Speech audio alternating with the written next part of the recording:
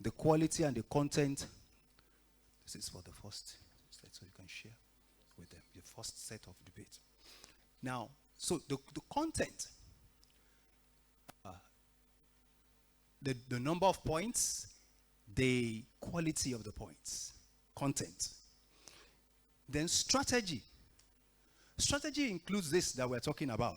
Strategy will then mean, your rebuter, whether you are allowing rebuters. Or some, we've seen debates where the speaker will not permit anybody to bring in point of information as rebuters. No, you just want to speak and go. That, I'm saying it here because it's part of what, that would affect your points on strategy. Because one of the things we want to encourage is how you can think right on the spot. Somebody brings a point of information to counter what you're saying, and you are able to think and also give a response. Okay, so if you dodge that, the more you dodge it, the less your point for strategy. I'm just saying that is part of the rules and part of the... so, we're also looking at teamwork when it comes to strategy, and all of that. Teamwork between the two speakers. We're not expecting somebody from the audience to come and help those who are speaking. All right? So teamwork. And then the structure of how you present. When it comes to style, because you also be judged on style, that would include whether you are introducing humor into what you're saying, and whether you have statistics, whether you've done research, whether there is evidence of research, and you are giving us statistics. That is also verifiable, because the opposition may come up and say, so what is the source of the stats that you just dropped, So very important. So that's a departure from the old style of debate. And that is what we've been encouraging for some years now. All right? So students are encouraged to accept points of information during unprotected time. That is between, not the first minute of speech, not the last minute of speech. And there should not be any heckling. We don't want the audience to heckle. To say, hey, and you make people, those who are speaking, kind of afraid to express themselves. We don't want that. You allow them to speak. All right. So, and each school will be involved in only one debate. And each school will be represented by 2 speakers. We're not having 3 speakers. The reason why a third speaker is prepared is if one of the first 2 speakers is not available. All right? So that is noted. When it comes to the summary of the speech, because you see, you would have your first round of speech, then we would have, there's what also we call the floor. We would allow the floor to also, whatever comes from the floor is not part of what we are adding to any points. That's not part of it. All right? But then, when it comes to the summary, when you want to do a summary of your speech, the speakers, it can be either the lead speaker or the support speaker who is coming to do the summary of the speech. But at that point, in addition, the summary speaker may provide rebuttal of points. At this point, when you come to do summary, you can now still provide rebuttal for some of the points that were made earlier by your opposition. However, new points should not be introduced. When you come in to do a summary, that is not when to introduce new points. It is you are summarizing the points you had made earlier. That is how this will go. All right. And we don't want drama. We don't want, And then this is it. Another thing, you're not going to be reading out from notes. We're not going to. We would not permit you to say you are holding a paper and you are reading out from it. If you do so, it will affect your score. You cannot hold paper. You can have cue cards. You know what it means to have cue cards, where you just look at your point and you drop it and you're speaking. But that you will be reading from it to us, no, that is not debate. All right? Is that taken?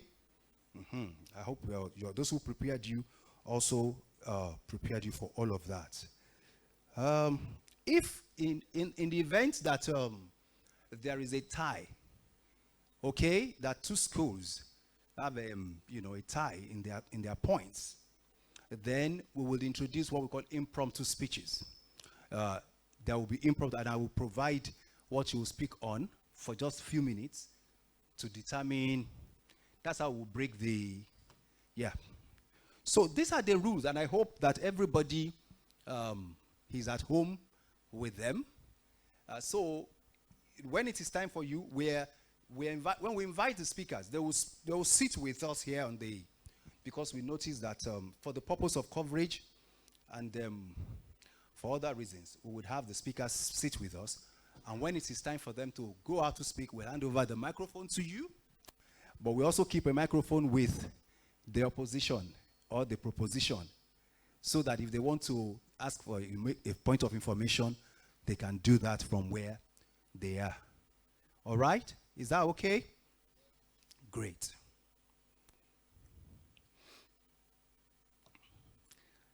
Wow. So, we've done introduction of debate structure and rules, and we expect that each session will not take more than 25 minutes. We're going to be strict with time. Hello? So it's not forever. All right? So each session must be within. So the proposition, you would have 5 minutes to speak. That's the first speaker for proposition. The first speaker for opposition would have 5 minutes to speak.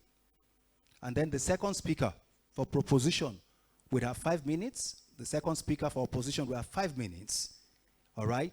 And then floor debate. Floor debates after that will be 5 minutes. And then we'll have summary of speech by opposition for 3 minutes. And summary of speech by proposition for another 3 minutes. That gives us 25 minutes. Okay, so having said this, we will get now into the debates proper. Into the debates proper. Yes, sir.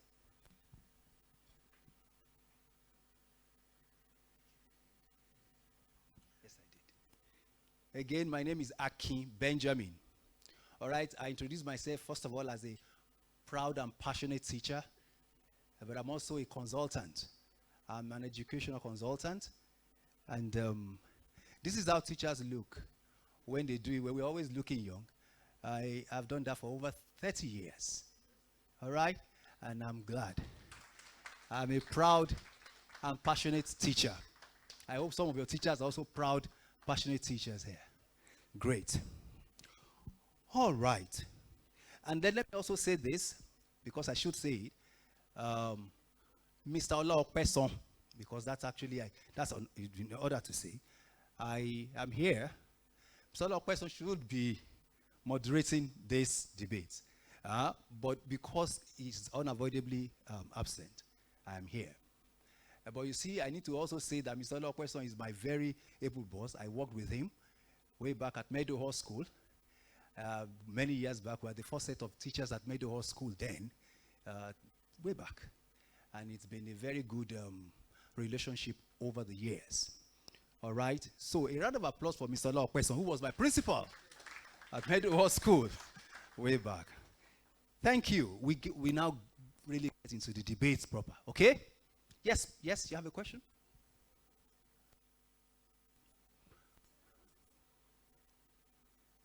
For protected time. Okay, so the signal protected time, we will let you know, we will tell you. Protected time over. Okay? That's what you would say. Because we don't have like a bell or something. But you see, in the absence of that, or he knocks. Maybe, yeah, if we can get that in the course of time. You want to say something? Yeah.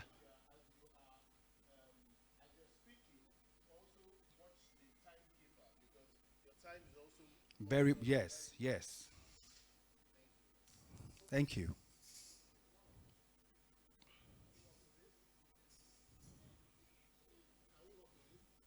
Oh, yeah, yes. Oh, that will do. Thank you very much. Let's, Mr. Nadi. Oh, name, yeah, for name. So when you listen, when you hear this, protected time over. And then I'll listen to you, I'll listen to you. And then you continue with your speech. Of course, uh, the the last minute is also protected. All right. So, yes. To do what? Okay. That's it. And the speakers are very close to us, so they should hear. It's not for. It's not even for everybody. It's for the speakers. Do you understand? Yeah. So yes, yes. Say something. Yeah. No, no, no, no, no, no, no, no, no. You see, you are free to. It's not about the number. It is how many times the speaker recognizes and permits. Do you understand? The speaker may say declined. Do you understand? And he or she may allow some. Aha. Yeah. But you see, during the summary, hello, during the summary speeches, points of information not allowed. Okay? When it is time for them to do summary of their speeches. It is during the first round of speech that you do, and the second, But once it is time for summary, we are not taking point of information. Is that taken? Is that taken? So that they can do their summary with, yes.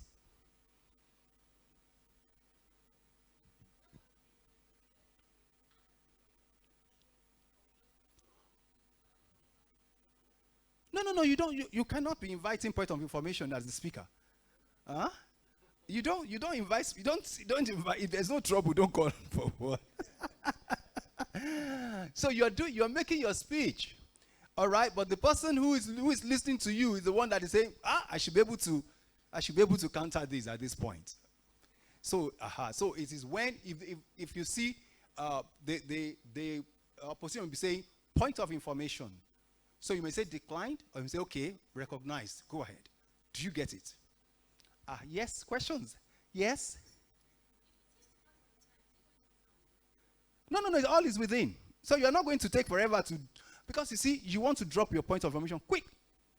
And if we notice that you are, because that's another thing, I will actually cut it short. If we notice that you want to almost turn it into a filibuster kind of thing for us, because there's this other thing in the parliament where you just stand and speak for forever, and you don't allow anybody speak again. Tomorrow they are coming and you are still standing speaking because you don't want any other thing to come up. If we notice that that is it, no, forget it. I will just step in and say, it's okay. Let's cut it short there. Because it will eat to the time of the speaker. All right, thank you. So that's why the speaker should also be mindful. We want to encourage you to take points of information, but not like 10, 20. Your position, yes. This is the last question. Yes, I'm attending to. Yes.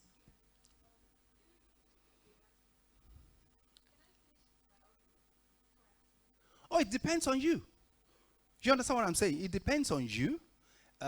It depends on you. Even though we would encourage that you actually, do the rebuttal right there. You actually, but if that is your style, if that is your style, okay.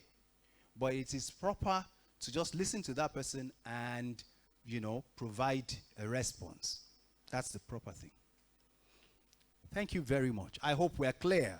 And I said that's the last question. Hey, somebody that said, what, okay, let me allow yes, because questions have not been coming from this side. Yes. Yeah. The summary, I just said that either of the speakers can come to do this. It could be the lead speaker, the first person, or the second speaker. You decide between the two of you who comes to do your summary. It's part of your own style, structure, and all of that. Are you getting that? Thank you. So, we get to work. Let me instruct my timekeeper.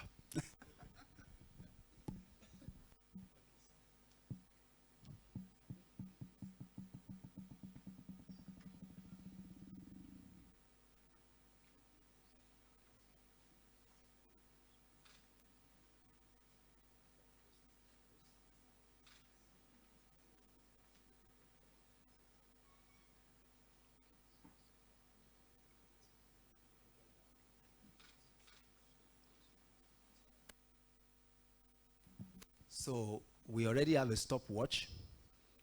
We have a stopwatch that we're using here. And, all right, so he knows what to do when it is time. Protect the time up so that anybody who wants to do. And then when it is once it is 4 minutes, the fourth minute, that last minute is also protected time. So protected time starts. You cannot. All right. So the first round of debates starts now at 10:42. We're still good.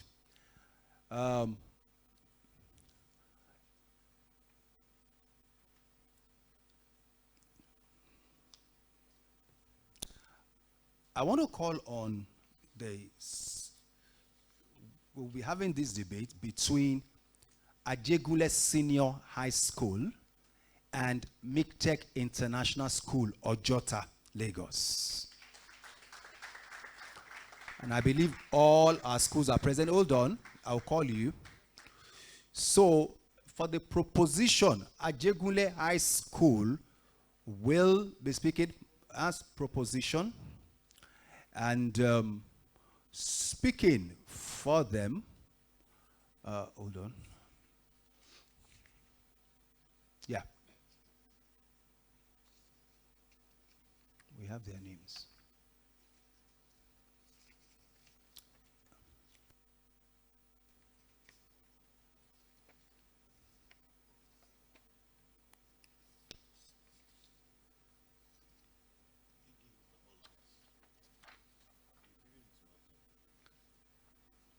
Did I give you? Oh, I gave you. Oh, yeah. So let me have one. You should have an extra. Oh, thank you, sir. Thank you. Oh, okay.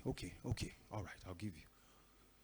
All right, so we have proposition. Speaking for proposition from Ajegule Senior High School, we have Oshiba Mowo Kehinde Mercy. A round of applause.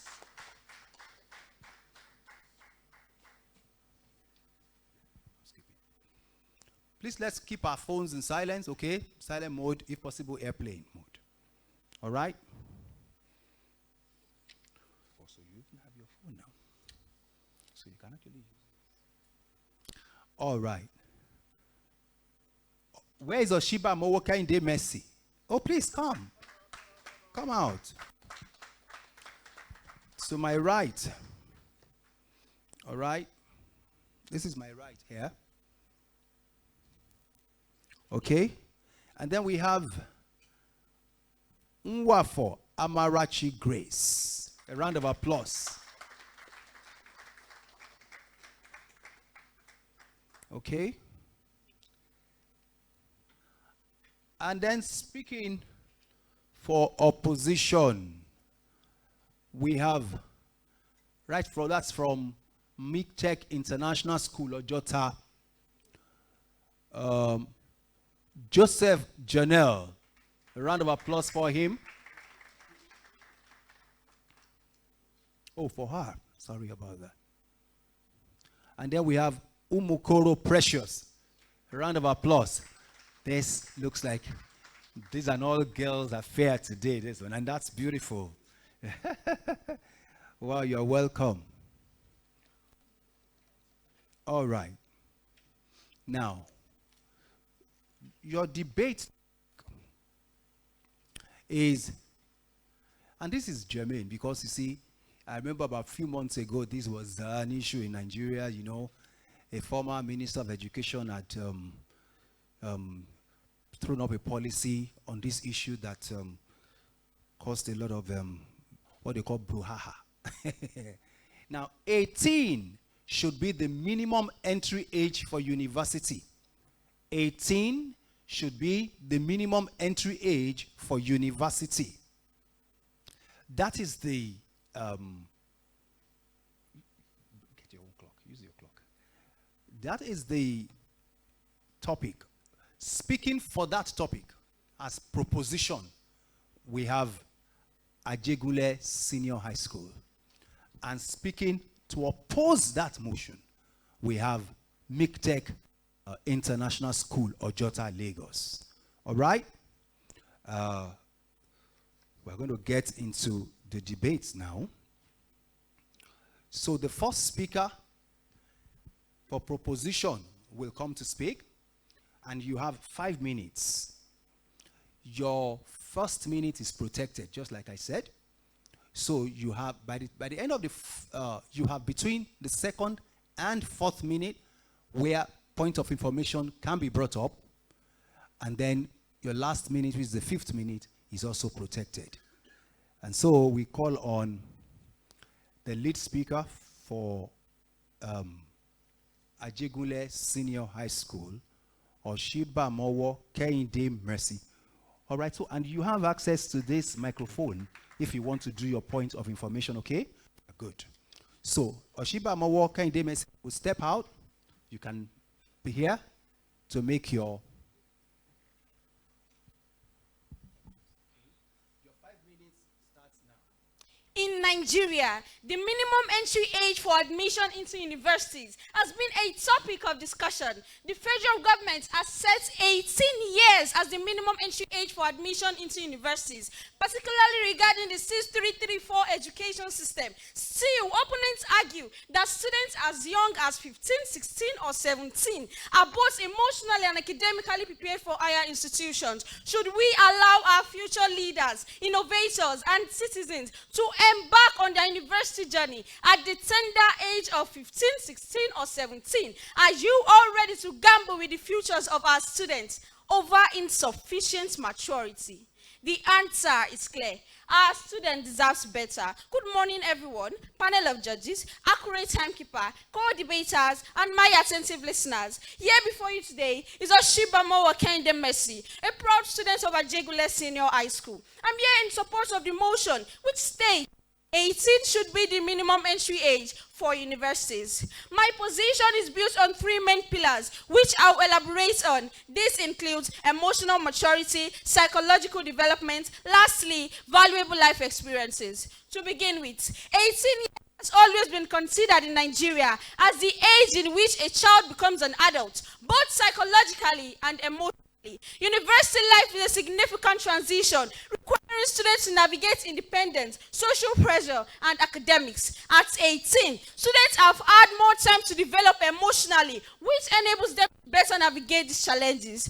A study by the National Center for Education Statistics found that students who enter university at 18, having developed emotional maturity, tend to have better relationship, greater academics, professional success, and exhibit improved mental health outcomes. Also, many psychologists, such as Albert Bandura, a recipient of the American Psychological Association's award, argue that late adolescence is a crucial period for identity formation, socialization, and emotional maturity, all of which are essential for success in higher education. Isn't it clear that students who enter university at 18 would have gained more opportunities to acquire valuable life experiences, which can be beneficial in a university setting? For instance, a student who have had part-time jobs, volunteered or participated in vocational training, have developed important life coping skills such as teamwork, time management, stress management skills, resilience, and problem-solving skills,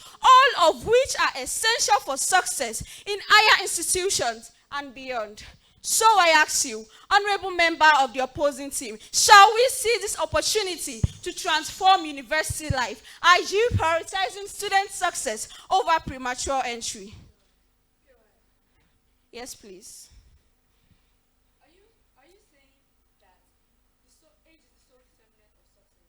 No. But I said the topic of our debate is 18 should be the minimum entry age for universities. So, according to Nigerian constitution, 18 has always been considered as the age in which a child becomes an adult. So, if you are 18, you would have gained, yes, it's considered that you would have gained emotional maturity, resilience, time management skills.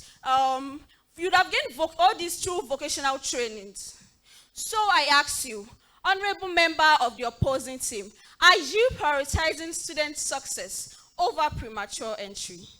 So, by setting 18 years as the minimum entry age, universities can ensure that students are better equipped to handle these challenges and achieve their common goals. With that, I drop the mic and let the facts speak for themselves. I have spoken. Thank you. Wow. That's a good start. This is a good one. A round of applause for her, please. All right. She asked a very vital question. Are we prioritizing success over maturity? You know. But that is great. It's good to listen to these young ones and hear what is on their minds concerning great national issues, you know. All right, so without wasting time, because we are mindful of time, we want to call on the lead speaker from opposition. That's the first speaker, Joseph Janelle. A round of applause for her as she takes the floor. Yes.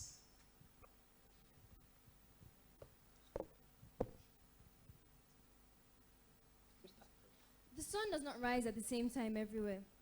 But when it does, it shines. We cannot cage the morning sun simply because others are still stuck in midnight. With that I say, good morning, Mr. Moderator, panel of judges, accurate timekeeper, and distinguished audience. Joseph Janelle standing as first speaker from the opposition party to firmly reject the motion which states 18 should be the minimum entry age into the university. And I'll be backing up my arguments with 3 solid points. First, maturity is personal, not political. Secondly, the law recognizes that the damage of the delay in students. And lastly, delaying entry now delays progress in the future. Firstly, maturity. According to the American Psychological Association, maturity is the ability to respond to the environment in an appropriate way.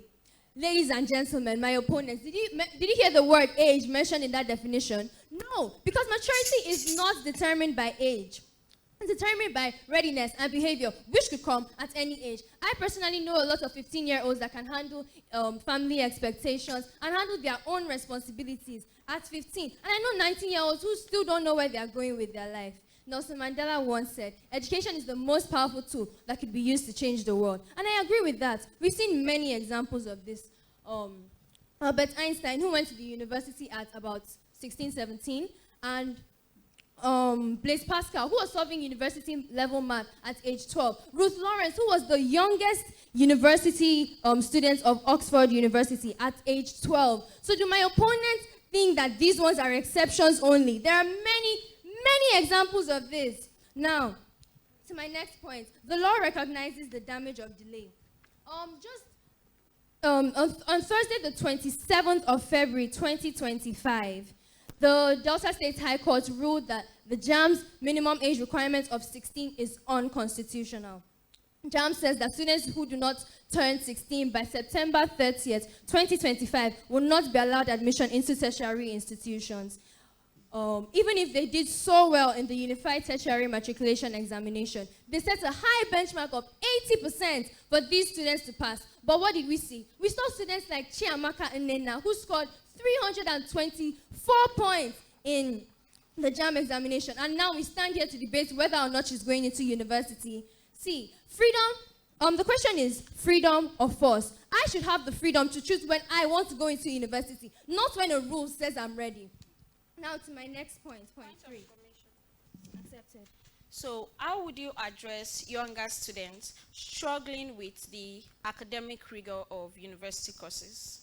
Okay, I am not saying that university isn't going to be rigorous for us. I am saying, however, that the government should provide support systems to help these students. Like in Now University, there's a program, or the Total program, that Total Child program, that helps students younger than the age of 18.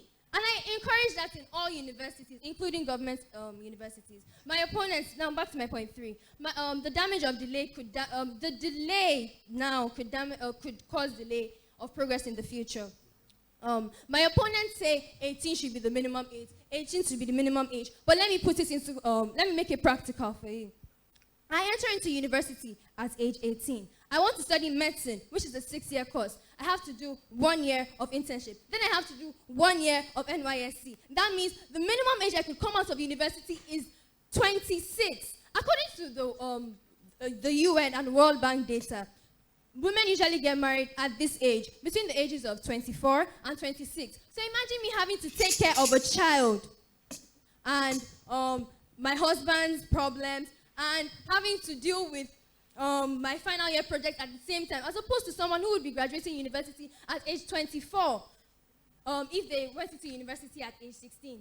Furthermore, this will give men enough time to set up their businesses before knocking on a fine lady's door and asking the real question. And trust me, she's not just answering, she's checking if there's something solid in those pockets first. Now I say, delaying school now will delay the chances of life in the future, because Nigerian Immigration Service has a 2025 requirement of age 18 to 25 for the career roles that they have. Now I say to my opponents, it would not be too late for you to drop your horses and join the right side of this argument. With that, I conclude. Look forward to hearing more from the opposition benches. Thank you. Thank you. Wow, that's a good one from Joseph Janelle. She said, delayed entry now is delayed success in the future. That's one of the things that she said, if there is delayed entry now, that means delayed success in the future. Yeah, those are strong points, but then we leave all of that to our judges to decide. We move on to, in the spirit of the debate sessions, which have started so well, the second speaker from proposition. I don't know if this gets too cold for my students.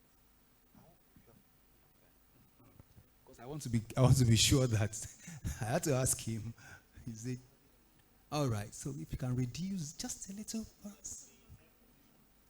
Just a little. Yeah. All right. We know you want to make the place very cozy for us. But I just asked him and said, are you? He said a bit cold. All right. So the second speaker for proposition from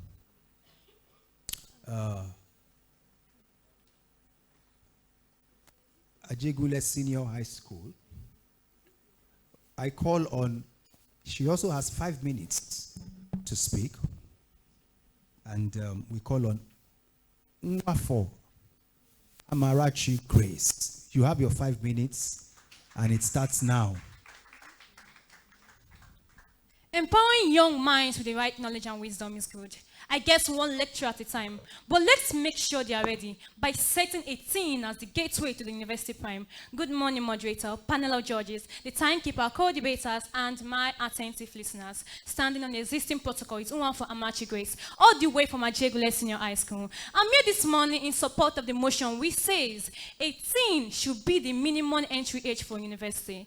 As the world becomes increasingly complex and demanding, the importance of ensuring students are adequately prepared for higher education cannot be overstated. So one way to achieve this is by setting a minimum entry age for university. In addition to what my chief speaker has said, I would like to elaborate on 3 main points. First of all, reduction of pressure. Secondly, brain development. And thirdly, better transition. To start with, setting 18 as the minimum entry age for university can reduce pressure on younger students to enter the university before they are ready, allowing them to focus on the secondary education, and also making them to make a better informed decisions about their academic and career path. Go on, please.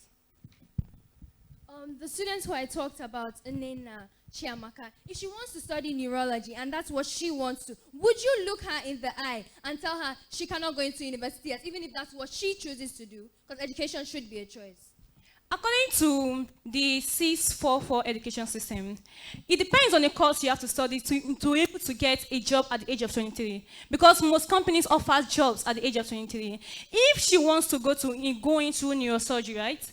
She has to, even though the Nigeria has set a system for 18, she has to abide on that room. Maybe she can change her course also.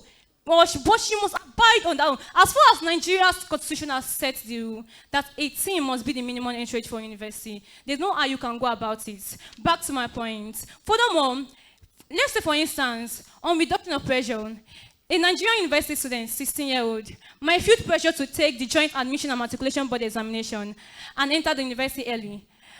However, with the minimum entry age for university set at, students can focus on excelling in the SSC examination, prioritizing tasks, and developing emotionally and socially before pursuing higher education. So this can lead to a better academic preparation and a smoother transition to university.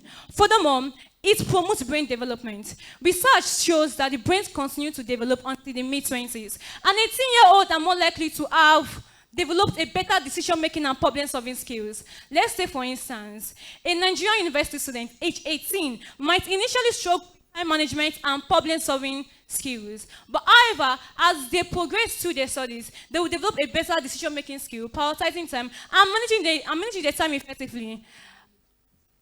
With this ongoing brain development, students can become more independent and self-directed learners. In addition, it promotes better transition.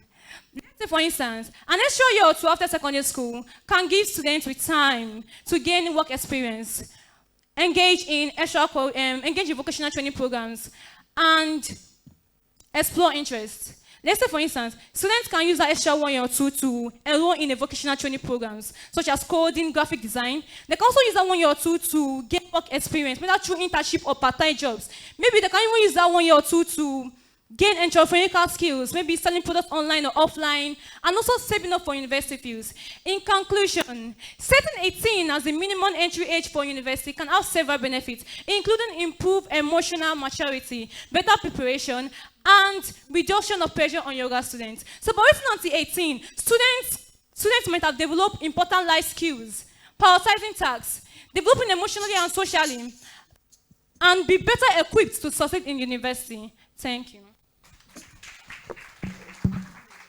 Fantastic. Umokoro Precious also presented her points, and she was stressing the idea that you need to abide by the 18. Oh, sorry, this is what for Amarachi Grace. I'm sorry about that. Thank you. Thank you.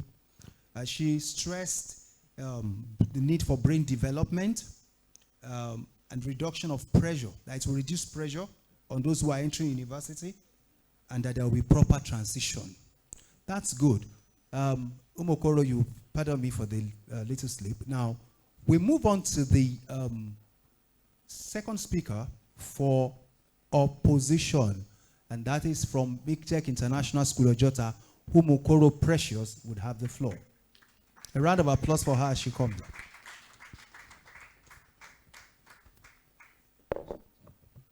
So I read a book last summer. It's titled The Picture of Dorian Gray by Oscar Wilde. And I hope one of you must have read the book too. Yes, of course, the book was great, but there was this one line that caught my eye. It said, to define is to limit. And that's when it clicked. That's when I finally understood that when we define something, we tend to limit it at the same time. For example, if we define a leader as someone who's old, we tend to ignore the fact that a leader could also be someone that's young. Therefore, the proposition stands here before you, trying to define readiness, but at the same time, limiting it down to just one thing, age. But we, as humans, are not definition. We're not all the same. We're not uniform. And this house believes in the individual capabilities of its people. On that ground, I oppose. I'll be bringing forward 3 substantial arguments. 1, that readiness should not be limited by age. 2, that the age limit is a totalitarian tool. And 3, age is an identity tool.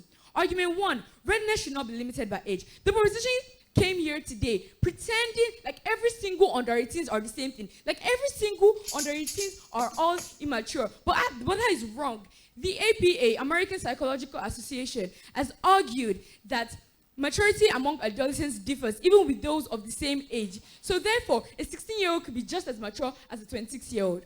Now on to my second point, the age limit is a totalitarian tool. Now let me be clear, I'm not saying setting an age minimum for university turns the country into a dictatorship. Rather, I'm saying the principles behind both are the same. Because when decisions are made based on standard rather than individual capabilities, we start to mirror the same logic that the totalitarian system thrived on. Control over its people's growth rather than support for it. What message do you think we're sending to our young minds? The message we're sending is that age is the sole determinant of what they're capable of, not their abilities, not their skills, and not their experience. Psychologists like Carol Dweck have argued that individuals thrive, or students thrive, when they're treated as individuals. But controlling individuals don't always yield growth, because growth cannot happen without choice. And choice, like my first speaker has emphasized, is what we're not giving our young minds. Now on to my third and final point, age is an identity too. Yes, please. How can you defend those who don't have a life source of income, and maybe they enter the university early? How will they fend for themselves? Now you're saying that under 18s don't have a source of income, but not all 18-year-olds have a source of income. You're just graduating from secondary school. Do you want to suddenly have a job? Most of the times, the parents support the students while they're going into the university. So saying under 18s don't have a source of income is wrong, because over 18s also might not have a source of income. Now I'll be moving forward to my third point, age is an identity too. Under Section 42 of the Nigerian Constitution, it is illegal to discriminate a person based on identity. And the Universal Declaration of Human Rights has also adopted the same rule, because everyone should be treated equally regardless of their identity. But age is an identity too. An identity does not determine ability. Sociologists like Irving Goffman have emphasized that age is a form of identity. Therefore, denying university access is also a form of discrimination. Would we say, Tope, you're too female to go to a university? Or would we say, Nasser, you're too black to go to a university? So why she's saying, oh, you're too young to go to university, be accepted? What we're doing is punishing young minds for daring to be exceptional. Discrimination is discrimination. If you stand against one form of discrimination, we must stand against all forms of discrimination. To conclude, I would like to quote the words of Edgar Allan Poe, who once said, "Words alone cannot impress the mind without the exquisite aura of reality." Throughout this debate, I've tried to show you the system that my opponents propose. A system where we're actively controlled, limited, and discriminated against. So I hope my words haven't just reached your mind, but I've touched something deeper. Thank you. Wow, fantastic. That's a good one, Precious. That age limits, that once you, any definition is limitation. And that she was trying to say that age is an identity tool, and that identity does not determine ability. That's logic somewhere there, okay? And I like the way the minds of this student is actually working, and that's beautiful. So now, understand that when you hear this, it does not signify round up your speech. It means that protected time is, that unprotected time is over, and that you have your last minute protected. All right, now we go to the floor. Now, whatever comes from the floor, it does not add to anybody's point. In fact, some of the schools around can support, they can come to speak for or against any of these, So even if a member of your school comes to speak and gives it doesn't add to anything you have. So from the floor, we will take two, or maximum three, who has one or two things to say, either for or against the motion. The motion is 18 should be the minimum entry age for university. Yes, from the floor. Students, not teachers. Yes, you may come forward.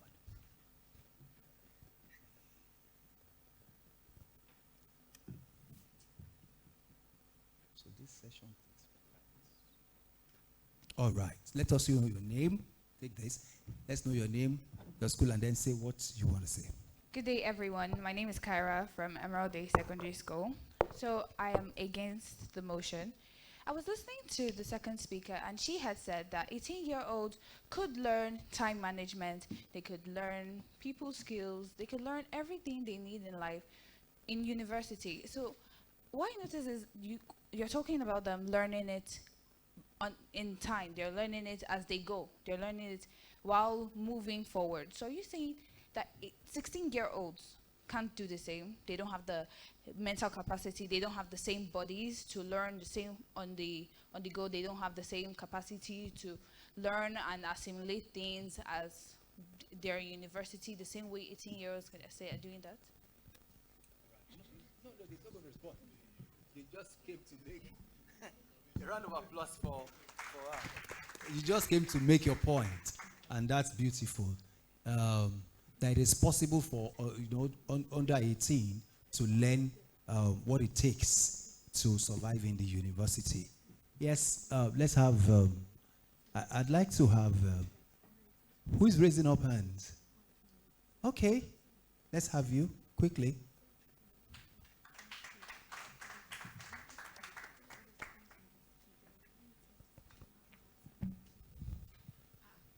Morning, everyone. Okay, I'm against demotion. Now, you said something about brain development occurs at the age of 18. But do you realize that obviously brain development follows a pattern, but it is not uniform. It doesn't occur at the same time or at the same pace. Now, you're saying that if I'm 16 or I'm 17, I'm too immature or I don't have the emotional maturity to go into university. But the moment I turn 18, I'm magically mature enough to go into the university. All right, she's also speaking against that motion. Do we have any other? Oh, let's have, yeah, that's the final one. And this time around now a boy. A round of applause, so.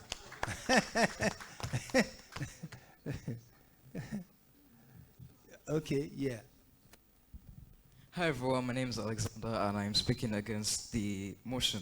So you said that people should enter the university at the age of 18. So let me tell you this. While consistency within the educational system is important, rigid adherence to age-based entry requirements may overlook exceptional cases. For example, some students may complete their secondary school education early or demonstrate exceptional academic abilities before turning 18. Are we saying that the destiny of such students should be sacrificed on the altar of the educational system? Okay. We are not supposed to sacrifice the destiny of those who are under 18 because we want to fix 18 as the minimum age. That's good. Thank you very much. Yes, so now that's over for the opportunity for the floor.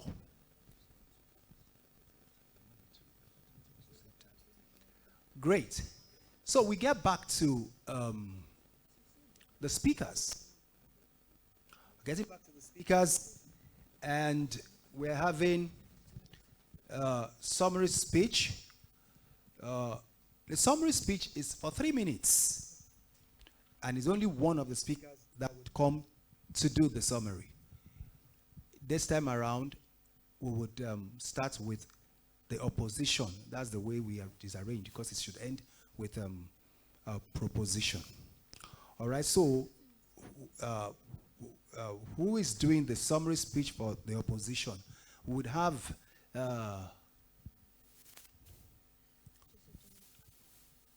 MICTEC International come to do the summary of their speech. No, it's opposition.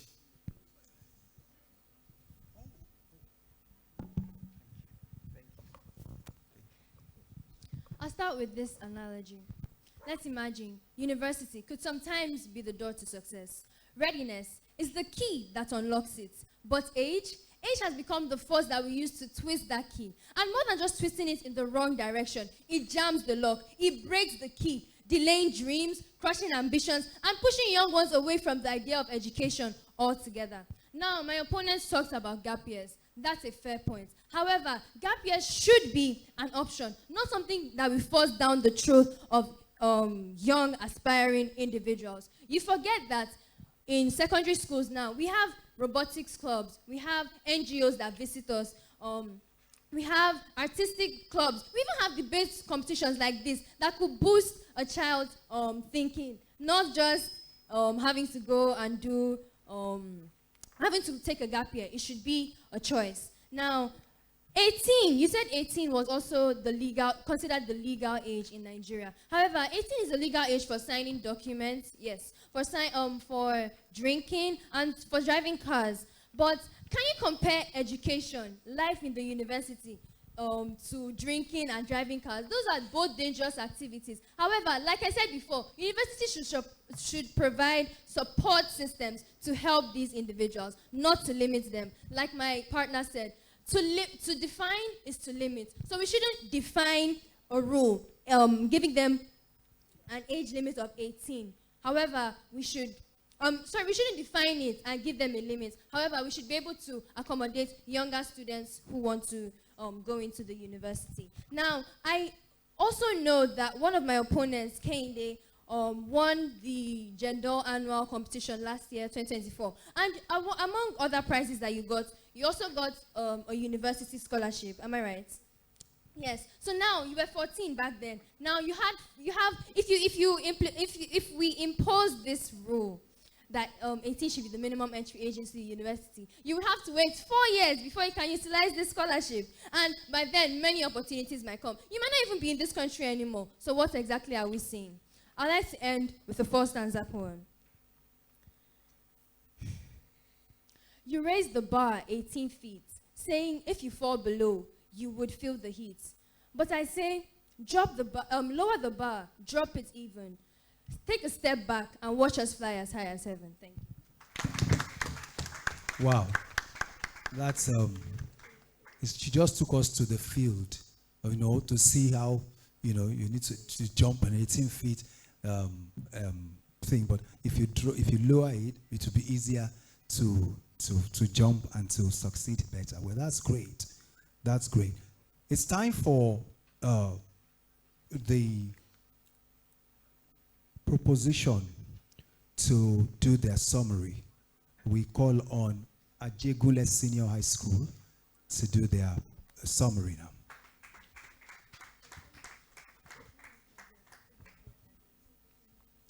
I'm not saying that every child under 18 are not mature. Some are mature, but let me just say maybe 30% of students under 18 are mature. The rest, I don't think they have gained the important life skills. First of all, by what I mentioned earlier, setting 18 as a minimum entry age for university can alleviate stress. By setting 18 as a minimum entry age for university, students can enjoy a more relaxed final year of secondary school, alleviating stress and allowing for a better academic preparation. So this reduces pressure and enables a smoother transition to university.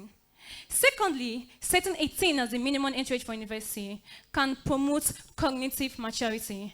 Research shows that the cognitive ability continues to develop until the late teens. I'm not saying that not everybody under the age of 18 are not mature. Okay, let's take for instance now, you enter the university. What about some of the students who don't have a source of income? If they enter the university, who will be fending for them? Who will be feeding them? Who will be sending them money for them? So they have to use the limited time they have before entering the university to go and learn a skill or gain work experience or even save up for university fees. What if they enter the university and don't have anyone to take care of them? Some people under the age of 18 might enter the university without gaining the important life skills or even mentored about what is going on in the university. And they might enter the university and just go and...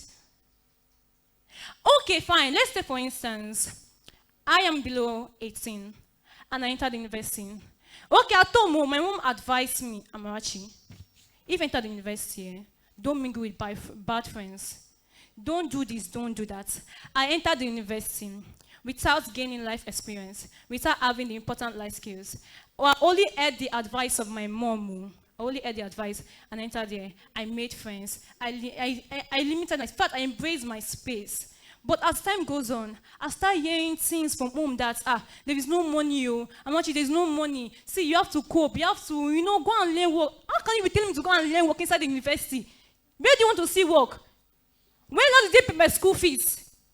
My school fees, they will just chase me out.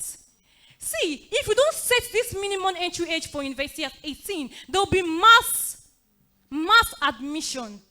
And Nigeria's system, in fact, we don't have a good system in Nigeria.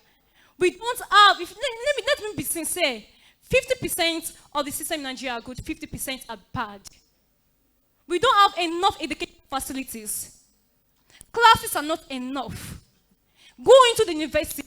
See, almost 150 students in the university. Time up. Thank you. A round of applause for her. Well, that's great. We're just emphasizing the fact that the gap years can be better used for vocational training, and that will help some students to be earning income with their skills as they go through university. And that's fantastic. We need to give these children another round of applause. Both schools have done so well with this session of debate. And then they can now go back to their seats. A round of applause for them. Well done.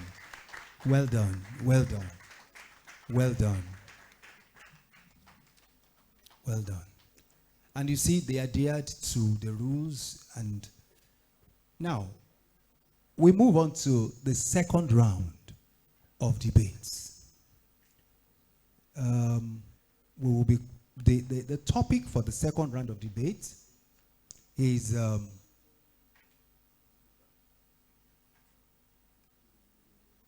and then we'll give you this for the second set.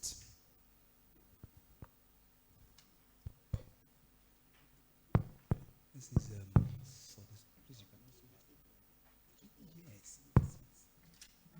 That will guide me.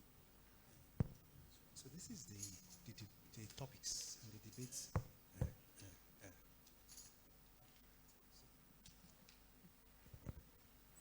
So we move on. We call. So the second topic, the topic for the second round of debate is any country banning cryptocurrency is wasting its time. What's a timely topic? Any country banning cryptocurrency is wasting its time. All right? Speaking for proposition on this topic is Abeson Senior High School. Abeson.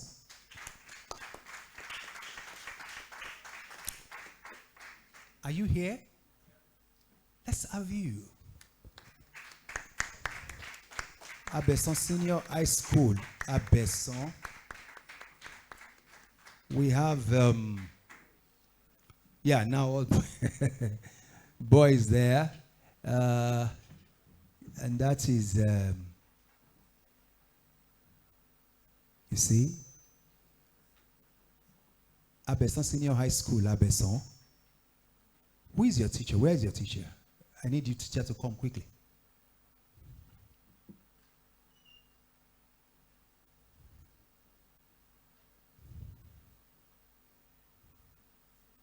Did you check?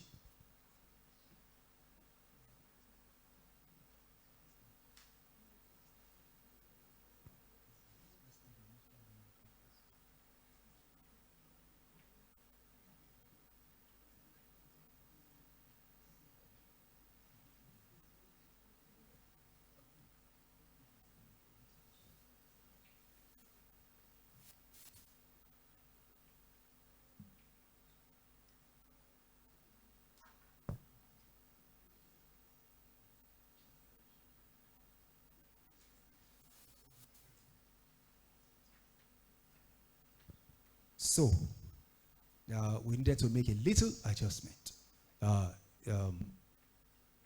Now, the name of the lead speaker for Abeson Senior High School, which I would also like to be featured there, is Badruddin Muhammad. Yes, Badruddin Muhammad. Yes, the name of the speaker for proposition for Abeson Senior High School, instead of Adeleye Rashidat Oyepeju, is actually Badruddin Muhammad. Okay? That was a little mistake there. Now, the second speaker from Abeson Senior High School is Eno Kela, right? Eno Kela Destiny Enojo. A round of applause for these two students. Great. Now, speaking for the opposition, taking on the opposition stand on this topic, are students from Rainbow College, Surulere. Can we have you?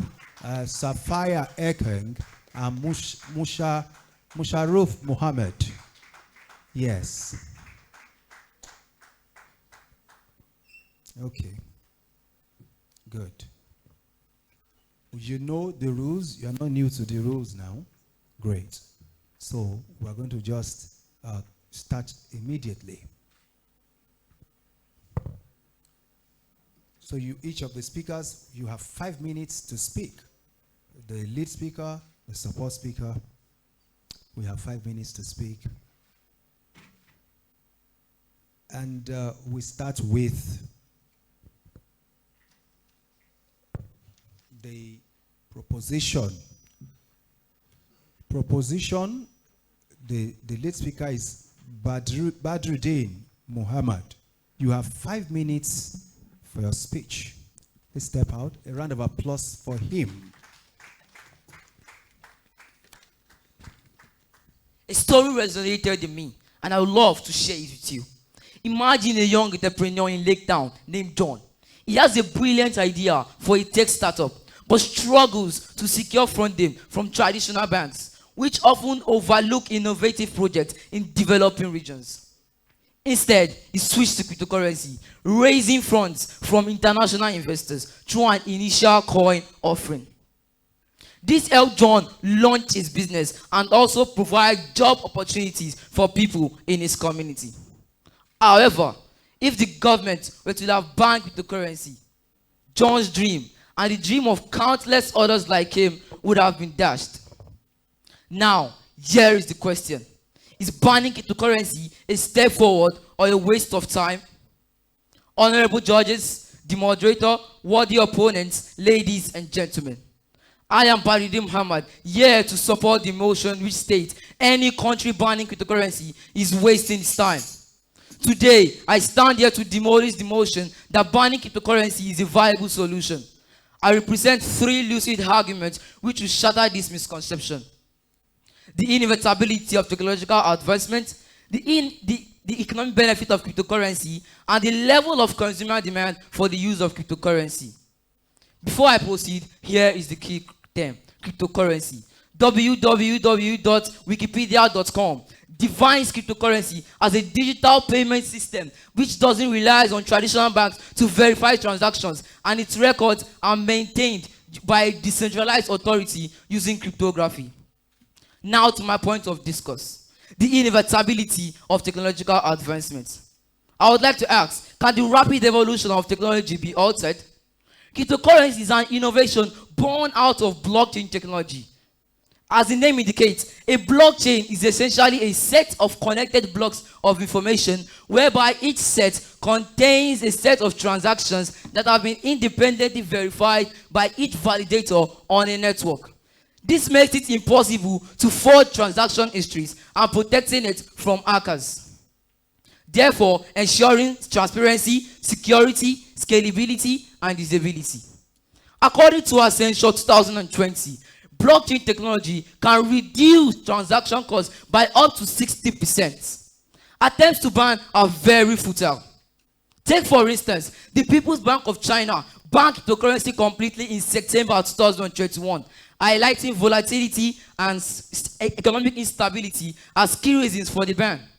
But Shanghai Blockchain Initiative Report 2023 revealed that blockchain technology still strives all across China borders, highlighting futility of ban even in the world's largest manufacturing hub.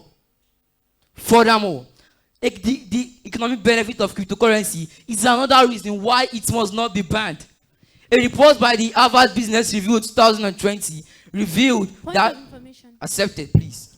You said China banned the use of cryptocurrency. Yes. But such a country that is so influential and they value their development, wouldn't banning it be a wise choice for them? Okay, thank you for that. Banning cryptocurrency would not eliminate those risks that are in China, example, volatility and fraud, but they can be mitigated through the adoption. And they can be mitigated also by educating investors and consumers on the risks of cryptocurrency. By doing this, China can mitigate the effects of banning cryptocurrency in their economy. Back to where I stopped.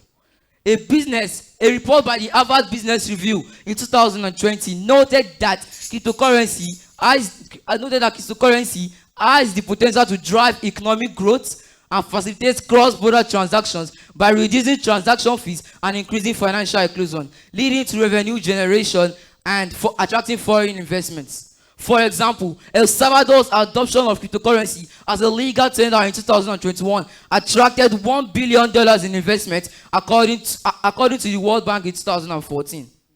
Finally, the level of consumer demand is also driving the growth of the crypto industry.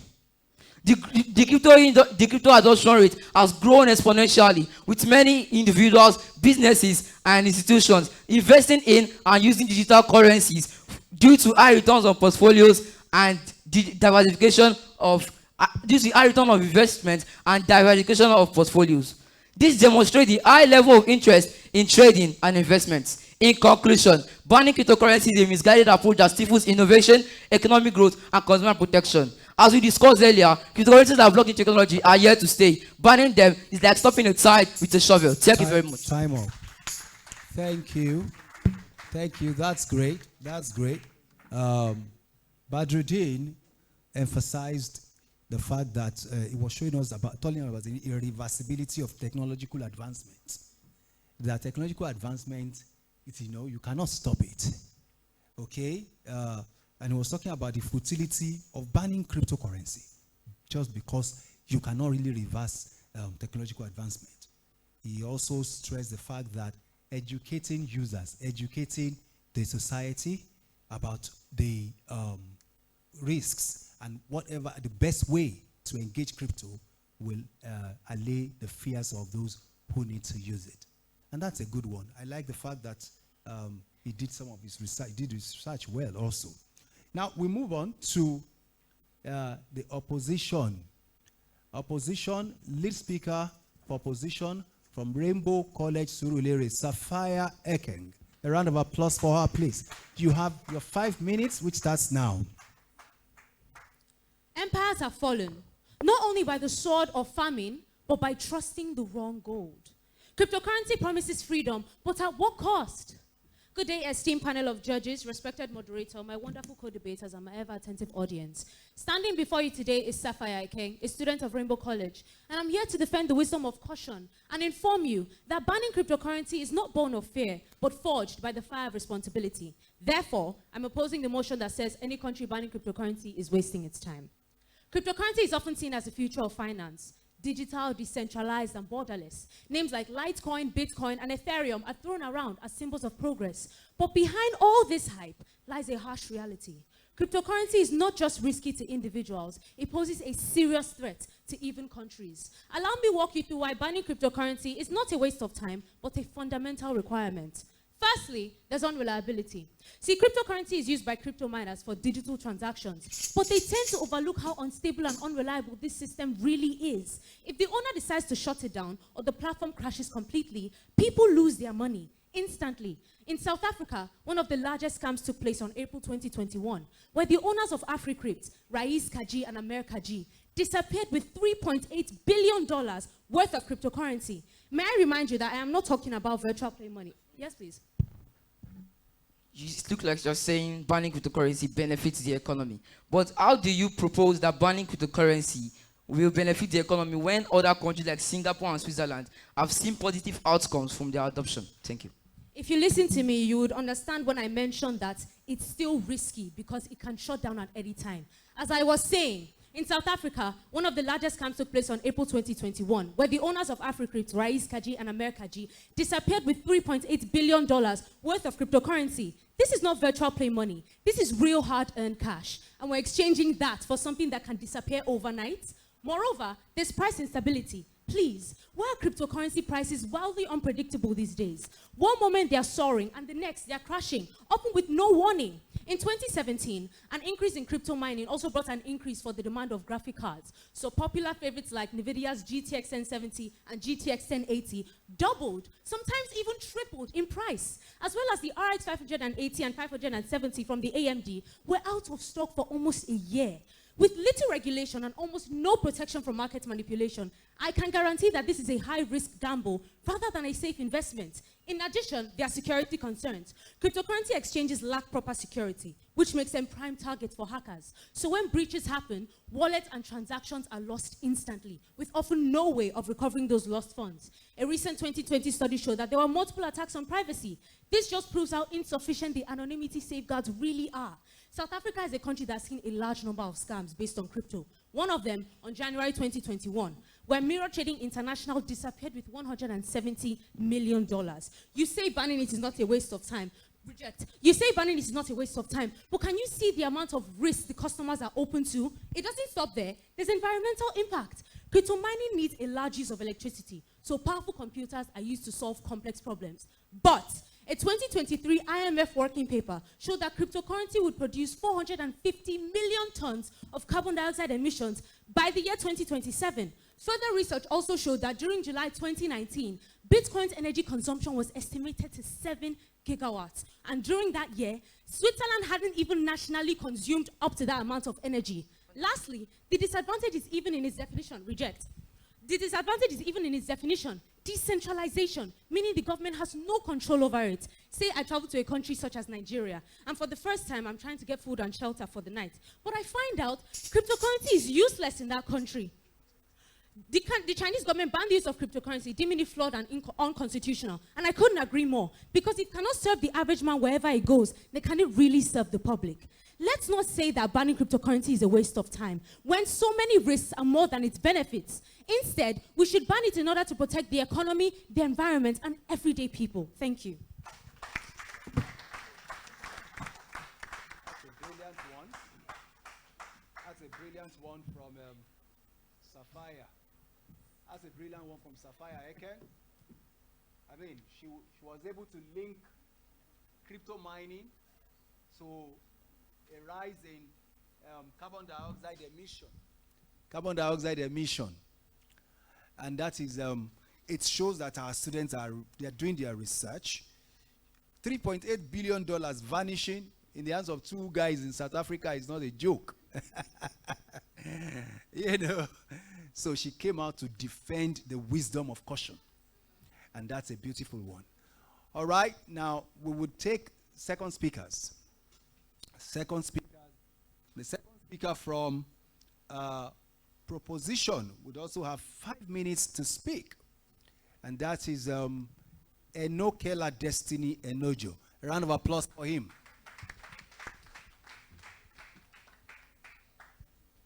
Ladies and gentlemen, there's this logical reason that still stands out in my mind till date.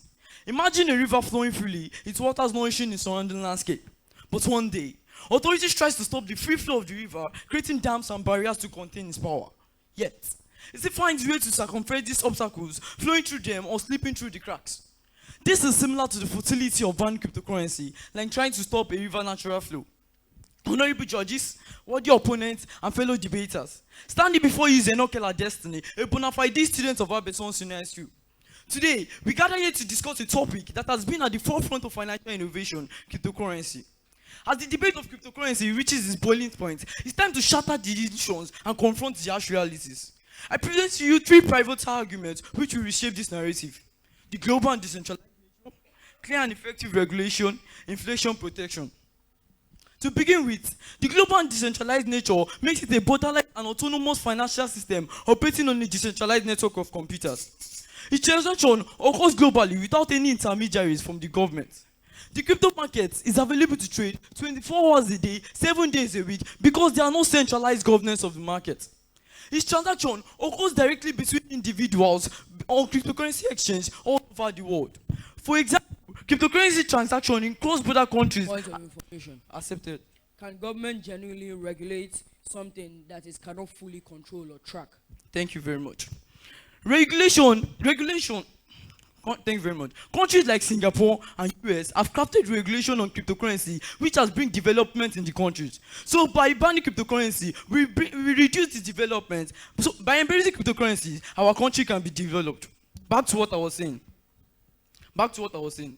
For example, cryptocurrency transaction in cross-border countries has increased significantly due to many countries recognizing its potential benefits. According to a report from Chainalysis, it found that cryptocurrency adoption has significantly grown in the past year, with over 100 million of people using cryptocurrency, with significant growth in regions like Africa and Asia, and the worldwide cryptocurrency users is estimated to be about 400 million and was directly sourced from Chainalysis. In addition to my convincing point, is clear and effective regulation a key to cryptocurrency growth. Regulations are essential for adoption and growth, you know. Well-crafted regulation. Well-crafted regulation provide clarity, stability, and promotion for users, innovators, and businesses, mitigating risks that are associated to cryptocurrency, like money laundering and terrorist funding. Do you know that clear regulation can boost market confidence, encouraging users and investors to participate? This is as a result of the well-crafted regulation. For example, countries like Singapore and Switzerland have crafted regulation that promotes clarity and stability. Finally, let's reason alongside with the inflation protection. Cryptocurrency can indeed protect against inflation. With a cap supply, cryptocurrencies like Bitcoin are resistant to inflationary pressure. For example, Bitcoin supply is capped at 21 million and its scarcity maintains its value. In contrast, traditional fiat currencies are subjected to inflation due to central banks printing more money. Therefore, central banks can reduce the money supply by selling government securities to reduce inflationary pressures. In Venezuela, Bitcoin became a safe haven asset amid hyperinflation, and its value increased by over 500% in 2020.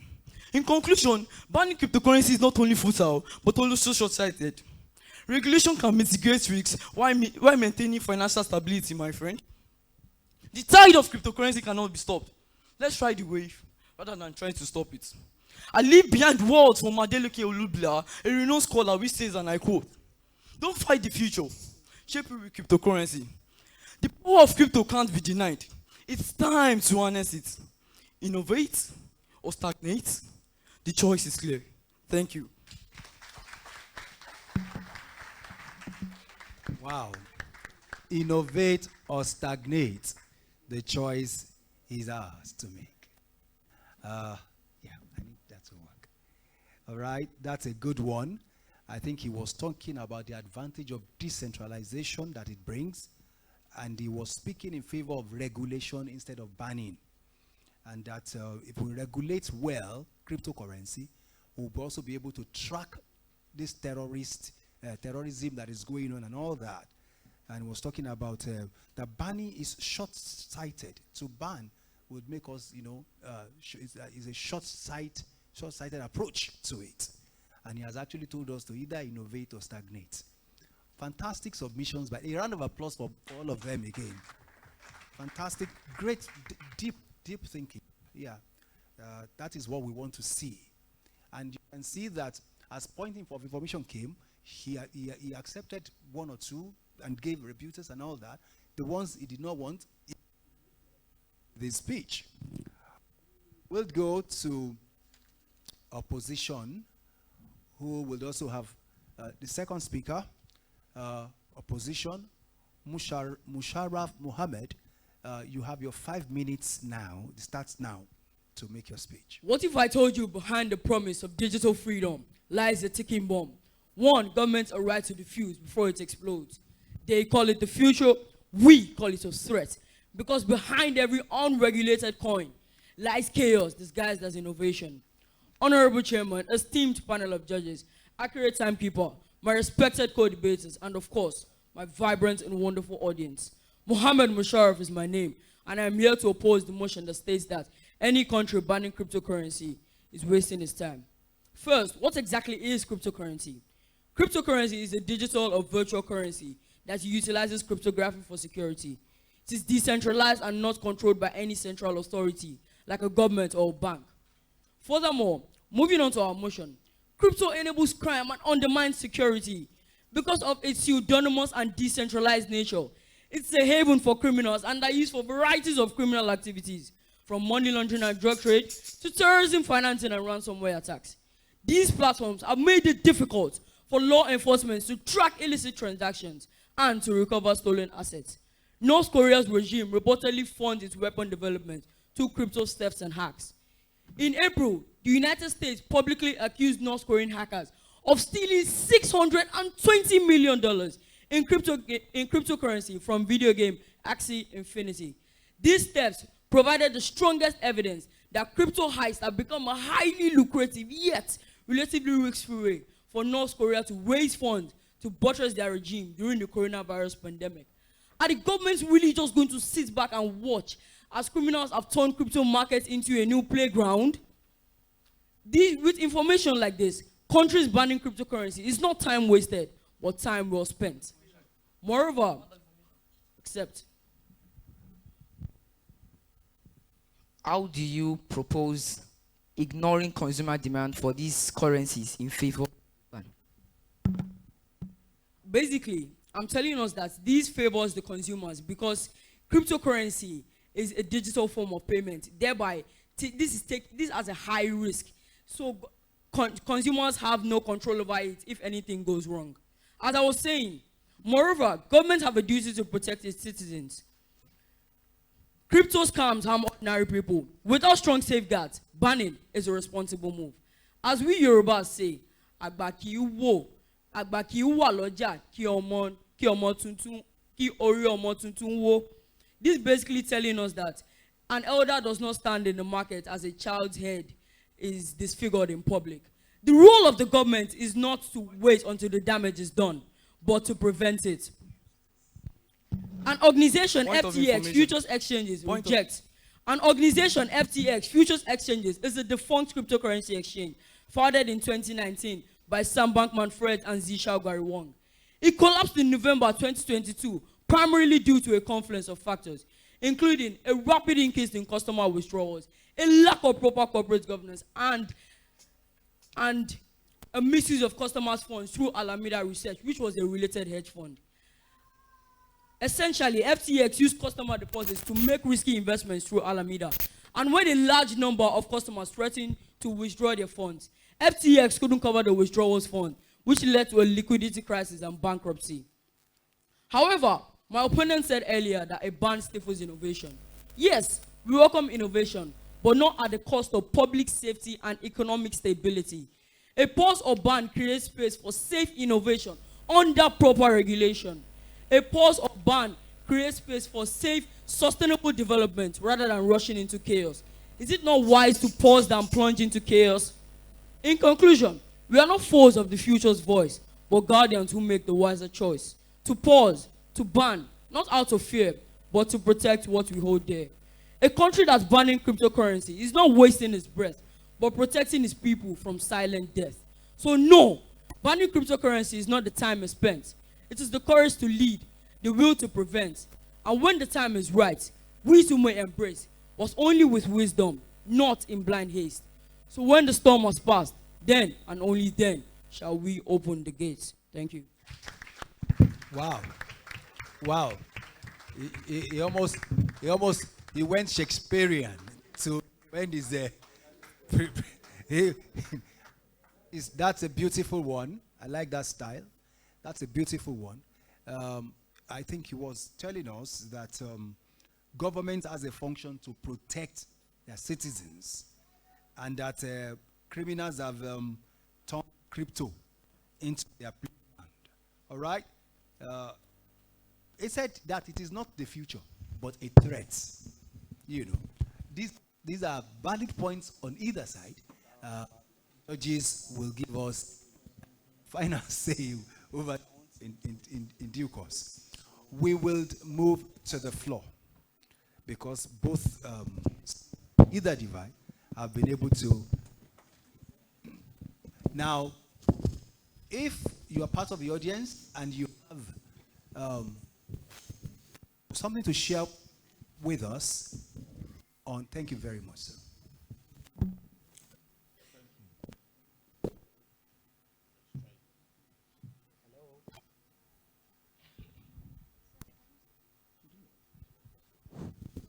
Yeah. All right. So, yes, we have somebody right there to share. You can come. Yes. A round of applause. Then you will come after her. Is there any other hand there? Okay, and then you. And that's just three people. Take that. Hello everyone. My name is Timi Dunino Oluwababatunde. I'm a student at Remo College and I'm also here to be against the motion.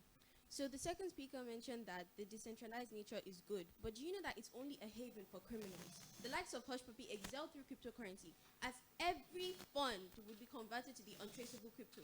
Talking about the untraceable crypto, an example is the recent CBEC scheme that happened when Nigerian investors lost over 1 trillion naira to the hands of the CBEC scammers, and they became untraceable the moment that they bought these coins. Then the first speaker mentioned that El Salvador prospered because of crypto. But do you know that they made crypto a legal tender in 2021? But as of March 2025, The Economist wrote that El Salvador's Bitcoin experiment had been a failure, being more of a cost than benefit. And all crypto does is to make lazy, selfish, greedy, and simple-minded individuals and release them to the society. Do you really want us to continue that? Thank you. Yeah, that's a good submission. That's good. The other, where is the other person? Hello? Yes, please come.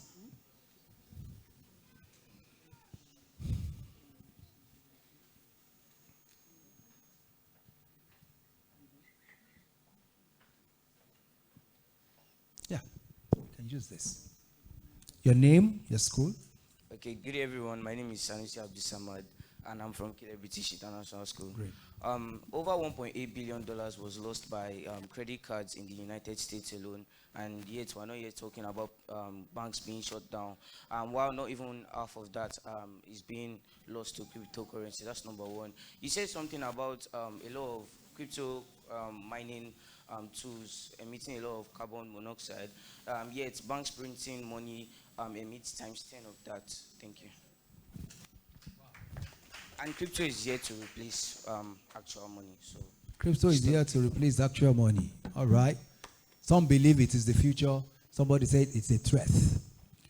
Let's have the last speaker from the floor. Yeah. Use this. Good day, everyone. Your name, your school? My name is Olabiro Kodijat Belumi from Abison Senior High School. So, talking about cryptocurrencies, and in science, when we're talking about something, we observe our environment. We check everywhere. We observe everything before we can carry out an experiment. And in Nigeria, everyone is poor. Like 30% of people are poor in Nigeria. And when looking at the society and everything, we see that the rich become richer and the poor become poorer. And adopting cryptocurrencies will help attract foreign investors. And everyone and the regulation of cryptocurrency will help people in Nigeria to become rich. The poor will become rich. And the perspective of looking at the poor become poorer and the rich become richer will reduce in Nigeria, and that would develop Nigeria to be a better place. Thank you. Khadijat, thank you for your submission. That's an activist in the making.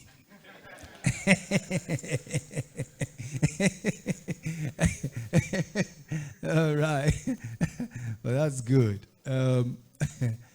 You know, you can see the passion, the fire, you know, for speaking for the underserved and the underprivileged. All All right. We'll just get into the summary. The summary speeches. We'll do the summary now. We start from the opposition. Summary speech will take 3 minutes. Either of you can do it. You decide who. So we have the opposition. I think Sophia Ekeng is coming. Take your microphone.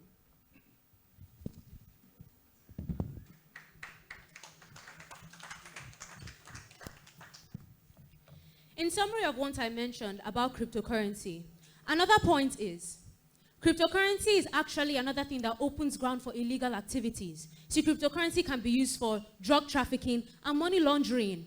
And therefore, it actually lacks transparency because the law enforcement cannot track down such financial crimes. Another thing is, it undermines the nation's currency, and also, it also undermines the monetary policy as well. Therefore, in countries, they should actually ban the use of cryptocurrency so that they can have control over the currency. And the reason why they should have that is so that they can control things like inflation, deflation, and minimum wage. So countries banning cryptocurrency, they're actually protecting their economies and their citizens from things that can cause them harm and things that can be invaded. Thank you. Yeah. That's good. Be careful. Do not introduce new points during summary. I needed to remind you of that. When you come to do your summary, it is to summarize the previous. The summary session is not where to introduce new points. All right, because it's actually attracting no other points for scores for you or grades. All right, so we would have proposition make their summary. Either of you can do that, and you have 3 minutes to do it. Honorable judges, worthy opponents, today we have discussed a crucial topic that shapes the future of finance, whether countries banning cryptocurrency are wasting their time. Our 6 key points have demonstrated the futility of resistance against the crypto wave. We've acknowledged that our opponents raised concerns about crypto security, volatility risks, and potential for illicit activities. But we have shown that this can be mitigated through clear and effective regulations that provide a framework for safer and stronger crypto transactions. We've also discussed about the inevitability of technological advancement driven by innovation and adoption. Attempting to ban cryptocurrency is like trying to halt internet growth, futile. Rather than banning, government should focus on harnessing the potential of this technology. Our opponent also raised concerns about cryptos lacking intrinsic value. But we have shown them the economic opportunity. From job creation to new avenues for investment, cryptocurrency drive economic growth, and countries that adapt will surely reap the benefits. Cryptocurrency is also a global phenomenon that transcends borders and makes national ban ineffective.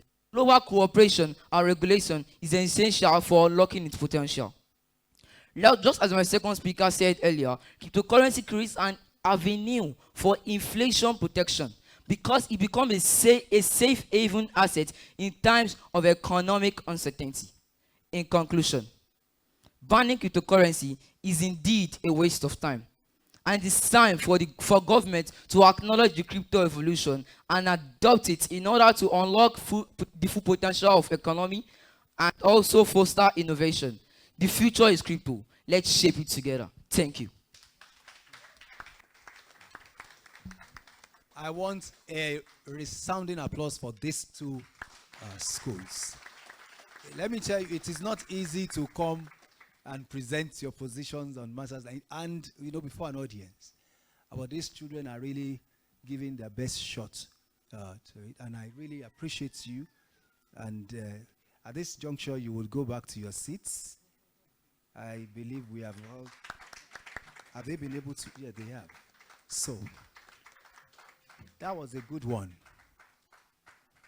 That was a good one.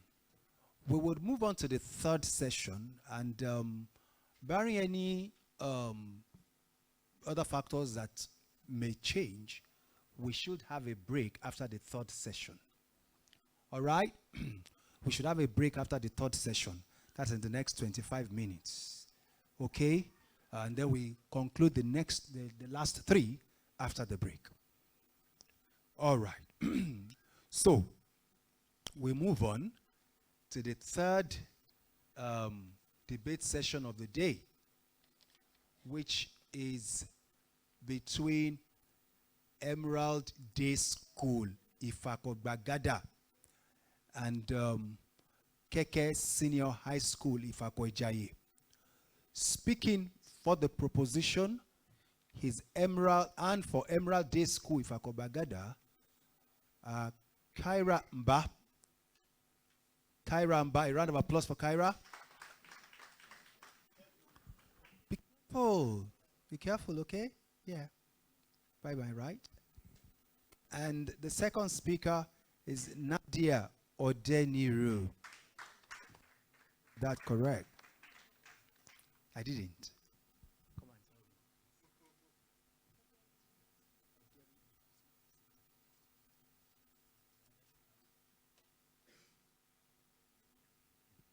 So she is Nadia Oderinu. Oderinu. Yeah, yeah. All right. For the opposition, Keke Senior High School, representing Keke Senior High School, Kehinde Ezekiel Ayodele. A round of applause for him. Watch out, be careful. Yes, Kehinde Ezekiel Ayodele. And the second speaker, Essien Josephine Morris. Great, wonderful. All right, you're welcome.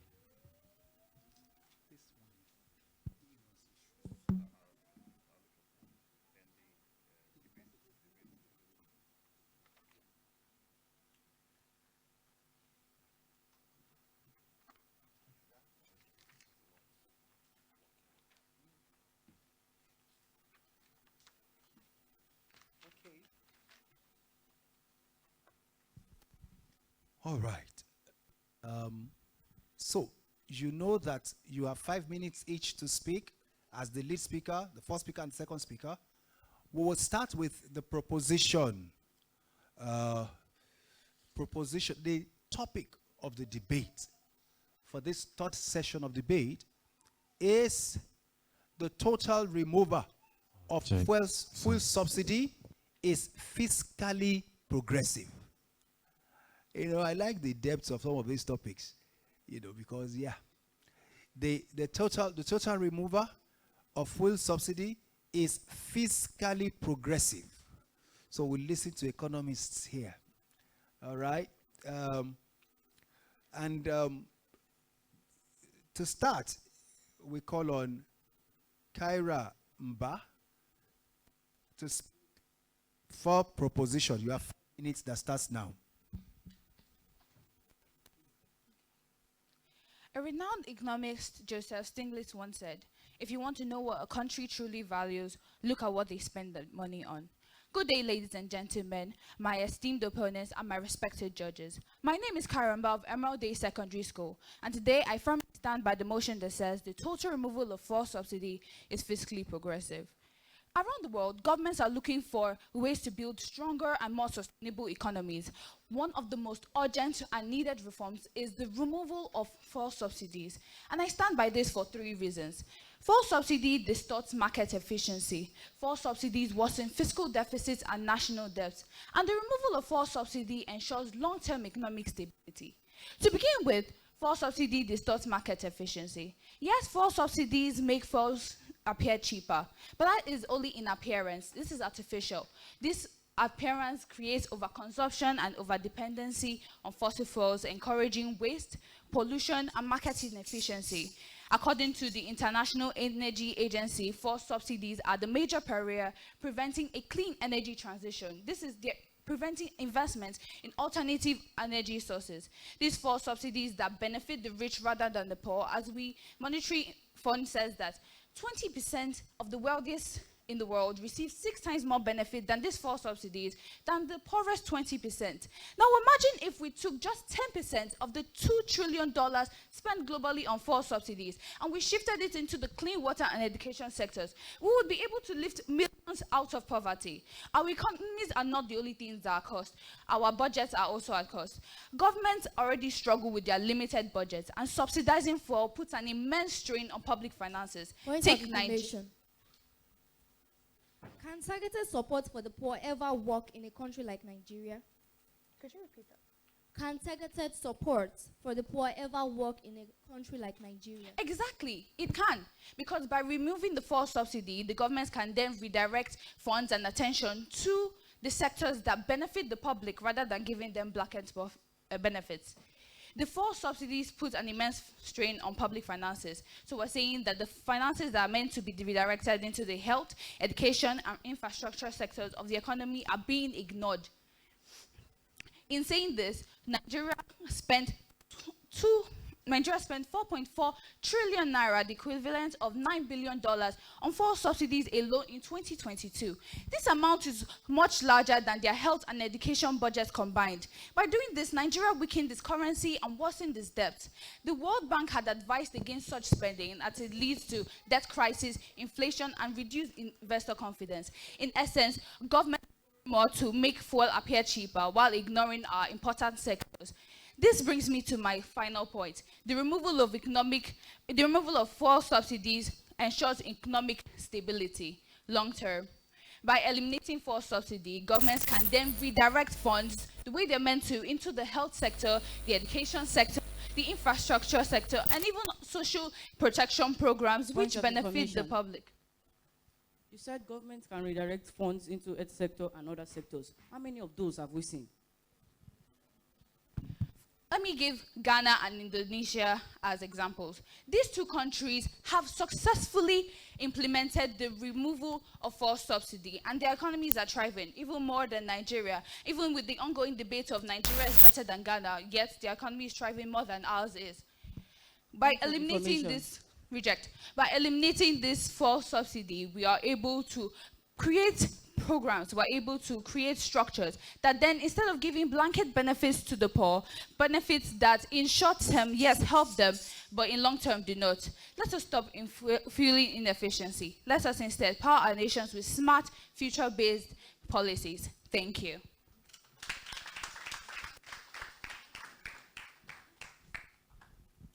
Very great submissions.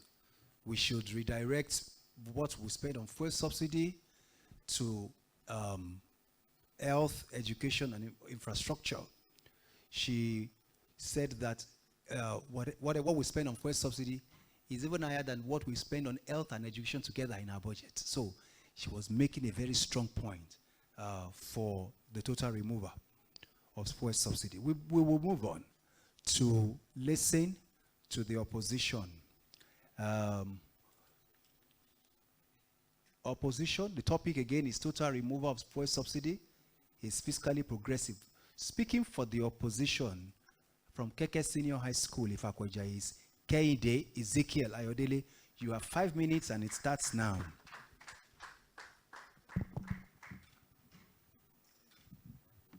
The moderator, panel of adjudicators, co-debaters, ladies and gentlemen. My team and I vehemently disagree with the motion that the total fuel subsidy removal is fiscally progressive. I want to thank the proposition team for trying, but with all due respect, your argument is akin to using perfume to cover the smell of rotten fish. The reality stinks, and we're here to expose it. Before I move on, I'd love to make it known to us that I'll be stating 3 points. Number 1, the total fuel subsidy removal is fiscally regressive. 2, it's socially unfair. And 3, it's economically dangerous. Going by the definition of the key term, fiscally progressive, do we need a soothsayer to inform us that you supporting the removal of fuel subsidy is not feasible? Pray tell me, why should a policy that claims to lift the poor drown them in inflation? Or is this a reform? No, this is not a reform. This is punishment. If you doubt me, let me break it down to you by using our country, Nigeria, as a case study. When President Bola Ahmed Tinubu gleefully announced that fuel subsidy is gone during his inauguration, what followed? it was not economic chaos. What followed was economic, it was not economic joy rather. What followed was economic chaos, most especially for millions of poor Nigerians. Fuel price jumped from 127 naira per liter to over 617 naira, and then 1,000 naira. Transportation costs doubled. Food price skyrocketed. Small business owners could not power their shops, and even children like me in a public school could not go to school. Most of accepted. So you say that the fuel subsidies benefit the poor. But do you know that fuel subsidies actually benefit the rich who have the equipment, who have the vehicles, who have the motors that require fuel, rather than the poor who do not have such valuable items? If you are trying to fight that the economy is going to be progressive, that the fuel subsidy is helping the rich more, who is it? How is it going to be fiscally progressive when the poor is suffering it? As I was saying, children like me in a public school could not go to school, and most of us resorted to trekking, not because we loved it, but because someone at the helm of affairs thought it's fiscally progressive. The same cannot be said on the other side of the divide, because the rich could afford inflation and can still afford deflation. Besides, if the removal of fuel subsidy is fiscally progressive, why is Nigeria regressing? According to the National Bureau of Statistics, we went from having 47.3% of multidimensionally poor Nigerians to 63% after the removal of fuel subsidy. So tell me, who exactly is this progressive for? Let me ask the proposition team. Is it progressive when the cost of living is higher than the cost of dying?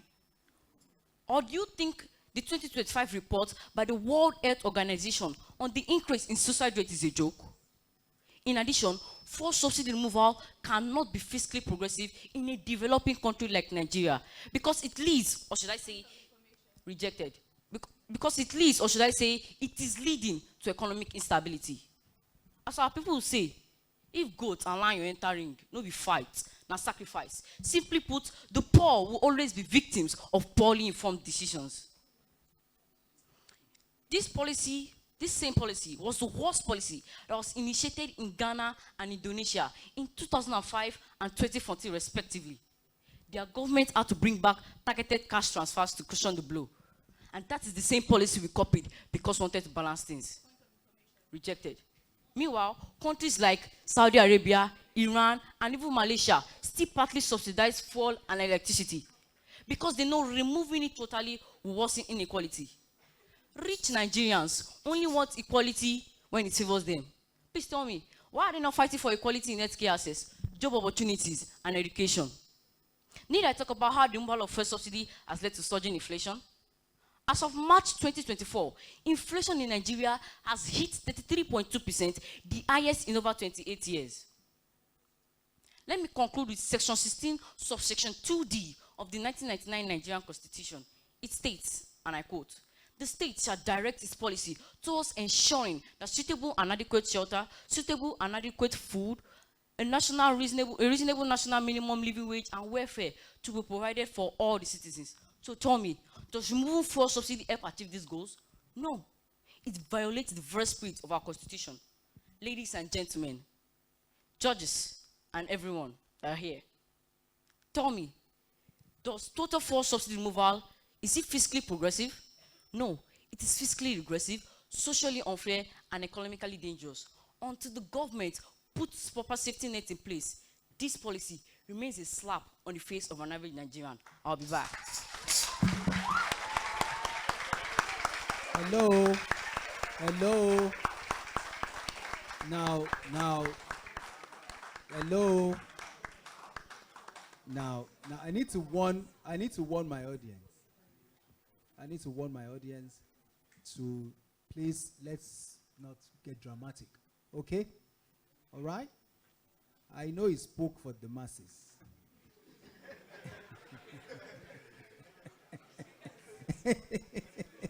So he got, but you see, he also marshaled great points while doing so.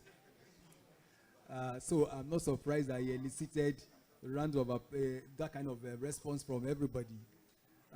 Reminds me of when I was way back in university. And some of these guys who give speeches that can make you go and burn cities. People like Okpayemi, what's the name of this guy in the House of in the Senate now? Okpayemi Bamidele. Okpayemi Bamidele he's now a cool man. Okpayemi Bamidele was a great student activist, a student union activist back in Ife. All right, so we are moving on. And you can see that there is fire, everywhere. So thank God for the air conditioning. All right. We'll get back to the second speaker from the proposition, who also has 5 minutes to speak. And by now, I know the correct pronunciation of her name. And she's Nadia Oderinu. Okay, so she has 5 minutes to speak. You're welcome.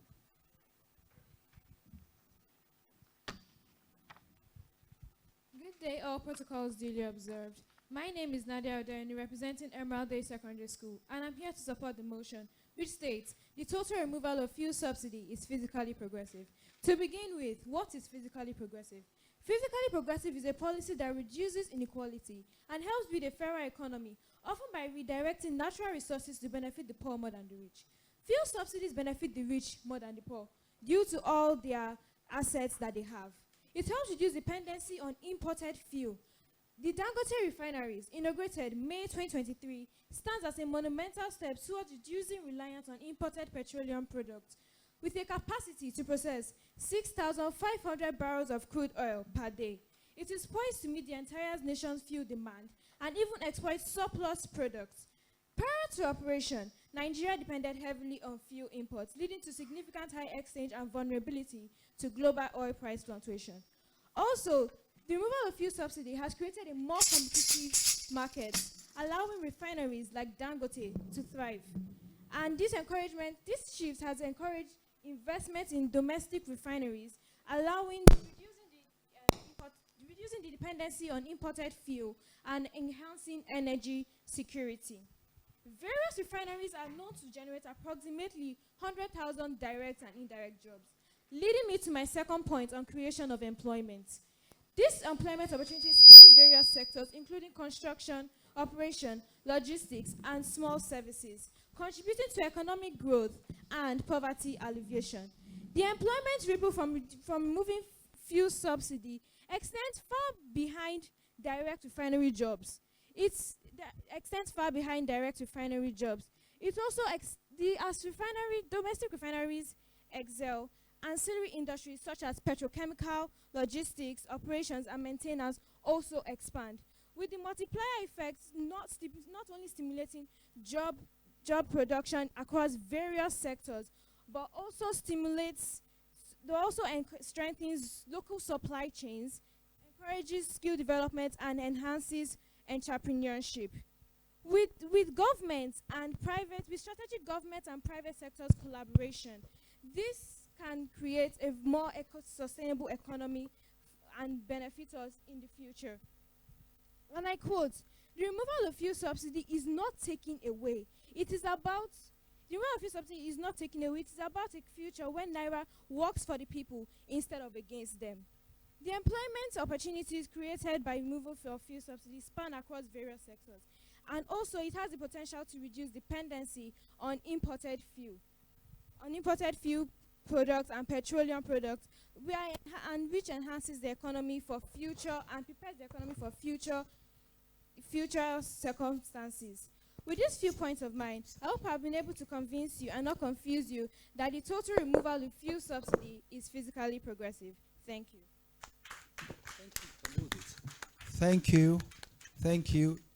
These economists are out here to really support the removal of fuel subsidy. That was a good one from Nadia Oderinu. We move on to the second speaker from the opposition, and that is Keke Senior High School, and representing Keke Senior High School is SCN Josephine Morris. You have 5 minutes and it starts now. The panel of adjudicators, the moderator, co-debaters, distinguished ladies and gentlemen, good day. As the second speaker for the opposition, I rise with purpose, with facts, and with the voice of every struggling Nigerian to strongly oppose the motion before this House that the full subsidy removal is fiscally progressive. Let us be clear. This policy is not lifting the poor. It is sinking them further. And as the Latin quote states, salute populis suprema lex esto, which means the welfare of the people shall be the supreme law. Invariably, any law or policy that contradicts this is nowhere near progressive but regressive. My partner has dealt with the inflation, transport crisis, and economic hardship that followed the removal of total fuel subsidy. Now, let me remind you of other realities. The Nigerian system and many other nations are not capable of catering for fuel subsidy removal. Hear me. We are not against reform. What you need to realize is that what is source for the goals is not always source for the Ghana, because the goals may have its own in order. So, listing the advantages of subsidy removal and countries it worked for to an already broken system like us is backing up the wrong tree. Let me explain. In countries like Canada or Germany, when fuel price rises, people can jump on safe, reliable buses or trains. But in countries like Nigeria, what do we have? Okada, Danfo, Keke Napep. Those ones charging triple the fare. In these countries, the government support the vulnerable. In Nigeria, support is a WhatsApp broadcast saying, don't worry, palliatives are coming. So I ask you, how do you remove subsidy in a country with no alternative transport, no stable power, no safety net, and a 60% poverty rate? Besides, this policy helps the people in government and not the people. The proposition team wants us to believe that the subsidy removal is for the people, but let's talk facts. After the subsidy removal, the government saved over 2 trillion naira in just 3 months. Yet, what did the poor see? More roads? No. Stable electricity? No. New buses? No. Cheaper education and healthcare? Still no. But what did we see? Accepted. Are we negating the topic which says the total removal of fuel subsidy is fiscally progressive? My teammate had defined fiscally progressive as continuous. So are you saying the effect should have been immediate when the topic says it is continuous? Nigeria is a broken system, and Nigeria we cannot determine if the future of Nigeria will be stable. As I was saying, 5 billion naira SUVs for senators, luxury travel by public officials, and 47 billion allocation for the installation of a solar power grid at the Aso Rock presidential villa. Same old corruption. Now wearing agbada with matching face cap. Who wears the cap? Our politicians. Who takes us politics? Your guess is as good as mine. So I ask you, is this policy helping the poor or the powerful? In addition, before any policy can be fiscally progressive, its minimum wage must be in tandem. Can Nigeria's minimum wage carry the load of subsidy removal? The current minimum wage in Nigeria is just 70,000 naira. What is left for feeding, rents, school fees, or even saving? Compare that to countries like the USA or UK, where minimum wage is adjusted to meet inflation. In Nigeria, the prices rise, but the salaries remains like our politicians' promises, full of hope, but nothing to show.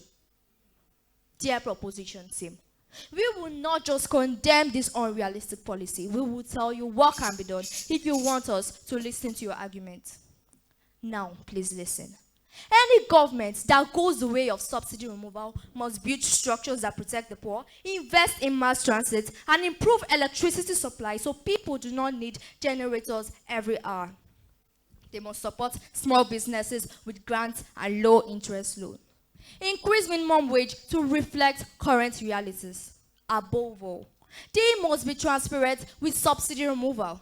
Let everyone see where the money goes. Until then, the total subsidy removal is a punishment wearing the marks of policy. And so, ladies and gentlemen, I rest my case. Wow. The minimum wage, can the minimum wage carry the load of subsidy removal? That's a deep question. That That's a good one from Morris, SM Morris. I'm glad we're having, and that is Keke Senior High School. That's great. All right, we move on. I'm not the judge. Judges will do, they'll be dispassionate about it, and they will give us the. Now we go to the floor. The audience, because we've had both speakers speak to us on either divide, and we are going to take three speakers from the floor. If you have anything to say for or against the motion is the total removal of fuel subsidy is fiscally progressive. Do we have yes? Yes. That's Kyra, right? No, okay. So you are first, second, and any other person? Just two people. Great. So please come forward.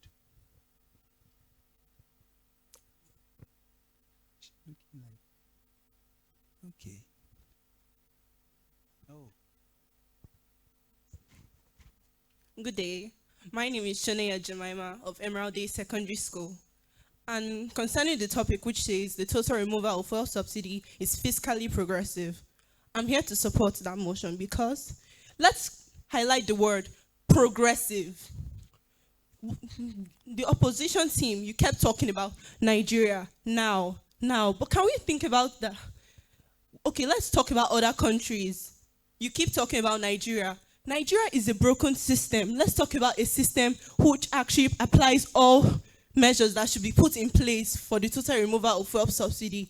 You say that we should put appropriate safety nets. Yes, but you are completely shunning the fact that the total removal of fuel subsidy is progressive in the long run, not now.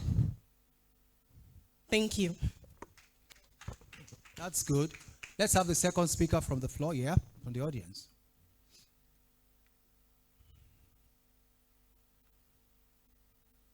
God will heal this broken system.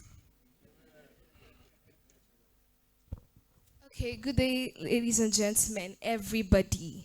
The proposition team said their arguments are based on futuristic assumptions, but we are talking about realities. That's one thing I want to correct. Nigeria is struggling, and you're saying that it is progressive, that we should take time, that it's going to be better. But let me tell you, this is at the cost of the lives of the poor. We cannot build our trust on empty foundation when there's not a solid foundation for us. Thank you. All right. Yes, the proposition felt like responding to her, but you see, when people come from the floor, you just let them offer their own views and let them be. Yeah. And that is great. So, ladies and gentlemen, I guess we've come to the end of this particular. No. We have the summary. We have not come to the end of it. All right. So the summary will start with the opposition. We'll let you have a summary. You have 3 minutes for the summary session. Your 3 minutes starts now. Ladies and gentlemen, judges and everyone who still believes that Nigeria deserves better. I have one question. When did progress become a weapon against the people it's supposed to protect? You want us to believe that removing fuel subsidy is some kind of miracle pill for the nation's economy, that it will magically reduce corruption, fix roads, fund hospitals, and educate our children. But sincerely, has our government ever had a reason to mismanage public funds? Oh yes, I concur. Subsidy frees up money. Fine. But how come we removed it and our schools still remain underfunded? Hospitals are still consumpting oxygen. And civil servants are still begging for salaries. Where is the money going? Into development or into someone's overseas bank account? You said subsidy benefits the rich. When subsidy is still in place, it benefits the rich. Please, hold that thought. Who feels the real pain at the fuel station? Is it the CEO in Lekki with 3 cars and a generator that is bigger than a kiosk? Or the trader at Ojo Elegba who now spends half of our earnings on transport alone? Don't break my heart. Tell me how market efficiency helps when people can no longer afford to move, eat, or even dream. The person that came to do the floor debate said she's supporting the proposition. She said we should follow go by examples. Fine. In the United States, fuel is cheaper, but the minimum wage is higher. In the UK, fine, fuel is taxed, but guess what? Transport is efficient. Minimum wage is functional, and healthcare is free. So tell me, can the same be said for a developing country like Nigeria? Even in the Bible, 1 Corinthians 6 verse 12 tells us that all things that are lawful are not expedient. Subsidy may seem right, but it's not practical. Subsidy removal is punishment disguised as policy. It's asking the people to bleed so that the elites can feed. Don't label suffering as progress. Because Nigeria, we didn't get here overnight. And we won't fix it by leaving the few things that will help us cushion our path. Let me conclude with the words of the great Mrs. Ngozi Okonjo-Iweala. Subsidy must not be a blunt instrument, failing to protect the poor or turning economic policy into economic cruelty. Ladies and gentlemen, members of this honorable house, so removal of fuel subsidy won't progress Nigeria, won't make Nigeria progress rather, but it will drag us back further. It's like calling malaria refreshing because it makes you sleep a lot. Time up. Time up. You must say time up for this. And I warned my audience. And I warned my audience.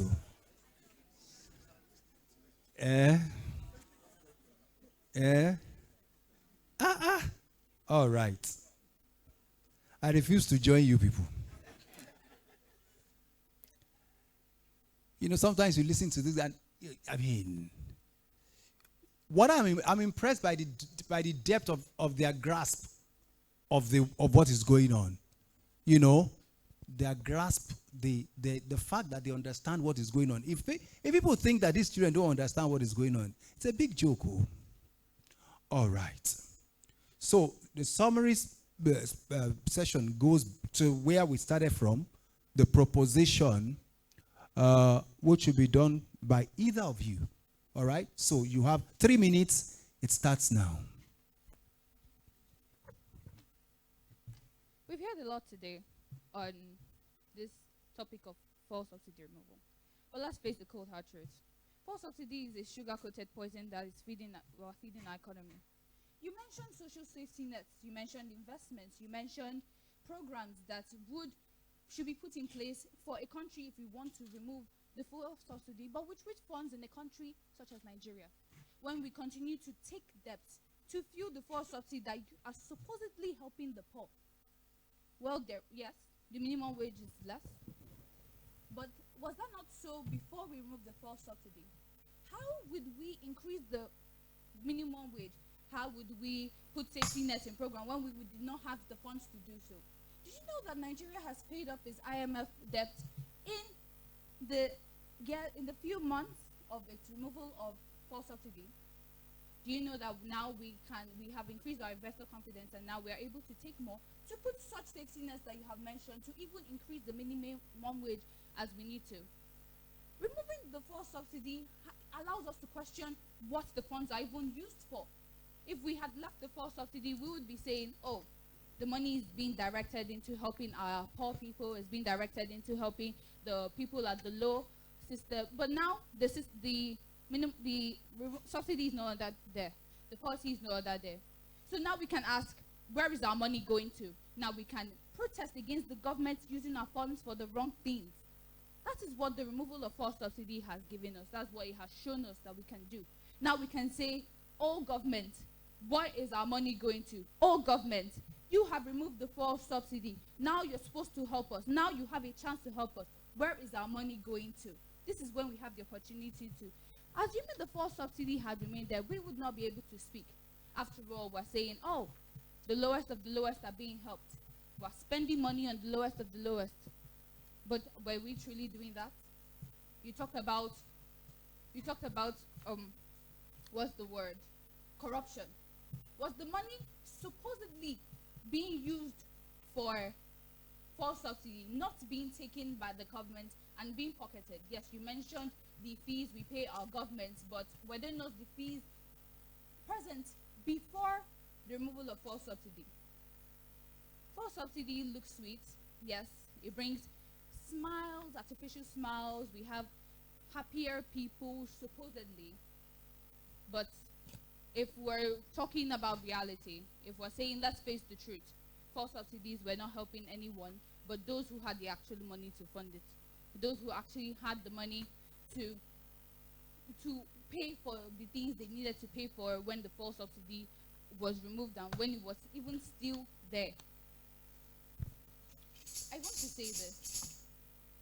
Let us actually focus on the progression. Let us not face now. Time up. Kept mentioning. Thank you. You're welcome. All right, that now the fuel subsidy has been removed, all the activists can then begin to ask government the questions that have been raised here. They can then begin to ask government, you know, they've done well. A round of applause for both schools. They have done very well. It is not an easy topic, but I believe both of them did justice to that topic. So we really appreciate you. You can now go back to your seats. You have done very well for your own sessions. That's great. Now we would have, like I said, but I also want to say that I'm impressed by the quality of the minds of our students. By the quality of their minds and the quality. A round of applause for them. Yes. Yes. And honestly, we've seen very future senior advocates of Nigeria and everything. We've seen great economists, you know, show up here, you know. And sincerely speaking, students, we're saying it will be so. I have seen people that we prepared and we took for debates like this. And I would say, you will make it. Already now, the arguing cases are on the floor of the Supreme Court. I'm telling you, some of those brilliant boys and girls that debated years back. Yes, I can confidently say that, some of my students. All right, so now, like I said, we've done 3 sessions. We have 3 sessions to go. It's the appropriate time for a break.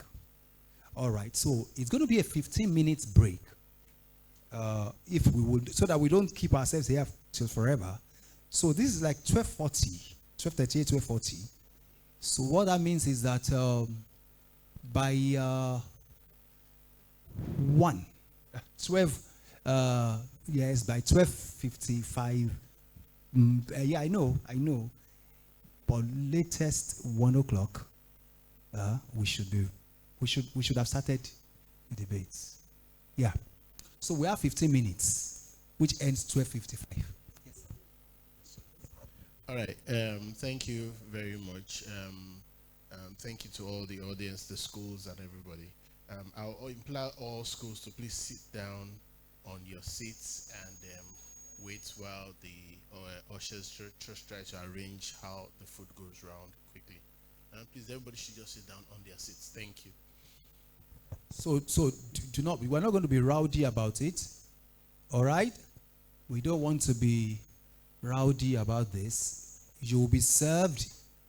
All right? The ushers will administer that. They will take us through that without any hitch.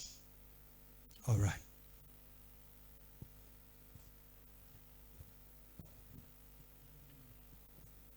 Okay, it's at this moment also that I may need another timekeeper, since we said we would. Thank you very much, Jaden. A round of applause for my timekeeper. He did well.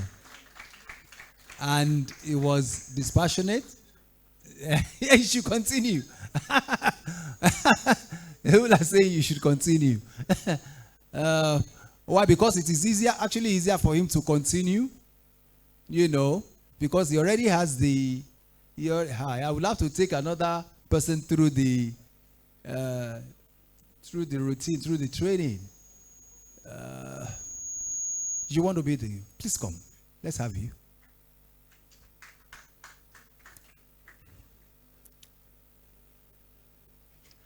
Yeah, that's a volunteer. Clap for her. She volunteered to be a timekeeper.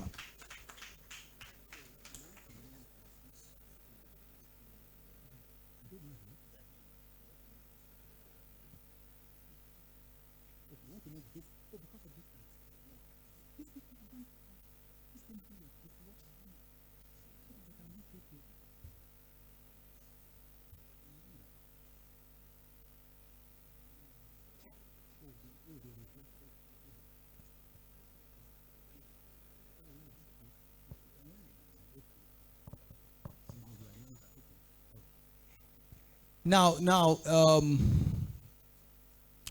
the next two, hello, please pay attention. Please pay attention. Please pay attention. The next two schools to debate should get set. The Green Spring Secondary School, Anthony, and Oriwu Senior Model College. Those are the next two schools coming up. Okay, so that we then take Babs Fafunwa and Thames Village after them. Thames Valley. I'm sorry, Thames Valley. Sorry about that. I know your school. I know your school is a great school. Yeah, I know your school. All right, so your school will, so that's it. How were you? What's your name? If what? Okay, in this school. So, Ifunanya Okoye is my new timekeeper, and I will just take her through the.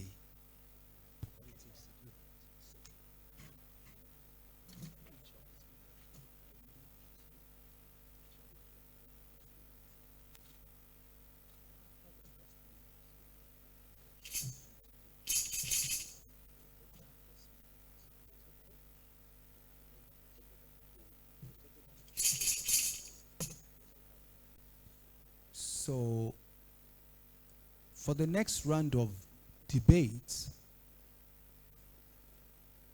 the topic, the motion is the national curriculum should be made more relevant. The national curriculum should be made more relevant. That's for Green Springs Secondary School, Anthony Campus, and Oriwu Senior Model College, Ikorodu. That's their motion. And speaking for proposition would be Green Spring Secondary School, Anthony Campus. And representing Green Spring Secondary School, first speaker, Oluwafikun Ayomi Ogungbe. Please stand up. Where are you? Oluwafikun Ayomi Ogungbe. You come and sit by my right here. And the second speaker by my right, yeah. Okay, so she is the first. Okay, fine. That's a little adjustment there. Aisha Idris Kitugi is the lead speaker for Green Springs, and Oluwafikun Ayomi Ogungbe is the second speaker. Great.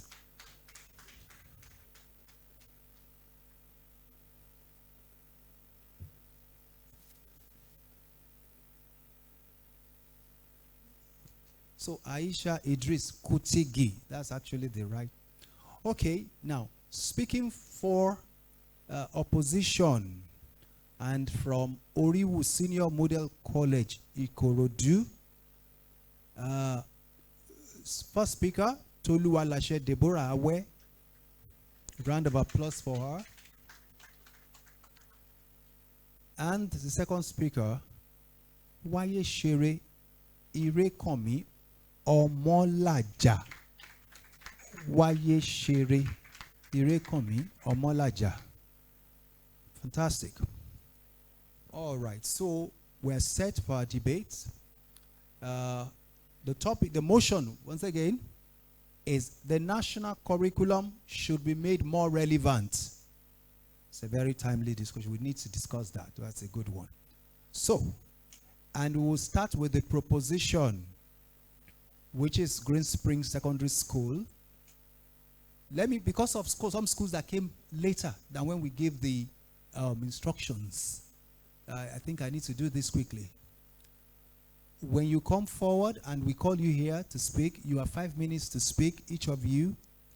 The first speaker, the second speaker. Then you have a summary session, which is 33 minutes. Your first minute of speaking is protected. And that is why after the first minute, you will hear this, which means that you are no longer protected. They can bring up point of information between that second minute and the fourth minute. Once it is fourth minute, you will hear this again because your last minute is protected from points of information. That goes for both the first speaker and the second speaker. I hope you are listening. The schools that came much later. Then the summary session, points of information is not allowed for the summary session. But during the summary session, you are not also introducing any new points. You are not introducing any new points. You are summarizing what you have said much earlier.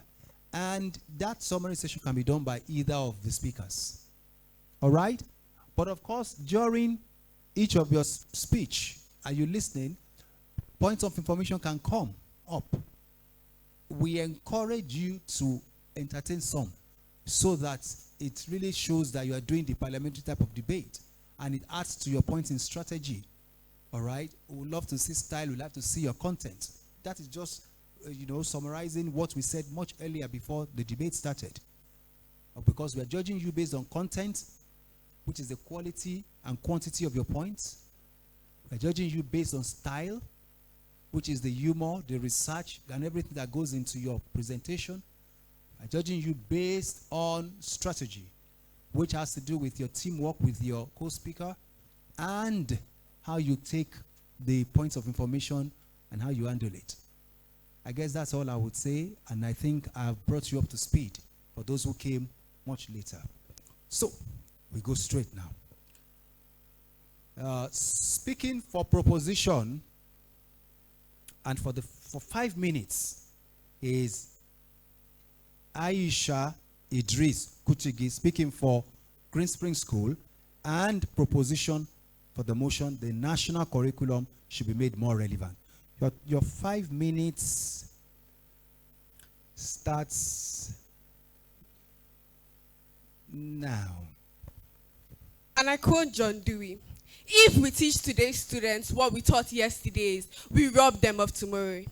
Good day, Chairman, panel of judges, accurate timekeeper, and my co-debaters. My name is Aisha Idris Kutigi, and this house stands here supporting the motion that the national curriculum should be made more relevant. The national curriculum should be made more relevant. Questions whether the content taught truly aligns with the needs, the realities, and the future of today's students. This means examining whether the current curriculum equips students with practical life skills, thinking abilities, and knowledge of cultural diversities. Relevance here suggests that reflecting modern societal challenges such as mental health, climate change, and education should not only focus on traditional academic knowledge, but also on developing and preparing our students into employment and adulthood in a rapidly changing world. The reality before us is clear.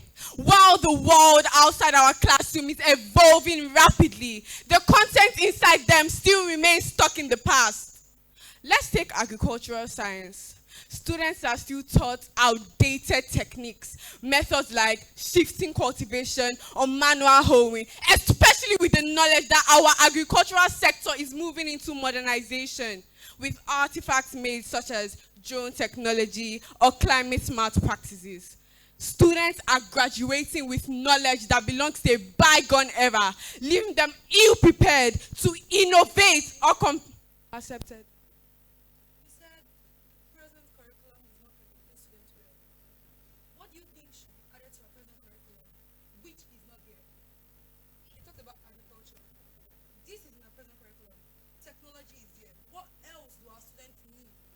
become what they need to be in the future. That's my opinion. Okay. So our students need to be equipped with practical life skills. Also, I can give you an example of how during JAMB, a child killed herself because of her results were not what she wanted. Because of basically we're not equipped with technology. Students there do not know how to use the technology that they are given because they do not have enough resources to teach them about technology. As I was saying, the disconnection between education and reality is not limited to agriculture alone. In civic education, students are taught to memorize the list of citizens' duty and government structures, yet they are rarely taught how to critically engage with societal issues. Yes, they can define democracy, but can they use democratic principles in real-life situations, such as poor leadership, injustice, or corruption? What we need is a curriculum that challenges students to think interdependently, question, and to create real-world solutions to real-world problems, not one that merely prepares them to pass exams. The urgency to make our curriculum even more relevant becomes even more apparent when we consider our position on the global stage. In a world where everyone is becoming increasingly interconnected, Nigerian students are not only competing locally, but internationally. Yet, in computer studies, they are still being taught outdated, disused systems like Pascal or floppy disks, while students elsewhere are learning about coding, making applications, building robots, and exploring the art of artificial intelligence. What we need is a curriculum that includes the skills and technologies that drives us into the modern economy. And as Alvin Toffler once said, the illiterate of the 21st century will not be those who cannot read or write, but those who cannot learn, unlearn, and relearn. Thank you.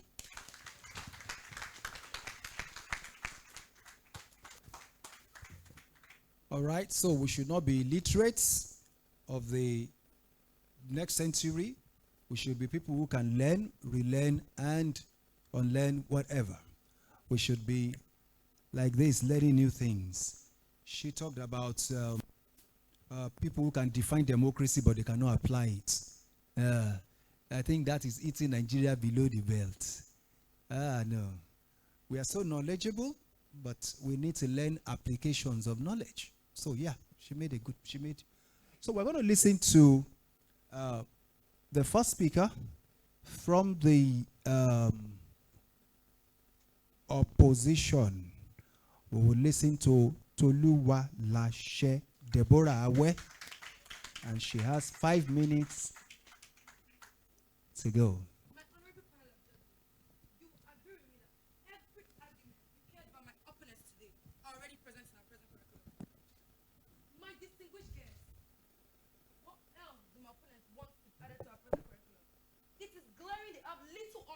Information on the Nigerian curriculum. Firstly, it is true that no nation can rise above the level of education because teachers are the bedrock of quality education, and we definitely can never give up we don't have. Curriculum, they say, is the totality of learning experience a student gain from our schooling. Over the years, our country has had over 10 different curriculum reviews. The present one being in the year 2022, which was made to incorporate technology at 21st century, according to the NERDC. But here we are today, still in stagnation, because my opponent has failed to realize the point that what we need is not a curriculum review, none other than practical action of the present curriculum. Amiable moderator, my panel of judges, accurate timekeeper, I want you all to see the facts and the logical reasoning tabled with this topic, that for the curriculum to be made relevant, it has to be reviewed. Table before me are 3 strong points. Accepted. First of all, you've gotten the topic wrong. It is that the curriculum should be made more relevant. And you spoke about, what do we not have in the curriculum that we are here to present to all of them today? If the teachers that are teaching the students in Nigerian curriculum schools are boxed into what they are told to teach, then they cannot help students get jobs or opportunities outside the country. So, can you answer that question for us? Firstly, I'll get to your last question in my representation. Then you said something about representation or so. I'll get that in my speech. About teacher capacity training and support. According to the TRCN by Vanguard newspaper in the year 2024, we have over 70% of unqualified teachers. 300,000 of those unqualified teachers. We still can't give what we don't have. These teachers need to be upskilled and taught the latest development in the educational sectors, which is answering your question. Of course, today, where coding and artificial intelligence is the future of the world. Of course, coding in Python and Java are now included in the present curriculum for secondary schools. But how many computer science teachers can code in Scratch? Not to talk of coding in Python and Java. I would say for one, if some students wait to be taught coding in his or her classrooms or ICT learning centers in their school, he or she will end up coding in their notepad or notebooks. Improved infrastructural facilities and learning equipment. According to the Guardian newspaper on the 10th of January in the year 2024, we have over 65% of schools in the country lacking basic learning facilities, classrooms, laboratories, libraries, and even basic furniture. Residents have to sit under the trees, under scorching sun to take classes. You don't expect a student to learn under such harsh, overcrowded, and even unconducive environment. For example, if one of the students pollutes the air, declined. If one of the students pollutes the air, even the teacher will disappear. Because even my judges will agree with me that a good soil, a good seed will never yield under a good soil, under a poor soil. Student engagement and encouragement. Curriculum is the heartbeat of a very good education. Àmọ́ ẹ má jẹ́ ká gbàgbé òwe Yorùbá tó sọ wípé a lè fi tipátipá mú ẹṣin lọ sódò, àmọ́ tipátipá kọ́ la fi fún ẹṣin lómi mu. Meaning we can definitely forcefully take a horse to the river, but we will never forcefully give the horse water to drink. An hungry child cannot learn. Point of information. Declined. According to the UNICEF in the year 2024, we have over 10.5 million of out-of-school children in the country. The millions of naira directed to the untimely curriculum review in the process of making it relevant can be used to send the students back to the classrooms. Rather than embarking on white elephant projects, just an excuse to embezzle and siphon public funds and taxpayers' money. We should make the students relevant first. In conclusion, little wonder why Nigerians, with the foundation of our basic curriculum, excel than their foreign counterparts. What we need is not a curriculum review in the pursuit of making it relevant. What we need is the practical action and proper implementation of our present curriculum. With these problems and factors being addressed by our government, I believe the effect of our curriculum will be seen. I hope. No. I know Nigeria will move forward. Thank you. All right. Well, that's great. She was very emphatic about the fact that, no, the curriculum is fine. It is the implementers that must get better. That we can do better. If we can properly apply the current curriculum, and that the teacher should be upskilled. The teacher should be upskilled. All right, we've listened to you. We're going to have second speakers also speak to us on the same motion. So we're calling on the second speaker from proposition. That's from Green Springs Secondary School, Anthony Campus. We'll call on Oluwafikun Ayomi Ogungbe to have, you have 5 minutes to make your speech. Starts now. The great poet William Butler Yeats once said, "Education is not the feeling of a pail, but the lighting of a fire."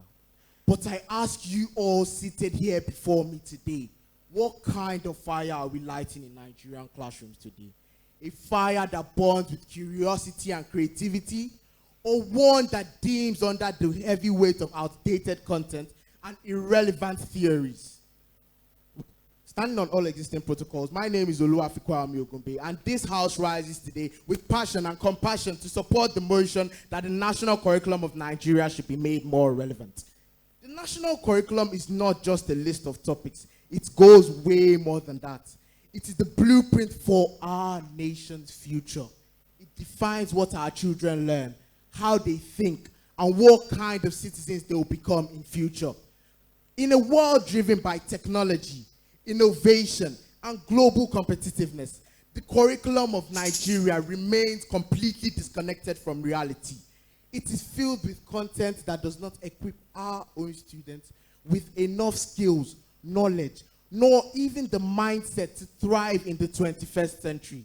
Today, this house will prove to you all that if we are serious about reducing unemployment, empowering our youth, and making Nigeria a better country, then we must make our curriculum more relevant. A study by the Federal Ministry of Education shows that 80% of classroom time is devoted to rote memorization. Now, I'll break that down to all of you. The Federal Ministry case study shows that what we are learning in Nigerian classrooms is not information that will help them outside the borders of Nigeria. They only care about students passing our exam. Our students rarely engage in project-based learning, debates as insightful as this one, or even independent inquiries. Problem solving and analytical reasoning ranks as top skills by the World Economic Forum. But guess what? We lack that in our own national curriculum. National assessment in Nigeria. Yeah, accepted. You're comparing our curriculum with other curriculums, right? The American curriculum was last reviewed in 2014, approximately 11 years ago. And our curriculum was reviewed 3 years ago. Yet, you can see the impact of the curriculum that was reviewed 11 years ago more than what we see in 3 years. What do you have to say about that? I have not compared our curriculum with any other curriculum. Thank you. The national assessments reward correct answers over innovative thinking.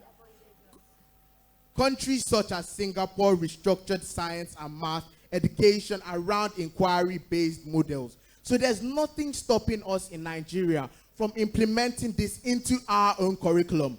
Now, I'm not telling you all that our curriculum isn't relevant or our curriculum can't help our students outside the country. There are still students who are exceptional enough to make it outside the country, but I cannot base the success of others on the success of the general people. Only 17% of Nigerian graduates are considered employable by local employers. Yes, I said 17% by local employers, not to talk about international employers. Rejected. Limited emphasis on vocational education and entrepreneurship, as well as industry collaboration. That is what is found inside our national curriculum. Our students graduate without practical knowledge in job searching, teamwork, or digital productivity skills. That's why you see people hawking stuff like Gala and Pepsi on the road for all of us to buy. South Africa implemented a school-to-work transition program which boosted their job placement by a whopping 28%. So what stops us in Nigeria from implementing this? Bridging school and market needs is key to reducing graduate unemployment, which would eliminate one of the major issues we now face in Nigeria. Only 32% of Nigerian schools have access to computers. A very recent study by UNESCO shows this. Our curriculum lacks coding, digital literacy, and ICT integration on a very large scale. In the digital age we are going into, 90% of jobs now require some form of digital competence. But we lack that in our national curriculum. We must implement more technological advancements, not just the recent introduction of ICT and civics. Nigerian students remain unprepared for a tech-driven workforce and global economy. Now, it is not enough to just educate our students, as our opponent has said. We must empower them. If we want to make Nigeria a better place, we must reform our education today, except we are prepared to repair a broken country tomorrow. Thank you. Time up. All right. That's a strong one from Oluwafikun Ayomi Ogungbe. Said the national curriculum is the blueprint for our nation's future. 17% of Nigerian graduates employable locally. We have a long way to go. All right. Let us now have the second speaker from the opposition. We would have, what's her name now? From Oriwu Senior for Oriwu Senior Model College, Waye Shere Irekanmi Omolaja. You have 5 minutes to present your views. When my partner was speaking, the proposition team raised a question saying that she got the topic wrong, that the curriculum should be made more relevant, not to be reviewed. Before you can make something relevant, you have to review it to find out where our fault is. The stories of Chief Adebayo Ogunlesi, the owner of Gatwick Airport UK, and Chief Olufalaye are two very inspiring stories about the impact of a teacher on a student. Chief Adebayo narrated how a teacher transformed his life in King's College, Lagos, while Chief Olufalaye explained how a teacher almost turned him into a moron in school. Yet, these two teachers make use of the same national curriculum. I repeat, they both make use of the same national curriculum. My name is Omolaja Waye Shere, and I am from Oriwu Senior Model College. According to the Nigeria Journal of Education in 2023, it postulated that there are 3 major factors parents consider when choosing schools for their children. 1, safety and security. 2, infrastructure facilities and learning equipment. 3, quality teachers in the school. Curriculum was never mentioned. Curriculum was never mentioned. Why? Because there can't be curriculum without teachers, and there obviously can't be a more relevant curriculum without quality teachers to teach it. A skilled teacher can easily adjust the curriculum to fit the educational needs of the individual students, while the unskilled teacher can make the best curriculum in the world the worst curriculum. So rather than untimely curriculum review, which is too early according to the UNESCO recommendation of 5 to 10 years curriculum review, these are the following factors that should be considered in this critical time in Nigeria.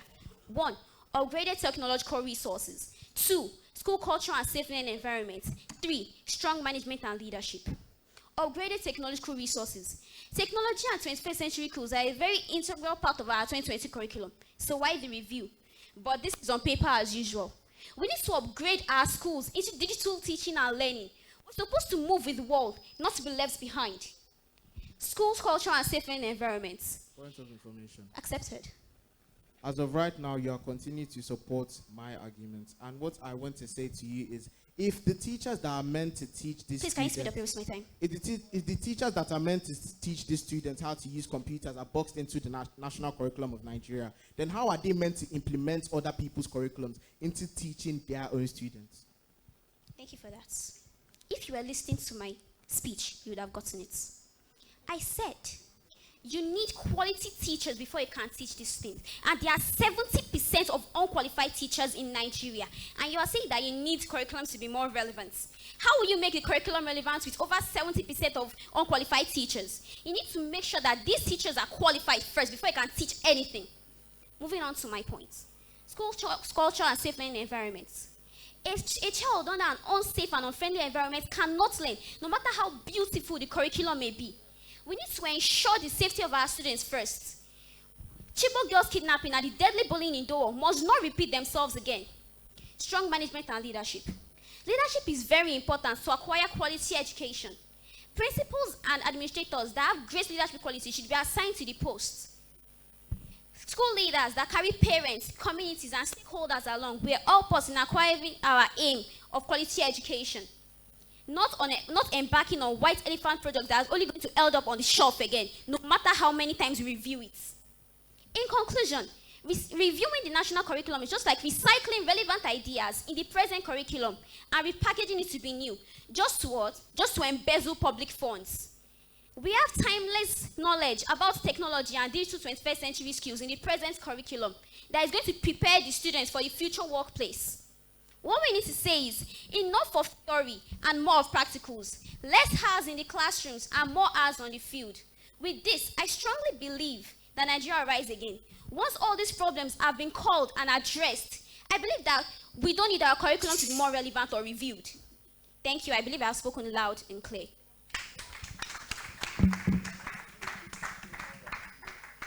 That's great. She made her points also. Very, very emphatic, on the fact that teachers need to be upskilled. That teachers need to be upskilled, and before we even start talking about it, they said the best of teachers can make the best curriculum the worst curriculum. No, sir, that's not what I said. He said, oh. I said the best teacher can make the worst curriculum the best, while the worst teacher can make the best curriculum the worst. Thank you. I was trying to And I really appreciate that because that got to me, and then you've helped me to frame those thoughts again. That was great. Okay, now we are through with the speakers. For the first and second speaker, we need to go to the floor, and we're really having 2 contributions from the floor before we now do summary sessions with our speakers. So yes, you. So you come up, and then one other person after you, and then you, making 2. Please be quick. Step out. Let's have your contribution. He will go first, and then you will come. All right. Yes, thank you. Good morning, everyone. So I just wanted to speak on what the opposing side said, and I just wanted to say that the U.S. education system actually goes through ongoing and continuous assessments, and they don't just have like one assessment. Like you said, it was in 2014. Like they don't just have one assessment. Like they go through ongoing assessments. And I also wanted to talk about a personal thing that I wanted to share. I was privileged enough to attend a speech from Dr. Peter Bankole, the vice chairman of Pan Atlantic University, an educationalist, and he talked about how when he went abroad for university, that he was really good at math and sciences, but then he studied engineering. But when he went abroad, they had to build a bridge out of toothpicks, and he had no idea how to do that because he studied in a Nigerian curriculum school. When he went on the global scale, he was just lost. Like he had no idea how to cope. So he had to actually team up with people who studied under different curriculums in order to pass the assignments. So yeah, thank you for that. That's a good one. At least that's a good contribution. No, we're not responding to contributions from the floor. No, only 2, and this is the second person that will speak. Yeah, you can have mine. Good everyone, my name is Fagbolade Success from Oreo Senior Model College. I'd like to talk about the debate, and I'm going to definitely be opposing the debate. He said we need the curriculum to be more relevant. Like the opposition party have said, you cannot make the curriculum more relevant without it being reviewed. There was a meeting that the governor called all principals to address the issue of comprehensive school. What's a comprehensive school? A comprehensive school is the addition of the normal academic school and the training school. The governor called the meeting to address that issue because he was not seeing the practicalization, the product of those comprehensive schools. Why? Because the comprehensive school is in the curriculum, but it is not practicalized. Even if change is a constant thing, and we keep changing the curriculum, keep making it relevant, it can never be, you can never see the result if it is not practicalized properly. So no matter the amount of changing the review, making the review more relevant, as far as practicalization is involved, it can never be different. It will always be the same because it has not yet been practicalized properly. Thank you. I guess you were saying that it should be applied, the application of the curriculum. Well, yeah. All right, so please, we also want to, please reduce there's noise interference, and we want that to be reduced, please. All right. Okay, so we get back to the summary. We're going to have summary, starting with the opposition, and you have 3 minutes. 3 minutes. Waye Shirire is going to give us a 3-minute speech. I like your name. Thank you, sir. God bless you. According to the Internet research on social media in 2016, 99% of the average Nigerians wanted the curriculum to be reviewed. In 2017, the curriculum was reviewed to incorporate technology and digital 21st century skills. In 2018, 99% of these same Nigerians still wanted the curriculum to be reviewed.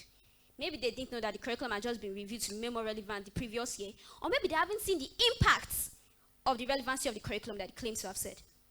In 2022, the curriculum was reviewed yet again to emphasize on technology and digital 21st century schools. Yet, my opponents still want it to be made more relevant, which includes reviewing the curriculum.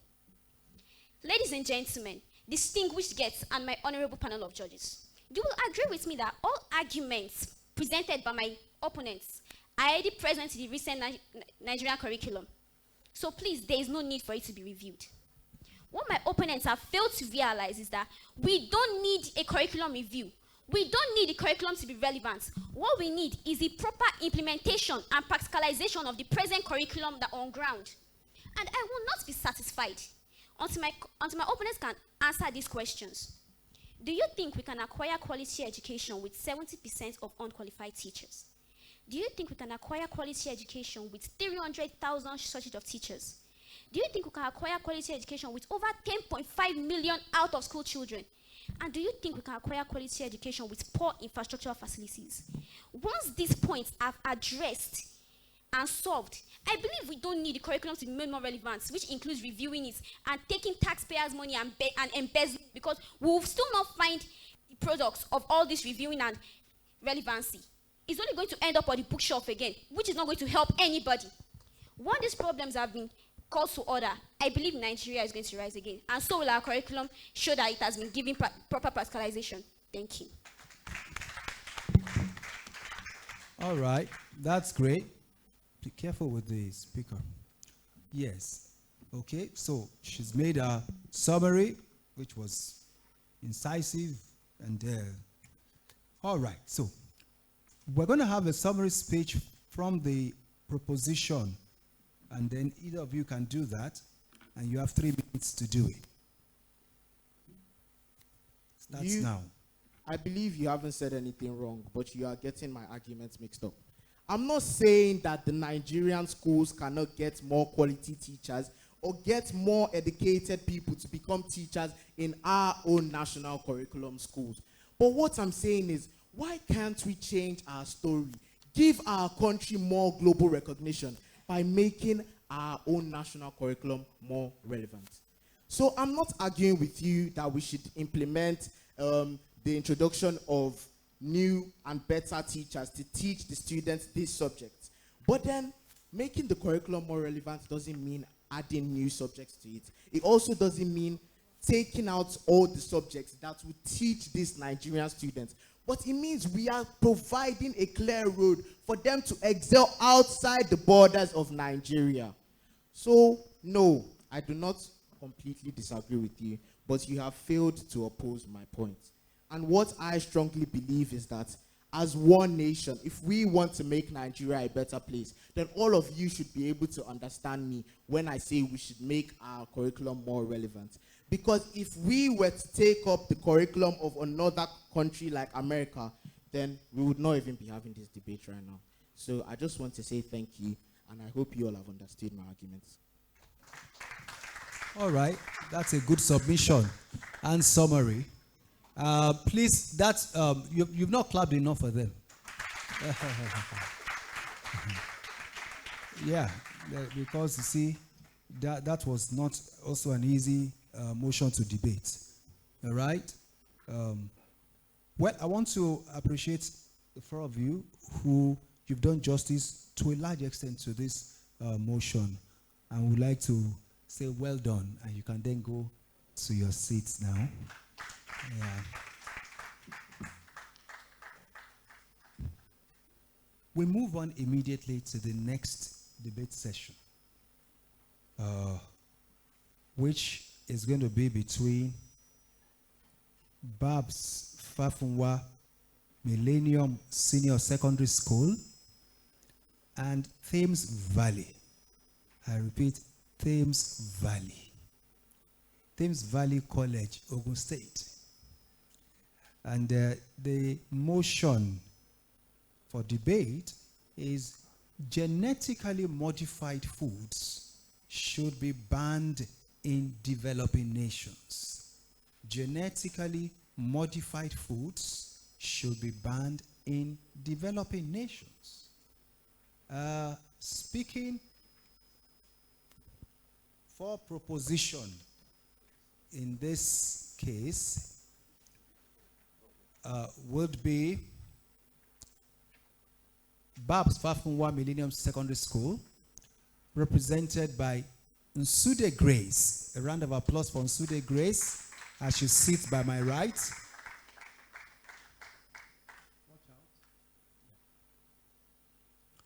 And the second speaker, Izuage Elijah. Great. All right. The opposition, Thames Valley College, will be speaking as opposition to this, and representing Thames Valley College is Amira Olabode. Amira Olabode, you sit here. And Rema Amiebe. Rema Amiebe. Are you here?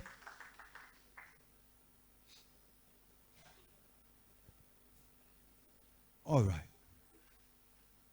Quickly have your seats. So you know the rules of the debate. And I've also refreshed you during, just after break time. We would go ahead and listen to, the topic again is genetically modified foods should be banned in developing nations. Telling you that's a very, very relevant topic for the day. Now, speaking for proposition and leading this debate, and to start, having 5 minutes on the floor to speak is Nsude Grace. A round of applause for her.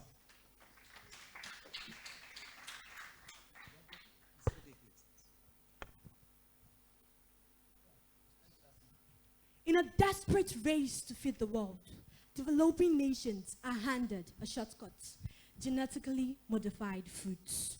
But what appears to be a gift may in reality be a trap.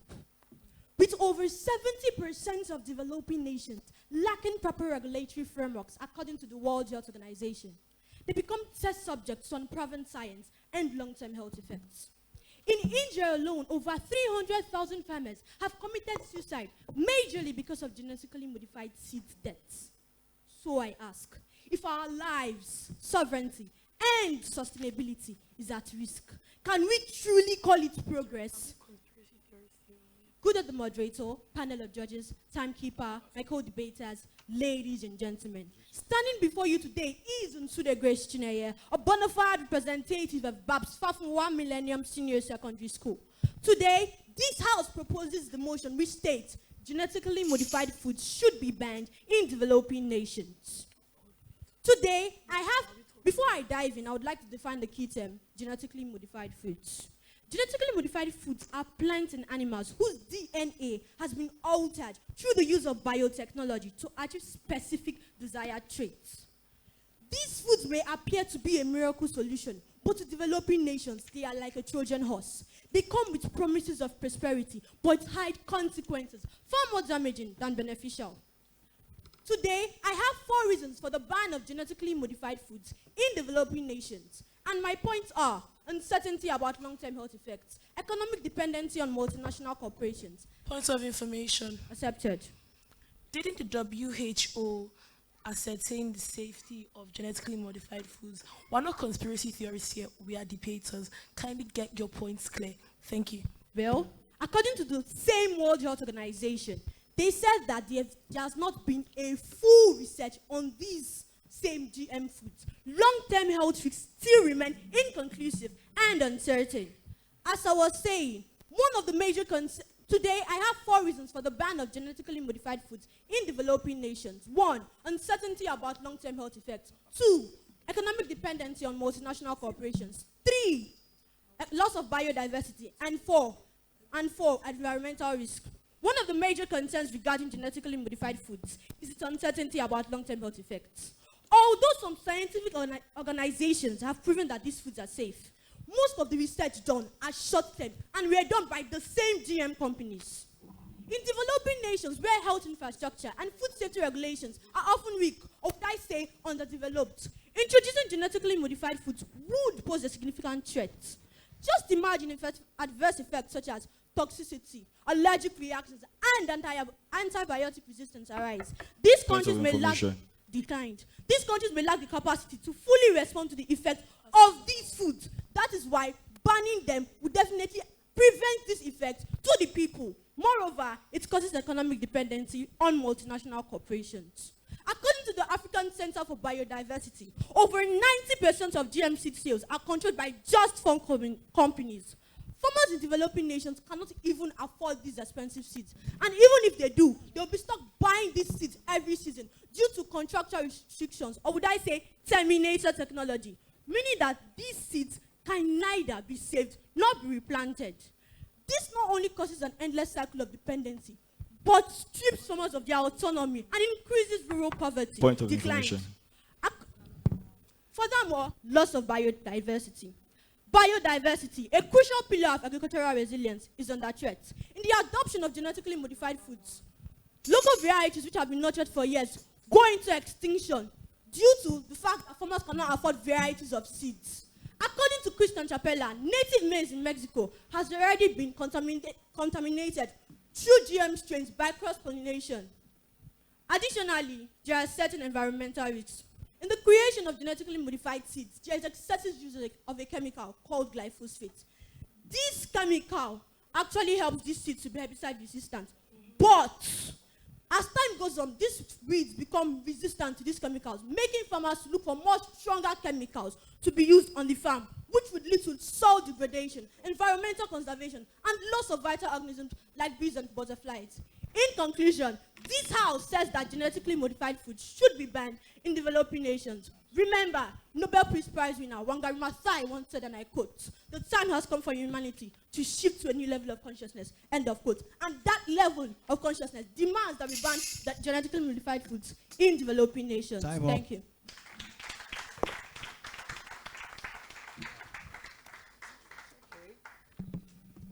All right. Genetically modified foods. We have heard so much from her. We're going to listen to the opposition. Amira Olabode, you have 5 minutes to speak to present your own points in opposition to what Nsude Grace has presented to us. Good day, everybody. Chairman of the House, my name remains Amira Olabode. The proposition claims to protect life through GM crops, but are we doing the exact opposite? Over 280 respectable scientific bodies, including the WHO and the American Cancer Institute, have stated firmly and clearly there is no risk to GM crops. So what exactly are we defending here? Like I said before, we're not conspiracy theorists, we're debaters, we're stating real, raw facts.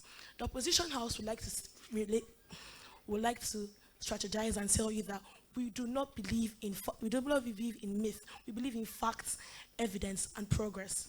Our first 2 points are GMFs combat malnutrition and disease, and GMFs reduce hunger and stabilize the economy. Now, in Africa, we have developing nations, most prominent in them. There are deficiencies that are widespread in vitamins A, B, and D. In the Philippines, over 500,000 people were blinded and 100,000 were dead. What was the solution? I will tell you loud and clear, GMFs. The GMF golden rice contains beta-carotene, a precursor to vitamin A, which helps to reduce blindness and death all over the country. So now ask yourself, do we because of fear cling to letting millions die, or do we accept an innovation that saved over 100,000 lives? Information. Granted. How can you say GM foods are actually beneficial when over 300,000 farmers have committed suicide in India? Okay, sorry, this is suicide. The GM crops didn't kill them. So what exactly are you pointing at? And where was the source of your information? Kindly tell me that. My source was Indian National Crimes Record Bureau. Well, my source is the World Health Organization, World, India. Moving on. GM crops reduce hunger and stabilize the economy. In Bangladesh, over 100,000 farmers were starving and killing themselves, according to the World Health Organization, the WHO, not the Bangladesh National News. Moving on. The BT brinjal contained glyphosate, a natural pesticide. This means that it killed pests, declined, meaning that it killed pests by itself. So we cut herbicide cost by 60%, and we increased our yield by 20%. Now ask yourself, do we because of fear or because of because of not proven evidence or news, fake news by the way, cling to fear and not let these GM crops be used? It's just like saying that we do not drink water because there might be microorganisms. We do not eat some foods because we might have allergic reactions. It's stupid, it's pointless, it's baseless. this opposition house does not support this motion. Opposition might claim to be health problems, and you might also claim that major organizations support research. But what about African organizations and governments and NGOs, non-government organizations, non-profit organizations like the Bill and Melinda Gates Foundation that support this research? Are we saying that they do not exist or they are not relevant enough? Because Bill and Melinda Gates Foundation is a $78.9 trillion company. Does that not ring a bell in your brains? It's as simple as saying that we do not support this motion because we do not think or we do not feel. These are facts, not myth, not everything we say here is based on research, not based on conspiracy theories. It is not about franking food or corporate boogeymen. We support this motion because we care about the mother in the Philippines that might bury her child because that child would die of blindness. Because that child does not have vitamin A. We care about the Bangladesh father who can buy his medicine because his GM banjao or eggplants paid off. This house opposes this motion loudly, unapologetically, and proudly. Thank you. All right. This is it is getting faster. This is serious. All right. Now, yes, because also, but be careful about my speakers, also the microphone. Yes, when you just drop them gently. We understand the passion. Okay. Yes, she was stressing the fact that they are facts. They were not that conspiracy theorists are saying so many things about genetically modified foods, and that Bill and Melinda Gates Foundation, 78 point something trillion, that they are the people who they believe in this thing and they are pushing it. Yet there are points for and against. We are not here. I'm not here to judge. The judges have the ominous task of doing that. All right, so we move on, and we are going to hear the second speakers from both sides.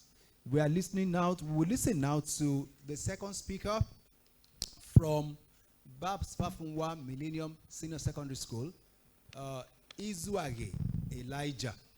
You have 5 minutes to speak. Let's clap for them. Starts now. As we are introduced to new technologies and advances in our world today, one of these advancements stands out amongst the others, and this is genetically modified foods. But now, the real question is, do these foods have the power to make or break a nation? Good day, the moderator, panel of judges, timekeeper, my co-debaters, and my ever-attentive audience. My name is Izuage Elijah, a bona fide representative of Babs Fafunwa Millennium Senior Secondary School. And this house proposes the motion which states genetically modified foods should be banned in developing nations. Well, these genetically modified foods pose a threat to developing nations, and with my points, which are their low reliability, their adverse effects on humans, and the way they hurt the nation's development, I believe I will be able to shed light on the reasons why genetically modified foods should be banned in developing nations. To begin with, we have their low reliability. This is because genetically modified foods are relatively new, leading to low research backing them up and low knowledge on their potential health risks.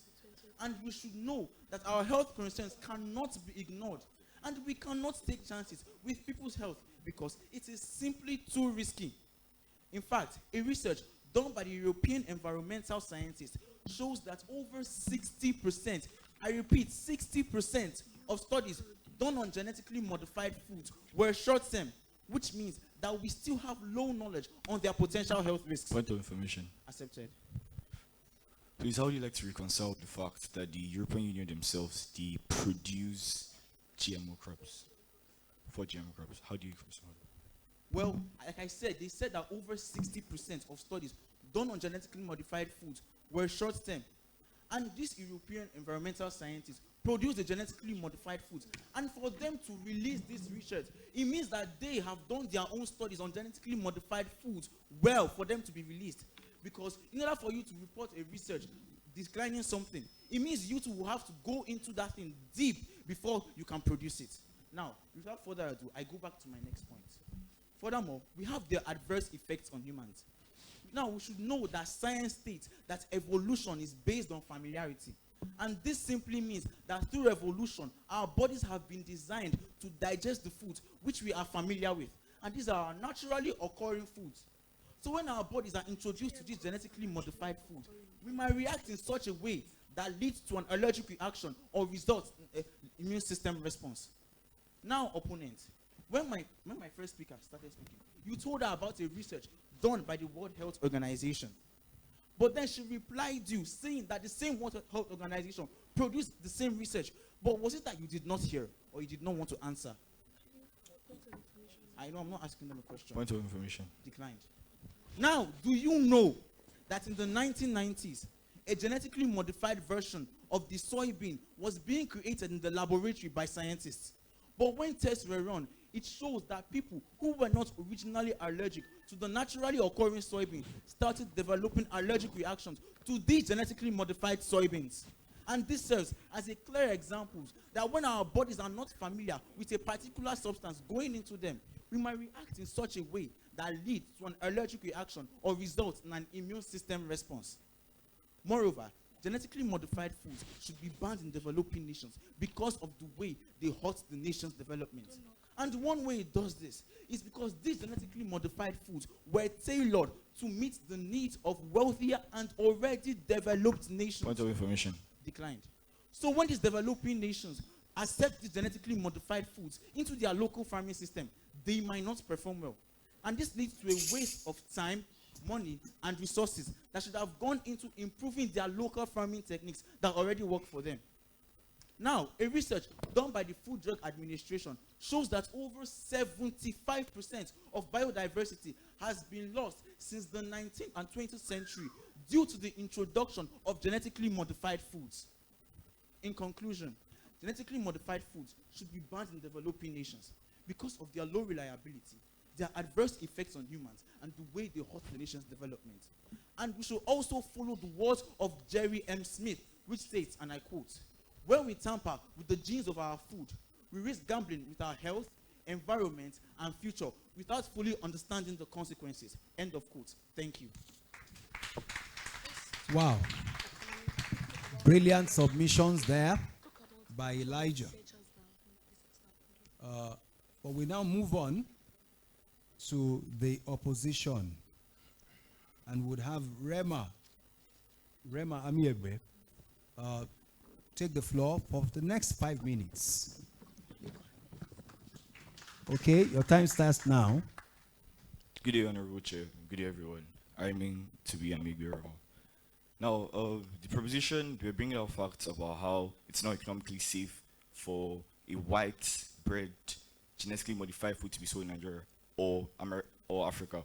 But I do bring to you that, do you know about companies like Harvest Plus and AATF, which are African-owned bodies? These are African-owned bodies that produce and test GMOs by themselves before they are accredited. Do I just put it to you that because we have done something in lab and found that it's bad, that's when we're going to feed the whole entire nation that there are different biosafety precautions taken before these foods are actually commercial and for ingested. Fun fact, you have probably eaten akara probably by the last month or last week you have called. In Nigeria, BT cowpea is approved to be commercialized and sold and eaten. Cowpea in other sense, that is beans using moi moi in akara. So you're probably eating GMO crops. And you guys are smiling at me here today to show you, I mean, nothing is wrong with them. So what are you trying to insinuate? Now, I'm going to these 3 basic points which the opposition have to offer. Food sovereignty through GMO access. Can you imagine going down the way to Rwanda and Uganda? 35% of the women and children populace affected by anemia. Now, what do? They get local scientists, emphasis on local. That means from those countries, local scientists, they come up with the idea of iron fortified beans. These beans combat anemia and millions of lives were saved. We didn't have to do any monopolies. We didn't have to meet Monsanto. This is 100% local empowerment. This is Africa. This is pride. This is what we're talking about. Second point, drought-resistant crops and GMOs. In other African nations like Somalia, where the heat is very crazy and everything has to do like that, we have crops that the nations can't think about how much food they're going to produce that year just because of the changing climate. But I do put it to you that GMO crops have been produced that are resistant to climate change. Telomeres, which is African made, not from abroad or anything. Last for being reducing carbon footprint. Imagine we're all about climate change, the ozone layer is cracking, there are holes being punctured. But I do tell you that a case study in 2016 was showed by the ISAA. They confirmed that 27.1 billion kilograms of CO2 emissions were reduced because of using modern biotech operations, just like using a plant that can produce its own pesticide. So the flame farmer doesn't have to waste his cash on producing pesticide. How do you reconcile with that fact? Mind you, if we're to equate that, that's about removing 16.7 million cars from the roads for a whole year. Imagine what we're doing to green life. We're feeding people, saving the ecosystem at the same Point of time, information. saving yourself. Accepted.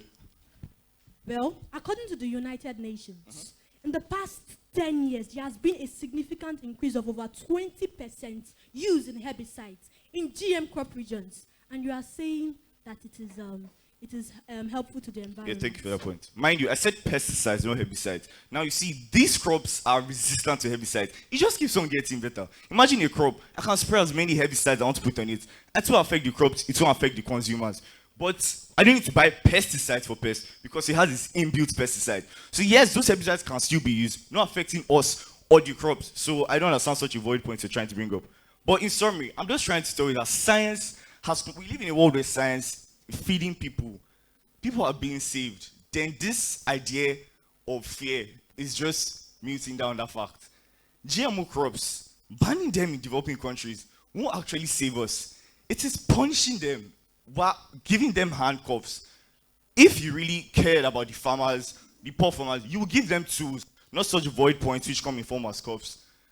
I put it to you today that GMO crops are the reason a lot of economical growth has happened all around the world, including developing countries in Africa. Thank you. Wow, fantastic. These are strong points on either divide, for genetically modified foods, whether we should continue to do that or we should ban it in developing nations. Well done. We will come back to you for your summary sessions. Okay? But at this point, and I believe both speakers have had the opportunity to speak here, we'll go to the floor. Yeah, it's a technical topic, but it's a very, very, very, very important topic. So if you have contributions, we'll take 2 from the floor. Yeah, 1, 2. Okay? 1, 2. A male and a female. Yeah, no, 1, 2. If they are quick to deliver, I may take you, but let's have you.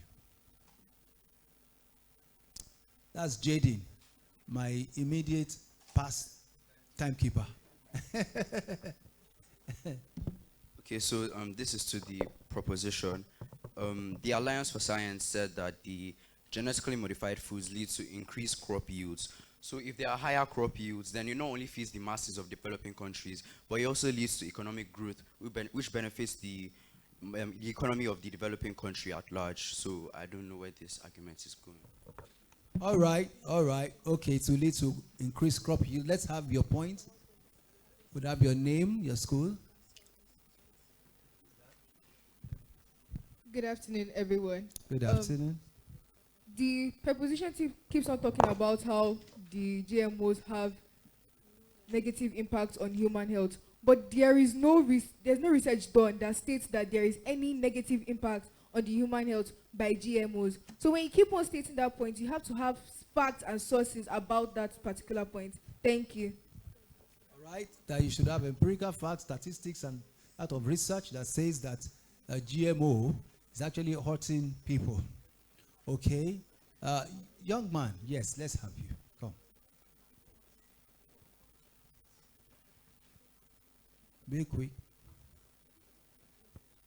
You can have that. Yeah. Good afternoon, everybody. My name is Kano Enoch from Basfafuwa Millennium Senior Secondary School. Why this guy was arguing, he mentioned that genetically modified foods have their own herbicides, and they spray this herbicide, pesticides. And now you say that this pesticide causes no harm to the consumers. But did you know that a woman, that research showed that a woman consumed a GM corn turkles that contained a pesticidal protein, Crinine-6, originated from Bacillus thuringiensis, leading to antibiotic resistance, destroying our immune system and impairing our health. Okay. So what are you doing? What are you saying? Thank you. All right. Okay. Oh. Now, yes. So we are looking for empirical, statistical backup. Somebody came up to give us one that is serious and really talking like a scientist. Yes. So well, you are asking for a source, but that is not allowed during the. No. People who are coming from the floor can even just come here and bamboozle you with whatever they have. No.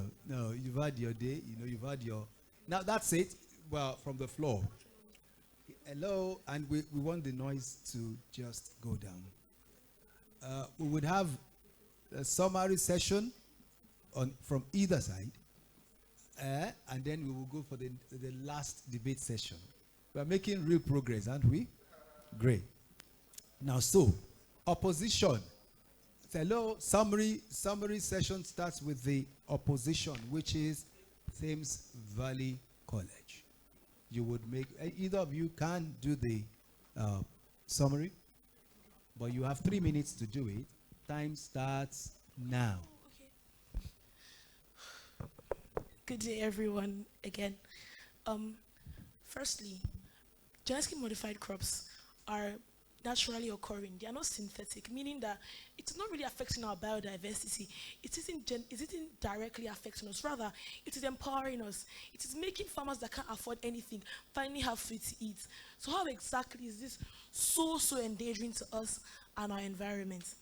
Moving on, genetically modified crops give us higher crop yield and more money in our pockets, meaning a fuller stomach and more money to buy more food to give you an even fuller stomach. How does that affect us? Now, you said that these GM crops have health issues and health factors and risk factors. But once again, I will put to you that the World Health Organization and the American Cancer Institute and many more, Johns Hopkins itself, have done different research. Over 600 research have claimed that GM crops have no adverse risk, long-term or short-term. These short-term researches you claim are short-term can last up to 4 years. So how exactly a 4-year research is so short-term? Moving on. Like my supporting speaker said, you have probably eaten BT cowpea in the past 2 months. You are alive, you are alive enough to debate a pointless thing and claim that GM crops are somehow affecting us. This is wrong. Somebody from the floor debate said that pesticides that are occurring in these crops can lead to death. That is not correct because regular pesticides have protein, pesticidal proteins, and these plants with input pesticides do not kill because even Cry2 AB maize, a maize that has been approved in Nigeria, does not lead to any deaths, and it has never. We have biosafety regulations. Nothing that can really affect us cannot affect other countries. Claiming that we cannot do what other countries have done. America is a big is a big manufacturer of GM crops. How can we say that we empower the West and somehow make the South suffer? The global South is suffering. We are like an adult with toddler legs. We cannot properly live because there is no food. The Bill & Melinda Gates Foundation has somehow given a woman in Kano the rights and the ability to enrich herself and her family through BT cowpea. So how exactly is the proposition making such a pointless debate and argument, rigmarole rolling on the same fact, saying that somehow, some way, there are some risks. Something that have been used in the 20th century.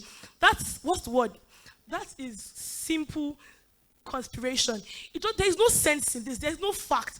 We're not on Reddit. We are in a debate, a factual-based debate. We're not talking about franking food or corporate boogeymen or things that have no point of factual analysis. These are facts.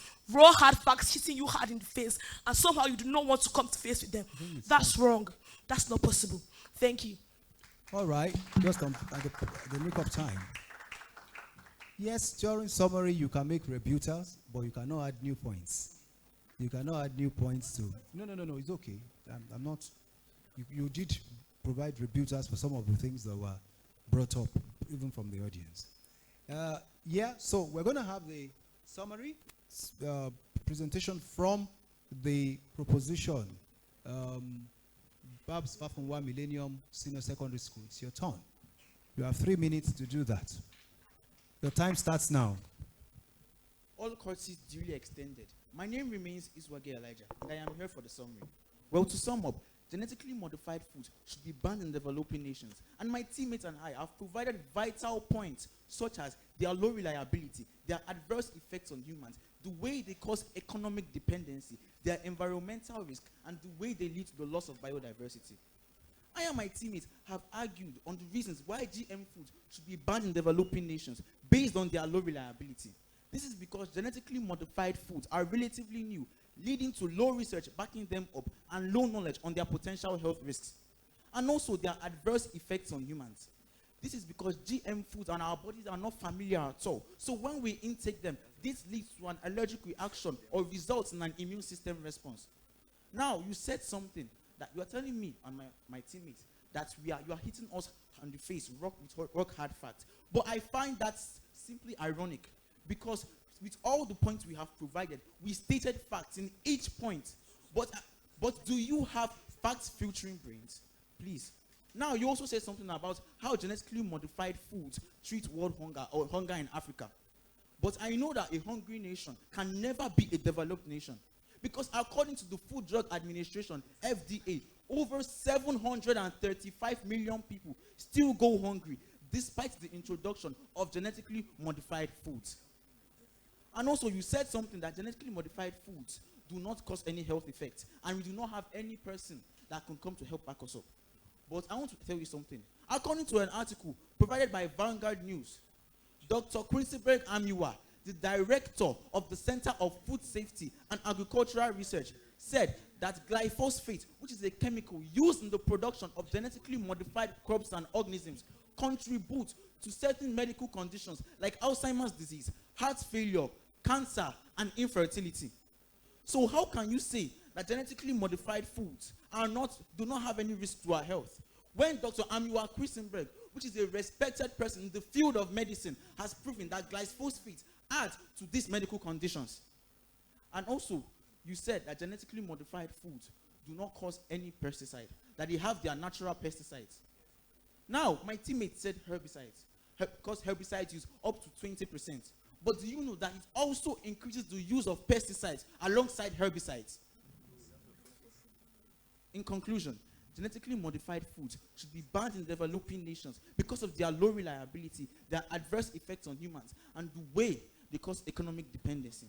And we should also take from Zambia, a developing country, I repeat again, a developing nation in Africa, that refused and banned genetically modified foods from 2002 till date, saying that they rather ban these foods than risk the health of their people. Time up. Thank you.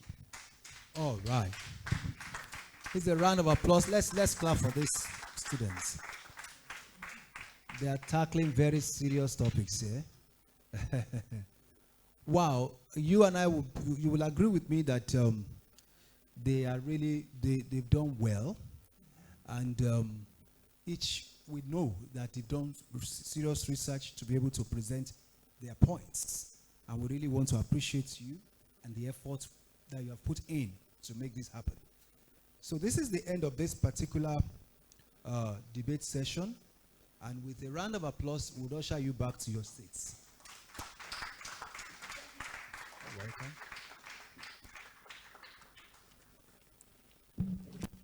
You may leave it, yes.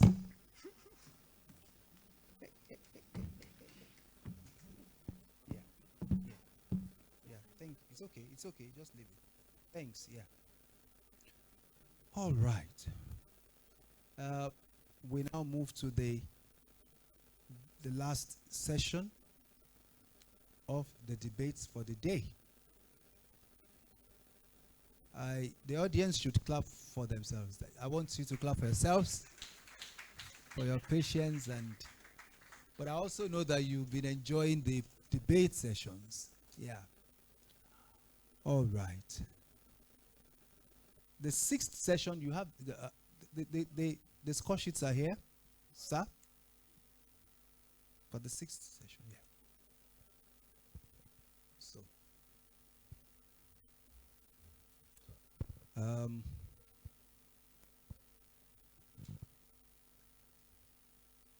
that would be between between Caleb British International School. The last debate session will be between Caleb British International School, Abidjan, GRA. This one's. And Caleb British International School will be the proposition. They will be speaking for the title, the motion. While Lagos African Church Grammar School, Agege, will be speaking in opposition to the motion. What exactly is the motion? The motion is, the motion for the debate topic today, for this session, is the Nigerian Tax Reform Bill 2024 will aid national development. I wish Mr. Taiwo, what is his name? Taiwo what now? The man that is saddled, Taiwo Edele. Mr. Taiwo Edele should be here present to listen to. Maybe you'll be able to garner some points to help him in his task. The Nigeria Tax Reform Bill 2024 will aid national development. Speaking for this motion, Caleb British International School, Abidjan, and representing Caleb British International School is their first speaker, Enuso Tamara Tena. A round of applause. I'm sure I tried with pronunciation. Yes. And the second speaker is Oyeleye Isabella. You sit by my right. A round of applause for Oyeleye Isabella. All right. Speaking as opposition and representing Lagos African Church Grammar School, Agege, we have Hamed Khalid. Hamed Khalid, a round of applause for Hamed Khalid. And then the second speaker, representing Lagos African Church Grammar School, Agege, Amos Folafumi. You're welcome.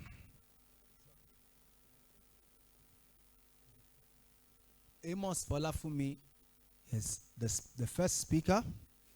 That is a little adjustment on our paper. Just like we had this adjustment, where is that name? Well, when the results comes. Okay, so yeah, your topic or the motion for debate is the Nigerian Tax Reform Bill 2024 will aid national development. Each of you would have 5 minutes to debate the motion, not just a speech, to debate the motion. And then starting, we start with the proposition. And so we would have the first speaker from proposition, Eniso Tamaratena, to open the floor. Your time starts now. You have 5 minutes. All protocols duly observed. You do not solve tomorrow's problems with yesterday's systems. The Nigerian tax laws were last fundamentally reviewed in 1993. That is over 30 years ago. In that time, we've witnessed the birth of the internet, online digital businesses, and a vastly different economy. But our tax structure, it remained the same: archaic, confusing, regressive, and largely toothless. I stand firmly to support the motion Nigerian Tax Reform Bill 2024 will aid national development. Firstly, structure over slogan. Digital economy tax is not premature, but strategic. Chapter 2 of this bill states that digital assets will now be taxed. Opponents may want to come and argue that taxing digital assets is premature, but Taiwo Oyedele, the chairman of the Presidential Committee on Tax Reforms and Fiscal Policy, stated that this bill aligns greatly with the OECD basis erosion and profit shifting recommendation and institutional adaptation. This means that Nigeria will move along with global best practices. Amazon, Binance, Netflix will work for us better. Did you know that Nigeria has lost 3.2 trillion annually to untaxed digital transactions? This bill begins to recover all of that. Secondly, the development levy is redistributive, not regressive. In section 59 of this bill, we have the development levy. The development levy helps us to tax student loans. Opponents want to come here and say that development levy increases burden. But Dr. Yasser Abubakar stated clearly that the levy brings in multiple scattered micro-taxes into one consolidated fund for traced public good. So where does this levy go exactly, you may ask? First of all, student loans. First of all, you do not develop a nation without investing in your own people, according to Collins Omokaro, a development specialist. Also, this levy funds federal tertiary institutions and underemployed youths as well. This levy also exempts low-income earners, making sure this bill is not regressive. Like I said earlier, this bill is highly progressive. Lastly, micro, small, and medium enterprises. Point of information. Accepted. So you said we're able to fund student loans. So according to the tax reform bill, we are collecting less money from taxes. So how are we able to fund this loan long term? Thank you. So this loan will be able to be funded long term because it is a progressive bill. Like I said earlier, if you're listening to me, it's a progressive bill. So continuously, lastly, micro, small, and medium enterprises not only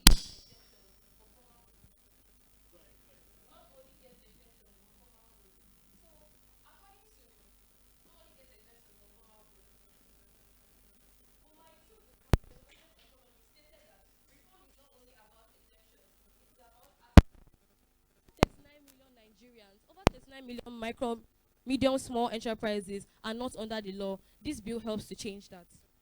Lastly, in conclusion, the Nigerian tax reform bill is not only about taxation, it's about sustainable development. This bill empowers micro, small, and medium enterprises, students, technovators, public infrastructures. Bola Ahmed Tinubu himself says, we tax prosperity, not poverty. That is another answer to your question. So we tax prosperity, not poverty. Point of And Bola- information. Sorry, rejected. And Bola Ahmed Tinubu also said that this is the most ambitious tax reform bill in the Nigerian democratic system. Thank you.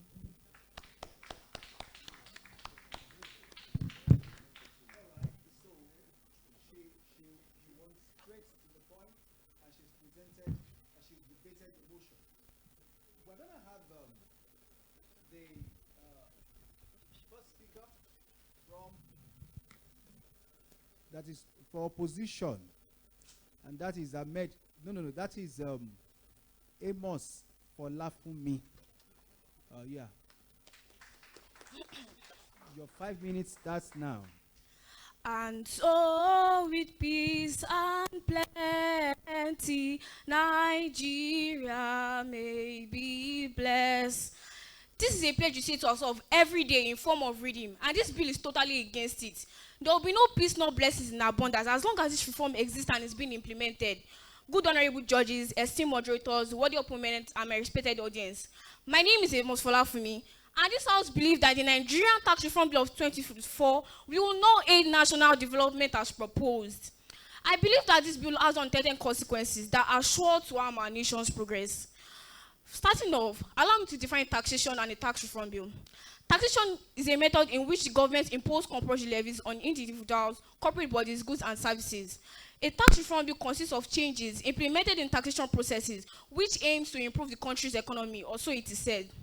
However, there lies a problem in the fact that,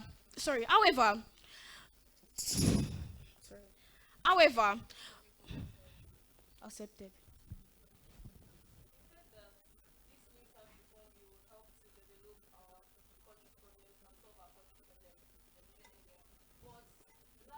I never said that.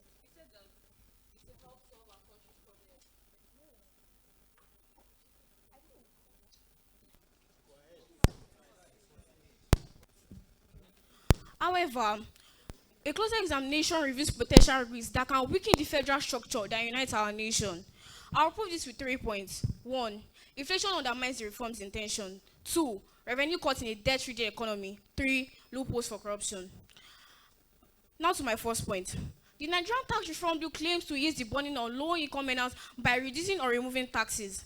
However, there lies a problem in the fact that luxury in the form of non-essential goods has been inflated price-wise. Consider a smartphone brand, which is initially 80,000 naira, but due to this inflation, it has increased to 90,000 naira. Nigerians need money to cover unforeseen events, and this inflation is constant. For low-income earners, the amount of these goods will be alarming for them, and it will be nearly impossible for them to purchase it. Now to my second point. There's a Yoruba adage that says, "Ah, kinse and waguton, kiama moptatin jewure," which means one cannot be the header of sheep without knowing where they are being fed. This implies that Point of information. declined. This implies that you can't be in charge or the mastermind behind something without knowing it from their mentals. According to the DMO, the Debt Management Office of Nigeria, as of December 31, 2024, Nigeria's public debt stood at over 144 trillion naira, which is approximately $94.23 billion. This figure is backed up by reputable news outlets like The Punch, Guardian newspaper, and other major news platforms. Yet, this bill is cutting government revenue and not showing us any solid plan to generate alternative income. Moreover, the cash reform bill states that anyone earning 83,000 naira and below monthly will be exempted from paying taxes. However, according to PiggyVex, only 25% of Nigeria are earning above 83,000 naira monthly, which means there is a 75% reduction in the total revenue generated from tax. How can a country borrowing money to survive not decide to collect less money from taxes? Development costs money, and you cannot expect to develop a nation on borrowed funds alone. It's like a farmer refusing to plant seeds, yet expecting to harvest crops. It's economically irrational. Finally, the Nigerian tax reform will create dangerous loopholes and leave the door wide open for declined. And leave the door wide open for corruption and tax evasion. Instead of strengthening the tax enforcement, it allows people, especially the wealthy, to manipulate the system. One of the factors that this reform has is the fact that large businesses can be broken down. Sure, you pay a huge tax first, but would you rather pay 80,000 naira now or pay 20,000 naira monthly to have a new reform? I doubt that as any logical person would. So obviously, business owners will break down their businesses into different sectors that each have a separate legal identity and don't earn more than 15 million naira annually. A landlord can reduce his 83,500 naira rent by as little as 500 naira, which means is exempted from paying taxes and is considered financially unfit. Does this bill damages or boost the dignity of our citizens? This defeats the rule of law and creates an unfair system whereby the rich feel cheated and will want to escape taxes because they feel the burdens on them, and because they feel the poor are escaping taxes. Under this condition, there can be no real national progress. A bill that enables corruption cannot support national development. It destroys the very foundation of it. How can we talk about national development when the very system to fund it is being abused? In conclusion, if we mean what we sing daily, let us rise and speak the truth. Okay, thank you. All right, that's great. We've heard lead speakers from either side. We are now going to listen to the second speaker for proposition in the person of Isabella Oyeleye. You have 5 minutes. Glenn Harrow once stated that we have to take risks to see huge reward.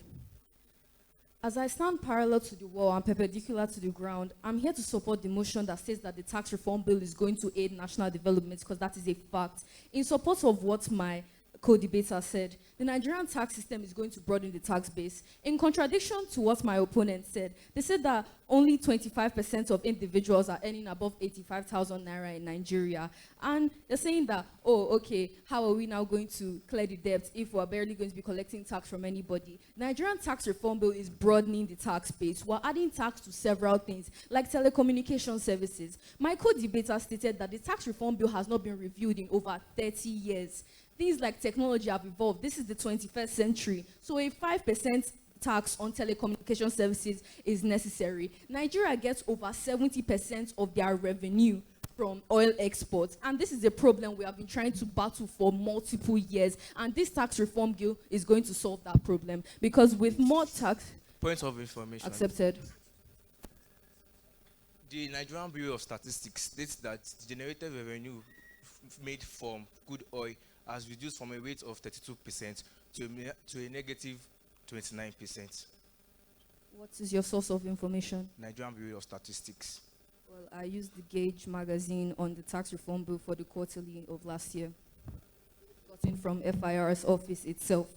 Continuing my points, The Nigerian tax reform bill also aims to do things like Bola Ahmed Tinubu said, tax prosperity, not poverty. Nigerian tax reform bill aims to start taxing states based on the revenue they generate for the country, not just equally based on percentages. High revenue generating states like Lagos State are going to pay more tax, while low revenue generating countries around Nigeria are going to pay less tax due to the fact that they have this tax burden. They've been complaining, so we're going to have to fix that problem. This is going to encourage low revenue generating tax systems to generate more, because the more they tax, the more they generate, the more comes back to them due to the value added tax added on their citizens. Nigeria takes inspiration from high efficiency tax systems like France, which have a 45% tax to GDP ratio, while us in Nigeria, we have a 10.8 tax to GDP ratio, one of the smallest ones in the world. We're going to increase... Point of information. Accepted. Are we talking about Nigeria or France? Because you are comparing both countries. I'm not comparing them. I'm saying that, okay, let me talk about internal reforms. Oh no, let me answer your question first. We're not talking about France. I'm saying that Nigeria's tax reform bill takes inspiration from high efficiency tax systems and incorporates those points which can flow with Nigeria's tax reform bill to make our country better and improve our tax to GDP ratio. Question answered. Nigeria, Executive Chairman Zach Adedeji creates internal reforms. These internal reforms pass through various executives. These executives, opinions clash, contradictions align, debates arise, yet all of these executives can come together and agree for the tax reform bill. So the success rate of this tax reform bill is inevitably high due to the fact that you can imagine several people in heads of authority have to accept one singular booklet, one singular file. So this is inevitably going to be high. And these internal reforms were crucial in passing our overall revenue of 2023, which was at 19 trillion naira, to our overall revenue of 2024, which was 21 trillion naira. And following all the dues of the tax reform bill, at the end of 2025, we are expecting 25 trillion naira of revenue. So in conclusion, the Nigerian tax revenue bill is going to broaden the tax system, simplify the tax base, and improve cooperation and cohesion among everybody. Thank you.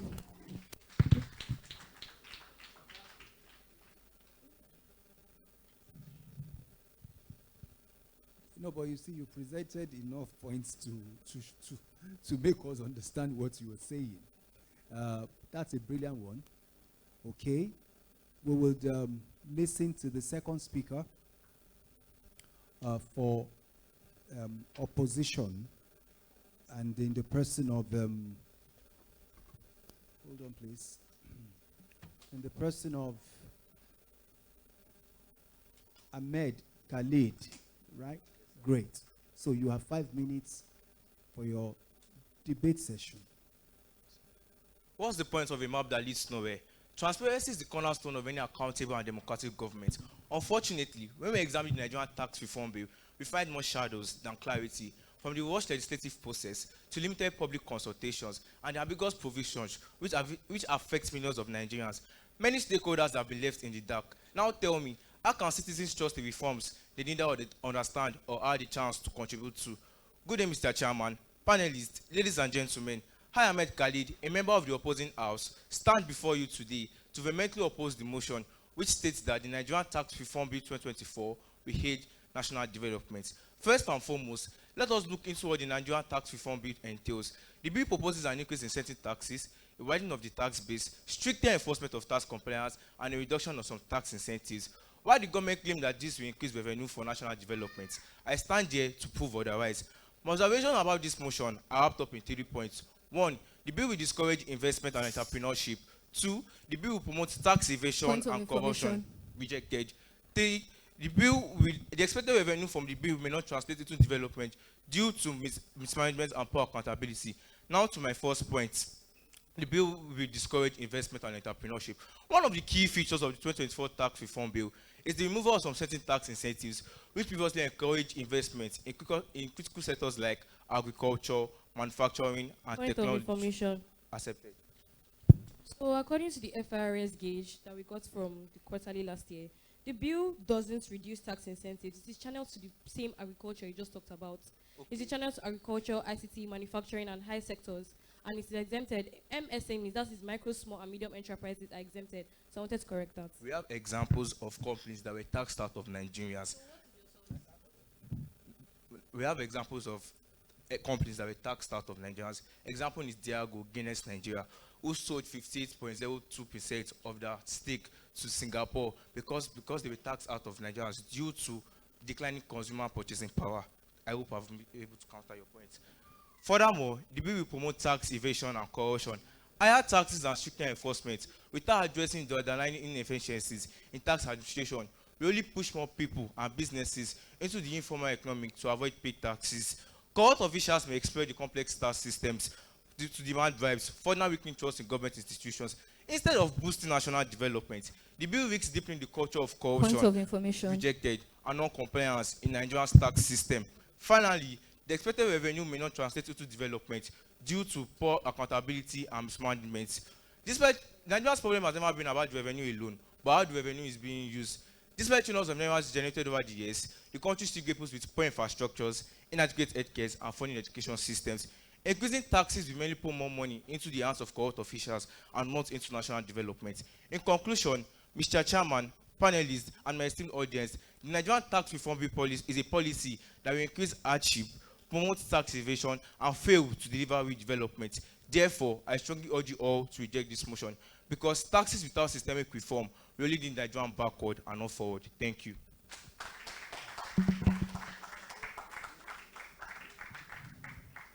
That was straight to the point and just presented his views on the motion. Having heard both speakers on both divide speak on the motion, it is time to also beckon on the floor. If we have people who want to make contributions for and against, that's one. Please stand up and come. And two, and then three.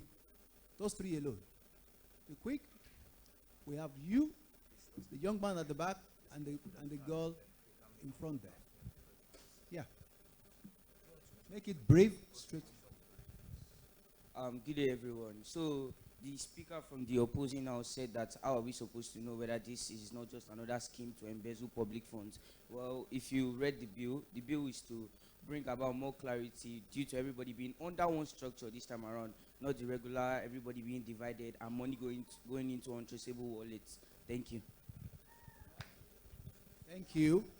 Where is the young man that raised up his hand at the back? Yeah. Good day, everyone. My name is Badmos Abimbola from Lagos African Church Grammar School. According to Nigerian Financial Service Market Report, only 10% of Nigerians earn above 100,000 naira, and this will reduce government revenue. Thank you. All right, that's your point, and you made it. Let's have that young girl make her own presentation. Yes. Good day, everyone. My name is Abuela Gloria Bonafide, student of Abeson Senior High School. Nigeria is a broken system. Even if the reform is accepted, how sure are we that it will aid national development? How sure are we that the money will not be embezzled? Thank It's all right. Well, those questions are not to be answered by them. They are therefore rhetorical, but we have heard you. Let's clap for those who have contributed from the floor.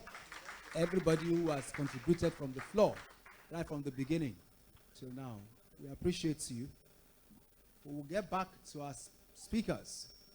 They would do a summary of their position. And either of you can do it. And we'll start with the opposition. Opposition. So, would like you to come and make your summary. You have 3 minutes. In summary, let's have a recap of my previously stated points. I said that the expected revenue from the bill may not translate into development due to mismanagement and poor accountability. This is an undeniable fact, as Nigerians have been unable to conceal their selfish sides. I mean, we have all seen it. We have instances like James Zubori, the former governor of Delta State, who was convicted in the UK for stealing $250 million from Delta, and Abba Kyari, the deputy commissioner of police, who was convicted for having relations with our national foster, Hush Puppy, and even to the day-to-day local traffic regulators, LASMA, who collect bribes on the road with dirty plots. The lack of accountability and mismanagement of funds is a problem to us that keeps us underdeveloped, and the reform cannot change this fact. As I bring this to a close, the reform bill cannot. Sorry.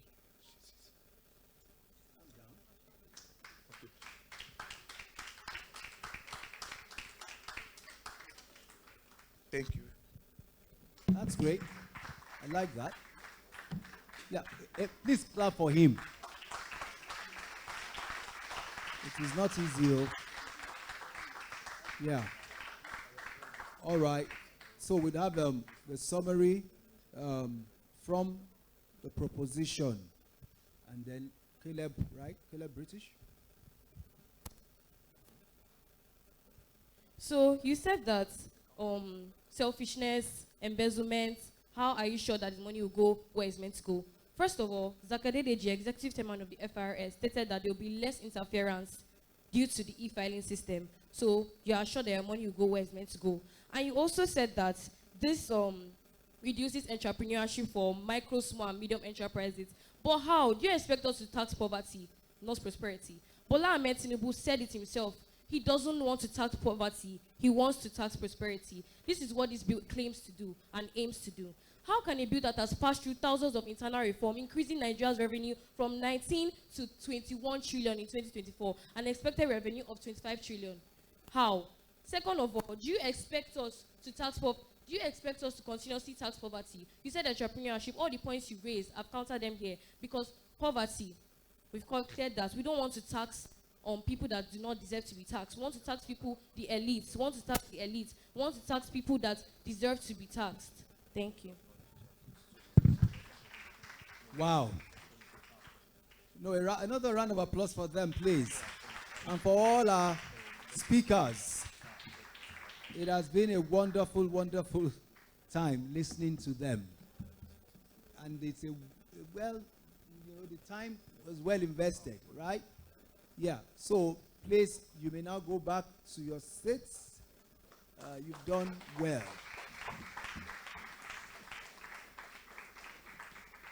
I hope that we will see that day where the guy with the wheelbarrow will not be taxed on the streets of Nigeria. That wheelbarrow that he used to. Because they still arrest them and take money from them. Wheelbarrow, somebody pushing wheelbarrow. And all those women selling petty stuff. Okay, so now we have actually come to the end of the debate sessions. We have had 6 debates. Now we would expect our judges to collate and then give us okay, fine. So then, while they are doing that, while that is going on, we would plus the fact that I kept hearing relevancy, dependency. I think it's relevance. I think it's dependence. I had conspiration. I think it's just conspiracy, I had infrastructures. English teachers there would have to help me out whether that has an S in its plural form. I heard furnitures. I really will not want to encourage you to be using furnitures. It's furniture. All right? I had burden for burden. I'd like you to also check that. So I and my teammate, way back when I was secondary to be my teammate and I. Okay, so these are little things that we need also to correct. Okay, now, at this juncture, I'm delighted and honored to invite the president for his president's address. All right? So please come up, sir. A round of applause. It is the president's address at this time. And he has been so patient, he said we should finish our debates because we would have brought him up earlier. Thank you very much. Good afternoon. All. Thank you, the officials, the judges, and the students. We're very delighted to have you. I know that you've been preparing for this event, and we've been doing this for years in honor of Mr. Kitola Williams, who happens to be the founder of this particular association and who was our patron for many years before his demise. And during his time when he was alive, we always make sure that he was present. And at times, towards the end of when we found out that he was weak, we normally do it at his house in Ikoyi. So that, because this is one of the things that we're so delighted to participate in. You see him listen to the children, making sure that you have the points. I sat down there and I was listening to all those points you are marshalling. They're very good. I have my own comment in some of them, but I feel that you've done very well. Both the proponents and the opponents, you've done very fantastically well. You've already prepared for it, and I wish you all the best. Initially, we normally put it to only the private school, but 2-3 years ago, we started having it also public school, and we've not. I think we've gained a lot from that, because now it means that some of you in public schools, you can rub shoulder with those in private schools, and we have had cases where the public schools won the bid, and that's one of the things that I believe that this thing have done for all of us. And also it has given you also a kind of a self-esteem in terms of it improves your whole confidence that given anywhere on a level playing ground you perform, and that's one of the things that we want to encourage. And I'm very happy that you guys did very well, and in things like this, of course, one school have to win. And you know that the winners also have opportunity to attend an internship at the British Council. British Council is one of our sponsors, and also make sure that the winners will attend a 1-week intern with the British Council. And we also, I think there are also other prizes which we'll be able to have, and we're already planning to have it. And I believe that some of you, if you did not win this time around, by next year you go and prepare to ensure that you do very well. The only thing I notice, and I have to, this is not about the debate, but about your presentation in terms of, I saw 1 or 2 schools, the way the person who represented them came out, they didn't dress well, just casually.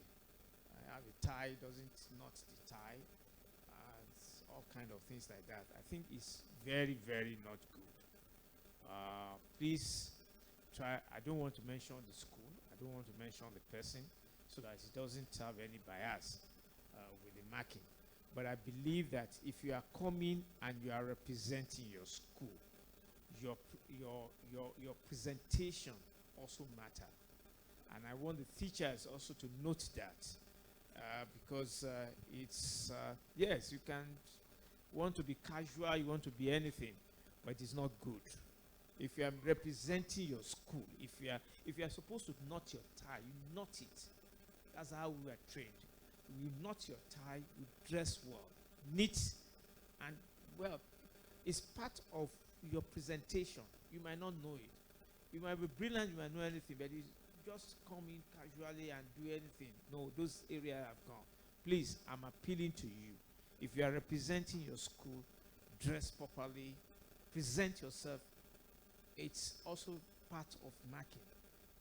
It's very important. So that's just my comment. Thank you very much. Thank you very much, sir. We may still have cause to bring you up again, sir.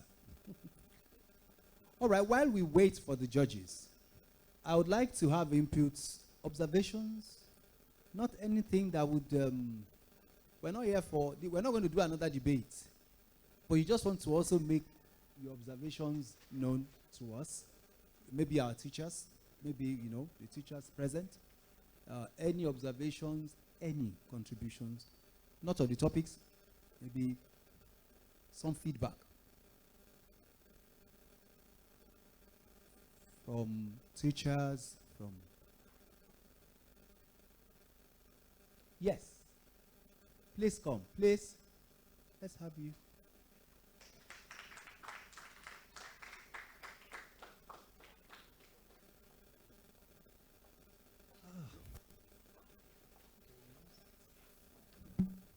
Thank you. Good afternoon, everyone.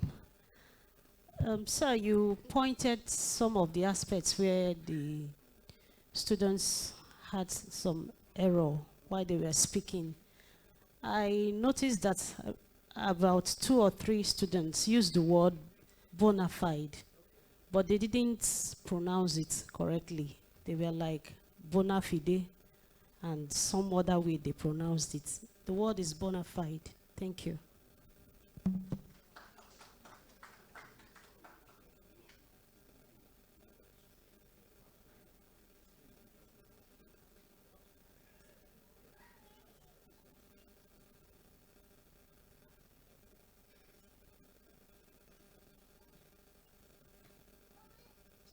Thank you very much, ma. Thank you. I know that our teachers will have... Madam, you can come up, please. And then you after her. Yeah. Oh, okay. We also know that. And this is for our students to take notes. Do you understand? You note those so that you don't repeat the same mistakes. Right, good afternoon, everyone.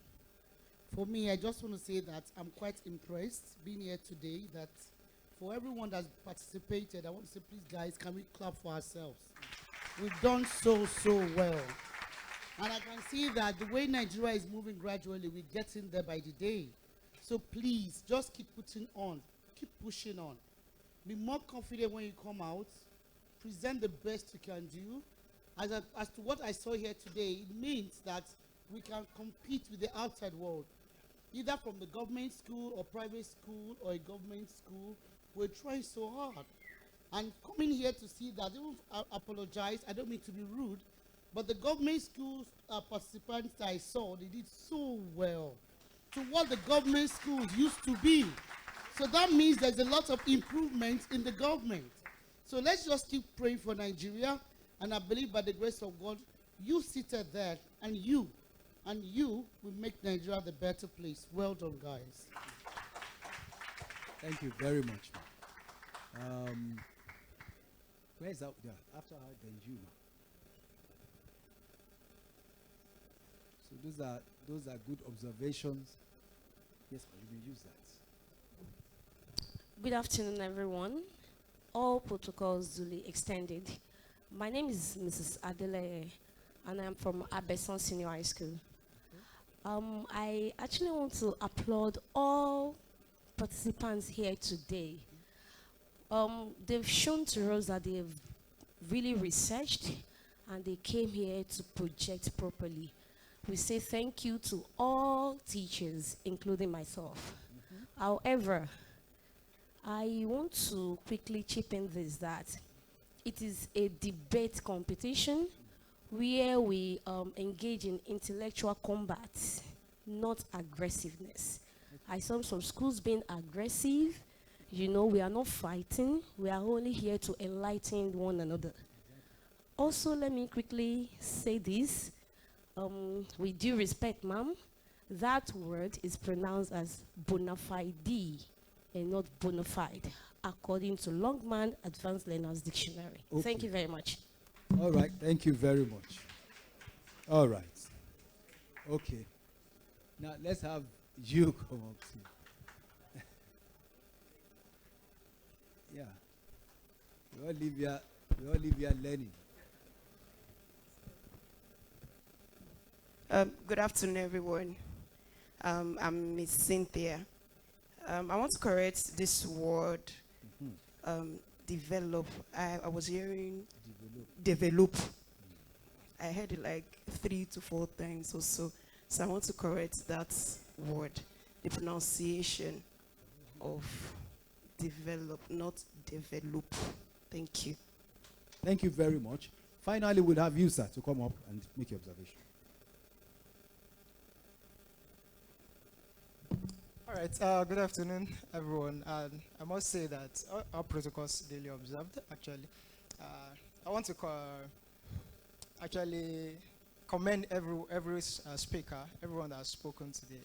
I'm highly impressed by their performance. That was really, really beautiful. And kudos to the teachers who prepared this, young ones to come around.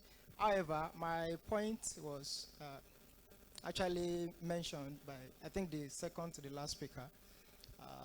I want to encourage speakers when they are making their or presenting the arguments to be constructive, not fight, not trying to use insultive word or being aggressive about their word. I think it's part of courtesy. You can make your argument presentable without using insultive word, without trying to impose your point upon on your opponent or whoever you're speaking to. All So right. well done once again. Thank you very much. However, Thank you. I'm a representative from the International Award for Young People Nigeria. Oh, yeah, you're welcome. Thank you very Thank much. you very much. Thank you. Please just gently put. Thank you. We appreciate the input of all. Hello. No. See, that's the end of contributions from the floor. Thank you very much. I'm the moderator. I hold that. Yes.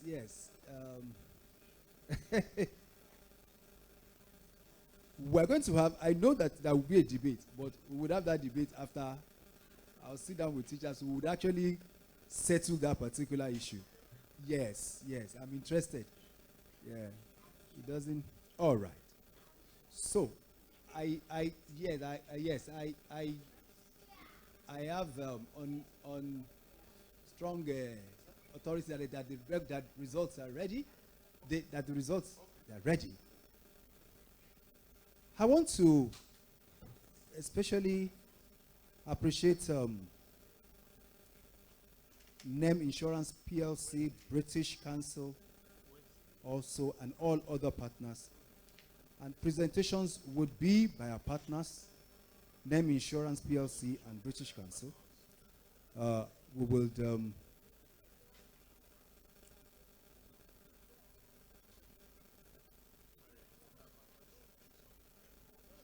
there should be a presentation by our partners. Okay, so NEM Insurance and the British Council.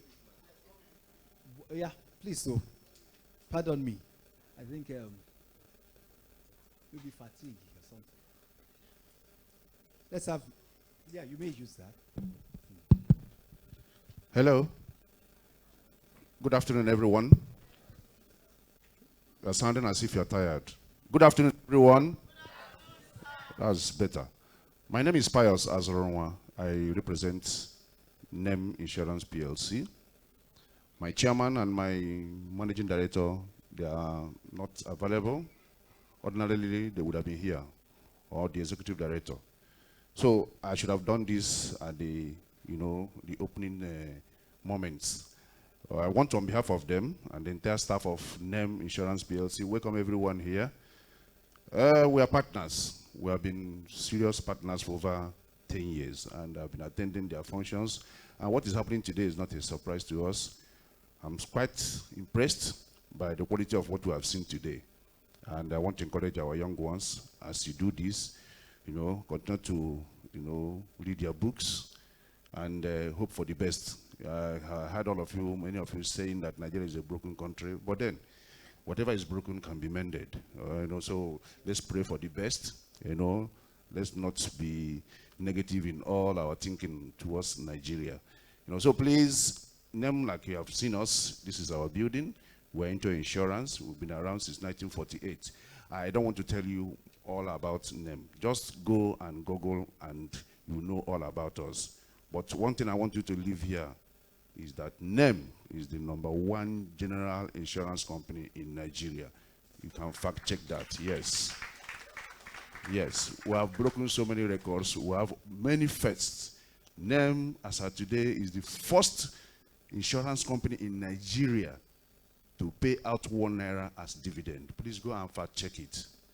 Also, NEM has the greatest number in motor portfolio, #1 in motor business for over 10 years. So please, I can't begin to rule out the firsts. We have so many, but today is not the day to do that. But I just want to tell you that you are welcome. Just have a good stay and remain blessed. Thank you. Another round of applause for NEM PLC. Now we'll have presentation by the British Council.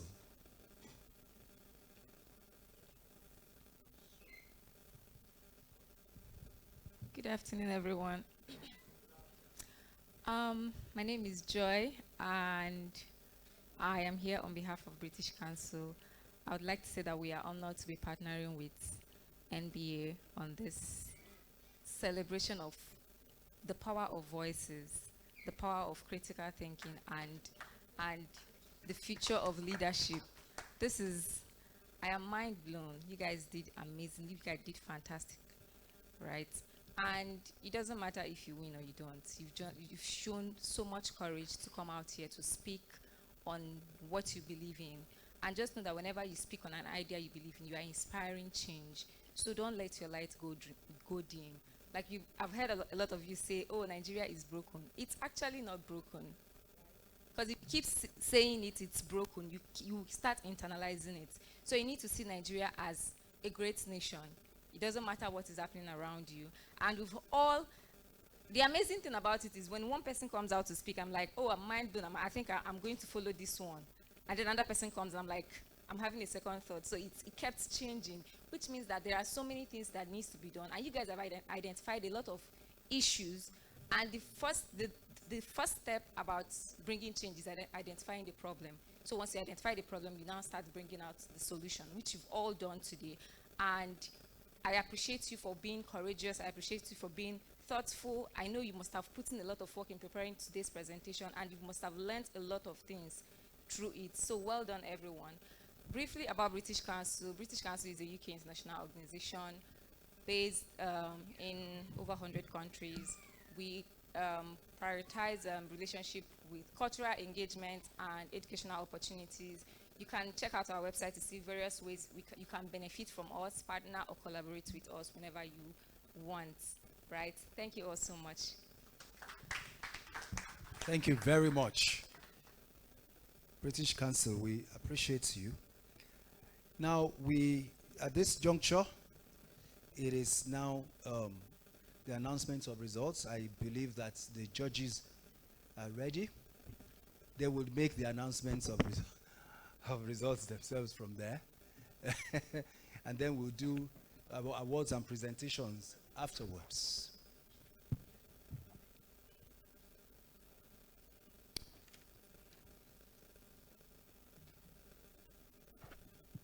Okay. Can you hear me, everyone? Can everyone hear me? Okay. Like I said earlier, whether you are in the winning team or not, you've done well, everybody. This was a very difficult decision. We had to go over it over and over again because we didn't know which school to give it to or who is winning. But at the end of the day, there will always be one winner, just like the chairman said. There's only going to be one winner. And I'm going to start from the third runner-up. And we have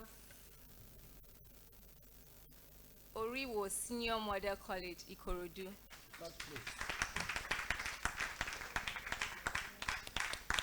Please, a round of applause for them, please.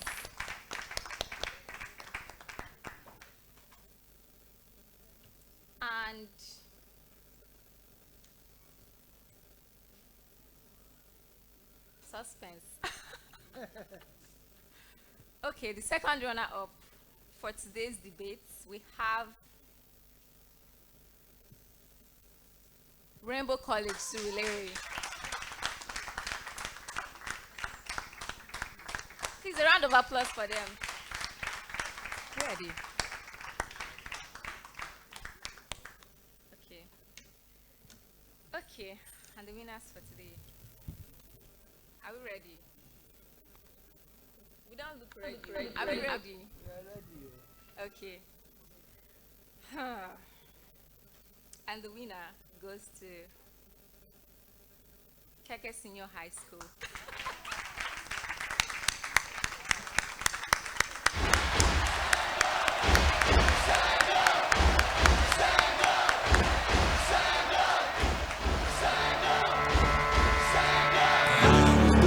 To be the best, number one and nothing less. Lead me to my destiny. I have waited patiently. I have vision, oh I believe. I know I can count on me. So stand up for the champions, for the champions. Stand up, stand up, stand up. For the champions, for the champions, stand up. For the champions, for the champions, stand up. Stand up, stand up. For the champions, for the champions, stand up. Stand up, stand up, stand up. Here we go, it's getting That's okay. close. Thank you. Now it's Thank you. Best speaker. Okay. Thank you very much. I must say something. I think I remember Keke. They were here 2 years ago, and they did very well. There was a particular lady that won the award to be the best speaker.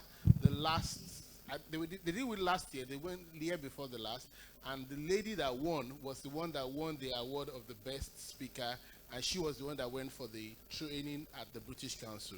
So for us at the MBA, this says that yes, KK High School is doing quite a lot.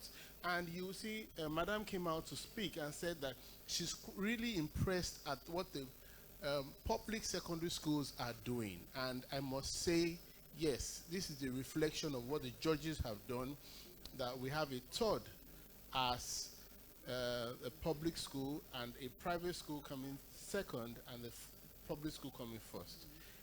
Be that as it may, we have one more important announcement to make, and I will go back to her to make that announcement. Yes, and this is to announce the best speaker. And I must say something that yes, we had a lot of very brilliant speakers today. Even though she did not win, she was also a very good speaker. That's the speaker from Thames. She was a good speaker, but she did not even enter the top 3. So over to you. Okay, so the award of the best speaker goes to Sapphire Ekeng.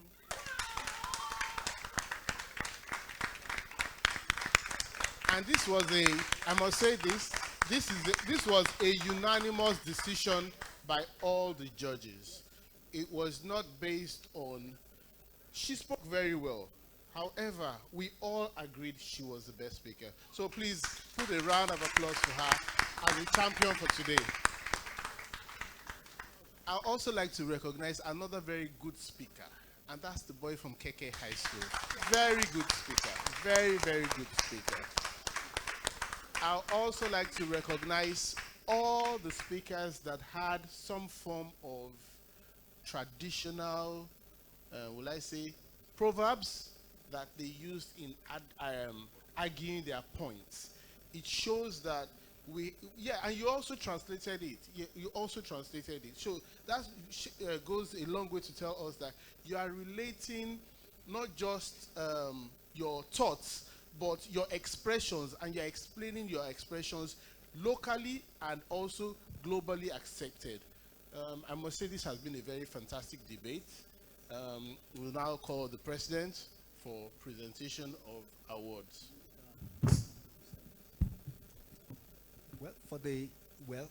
Mr. Shola Oyetayo, the president of Nigerian British Association, will of presenting the awards for the second and first position. For the first and second, Mrs. Bright will present the best speaker and third position. So maybe we should we do first? Yes. All right. Yes. It's because Madam was also out there. Okay, so let's have Mrs. B.C. Bright, Member Governing Council of NBA, to present awards to the best speaker and the third position. So a round of applause for her. Madam, so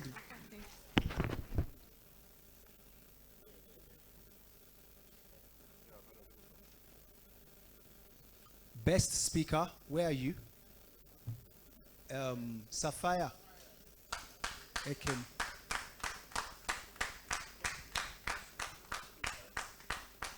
Okay. Yes. And also that, but the Akintola Williams thing has to show. So that's why they may need, yes.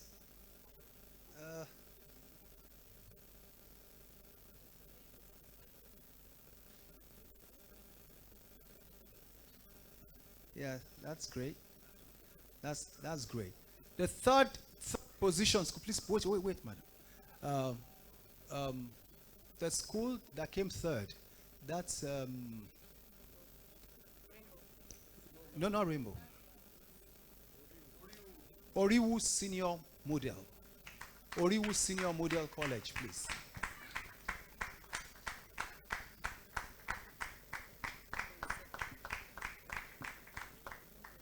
Let's go for your.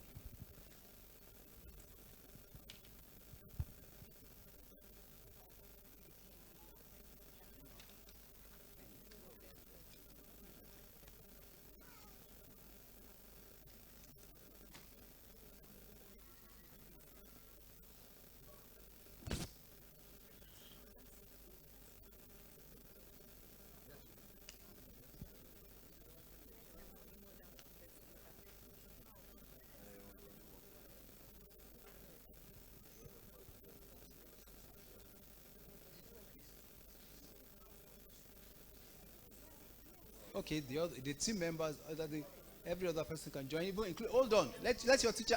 Even the teacher should join them. Or you stay with your students. You can.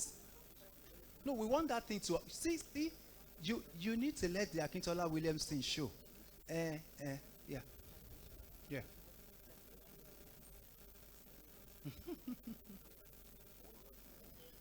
She was also a very good speaker. She was a very good speaker there. Good. So it's your. Oh, okay.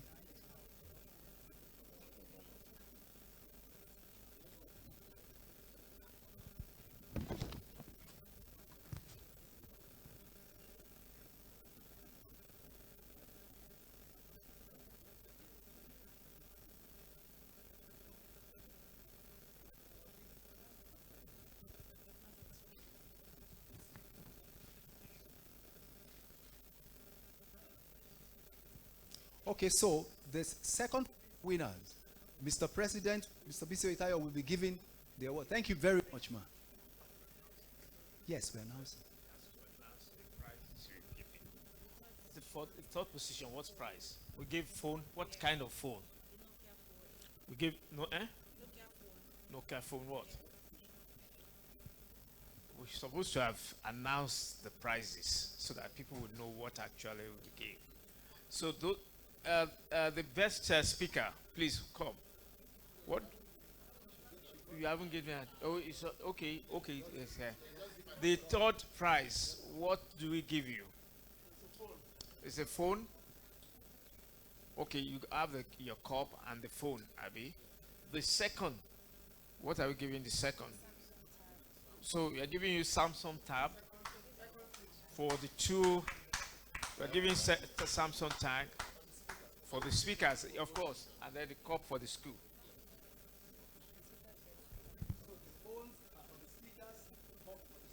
Yes.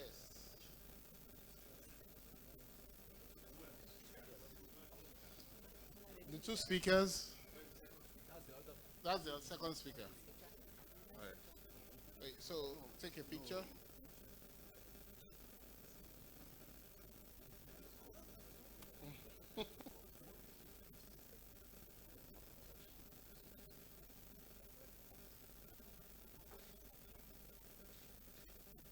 Alright, your team should join, please, and your teacher.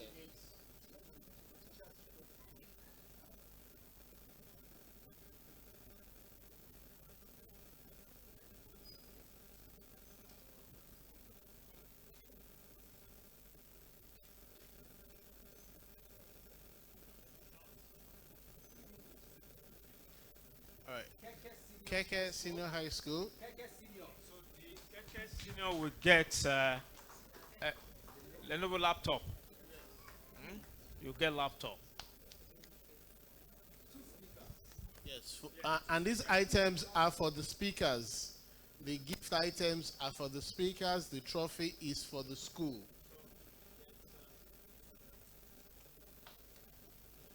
Wow. Yeah.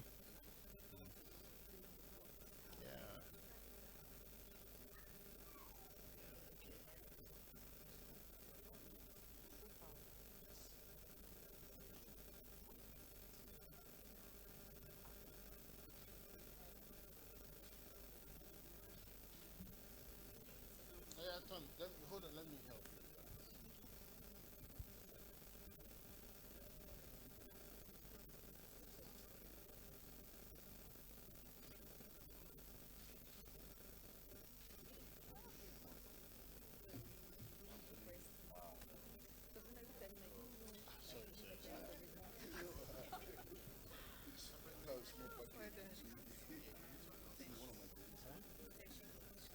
Yes.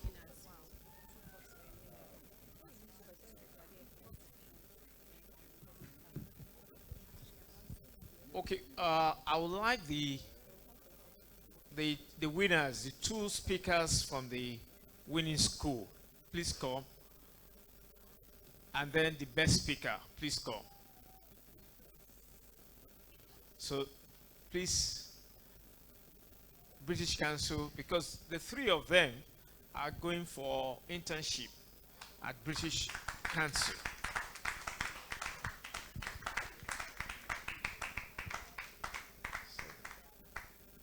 So let's have.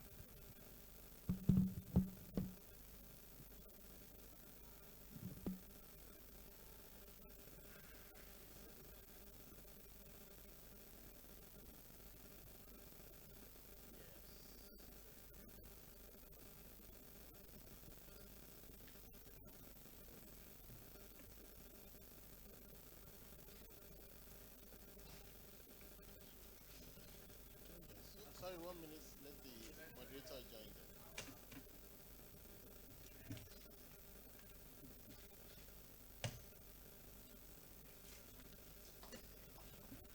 All right.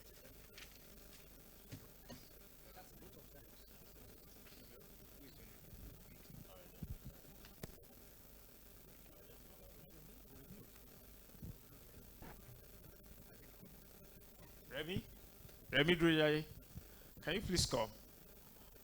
As chairman of the membership, you do the vote of thanks on behalf of the association.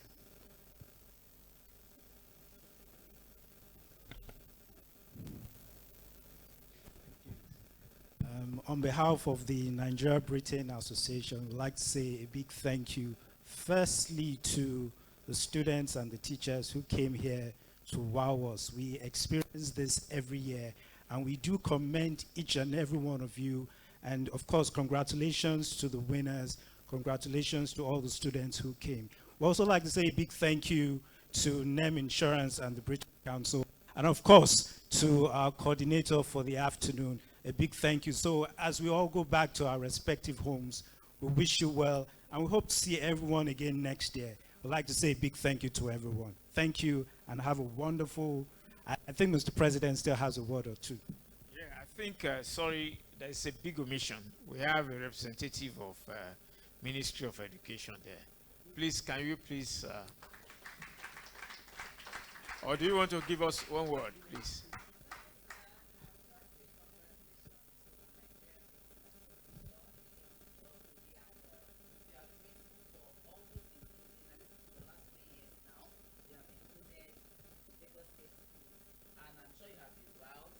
Yes.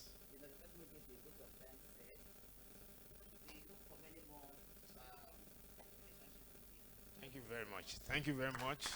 That's from the Ministry of Education. It's a, they want a photograph. I think we would like a name, British Council, the judges, and the three winners. And the winners, please, let's have a photograph. Each school, the representatives for those schools.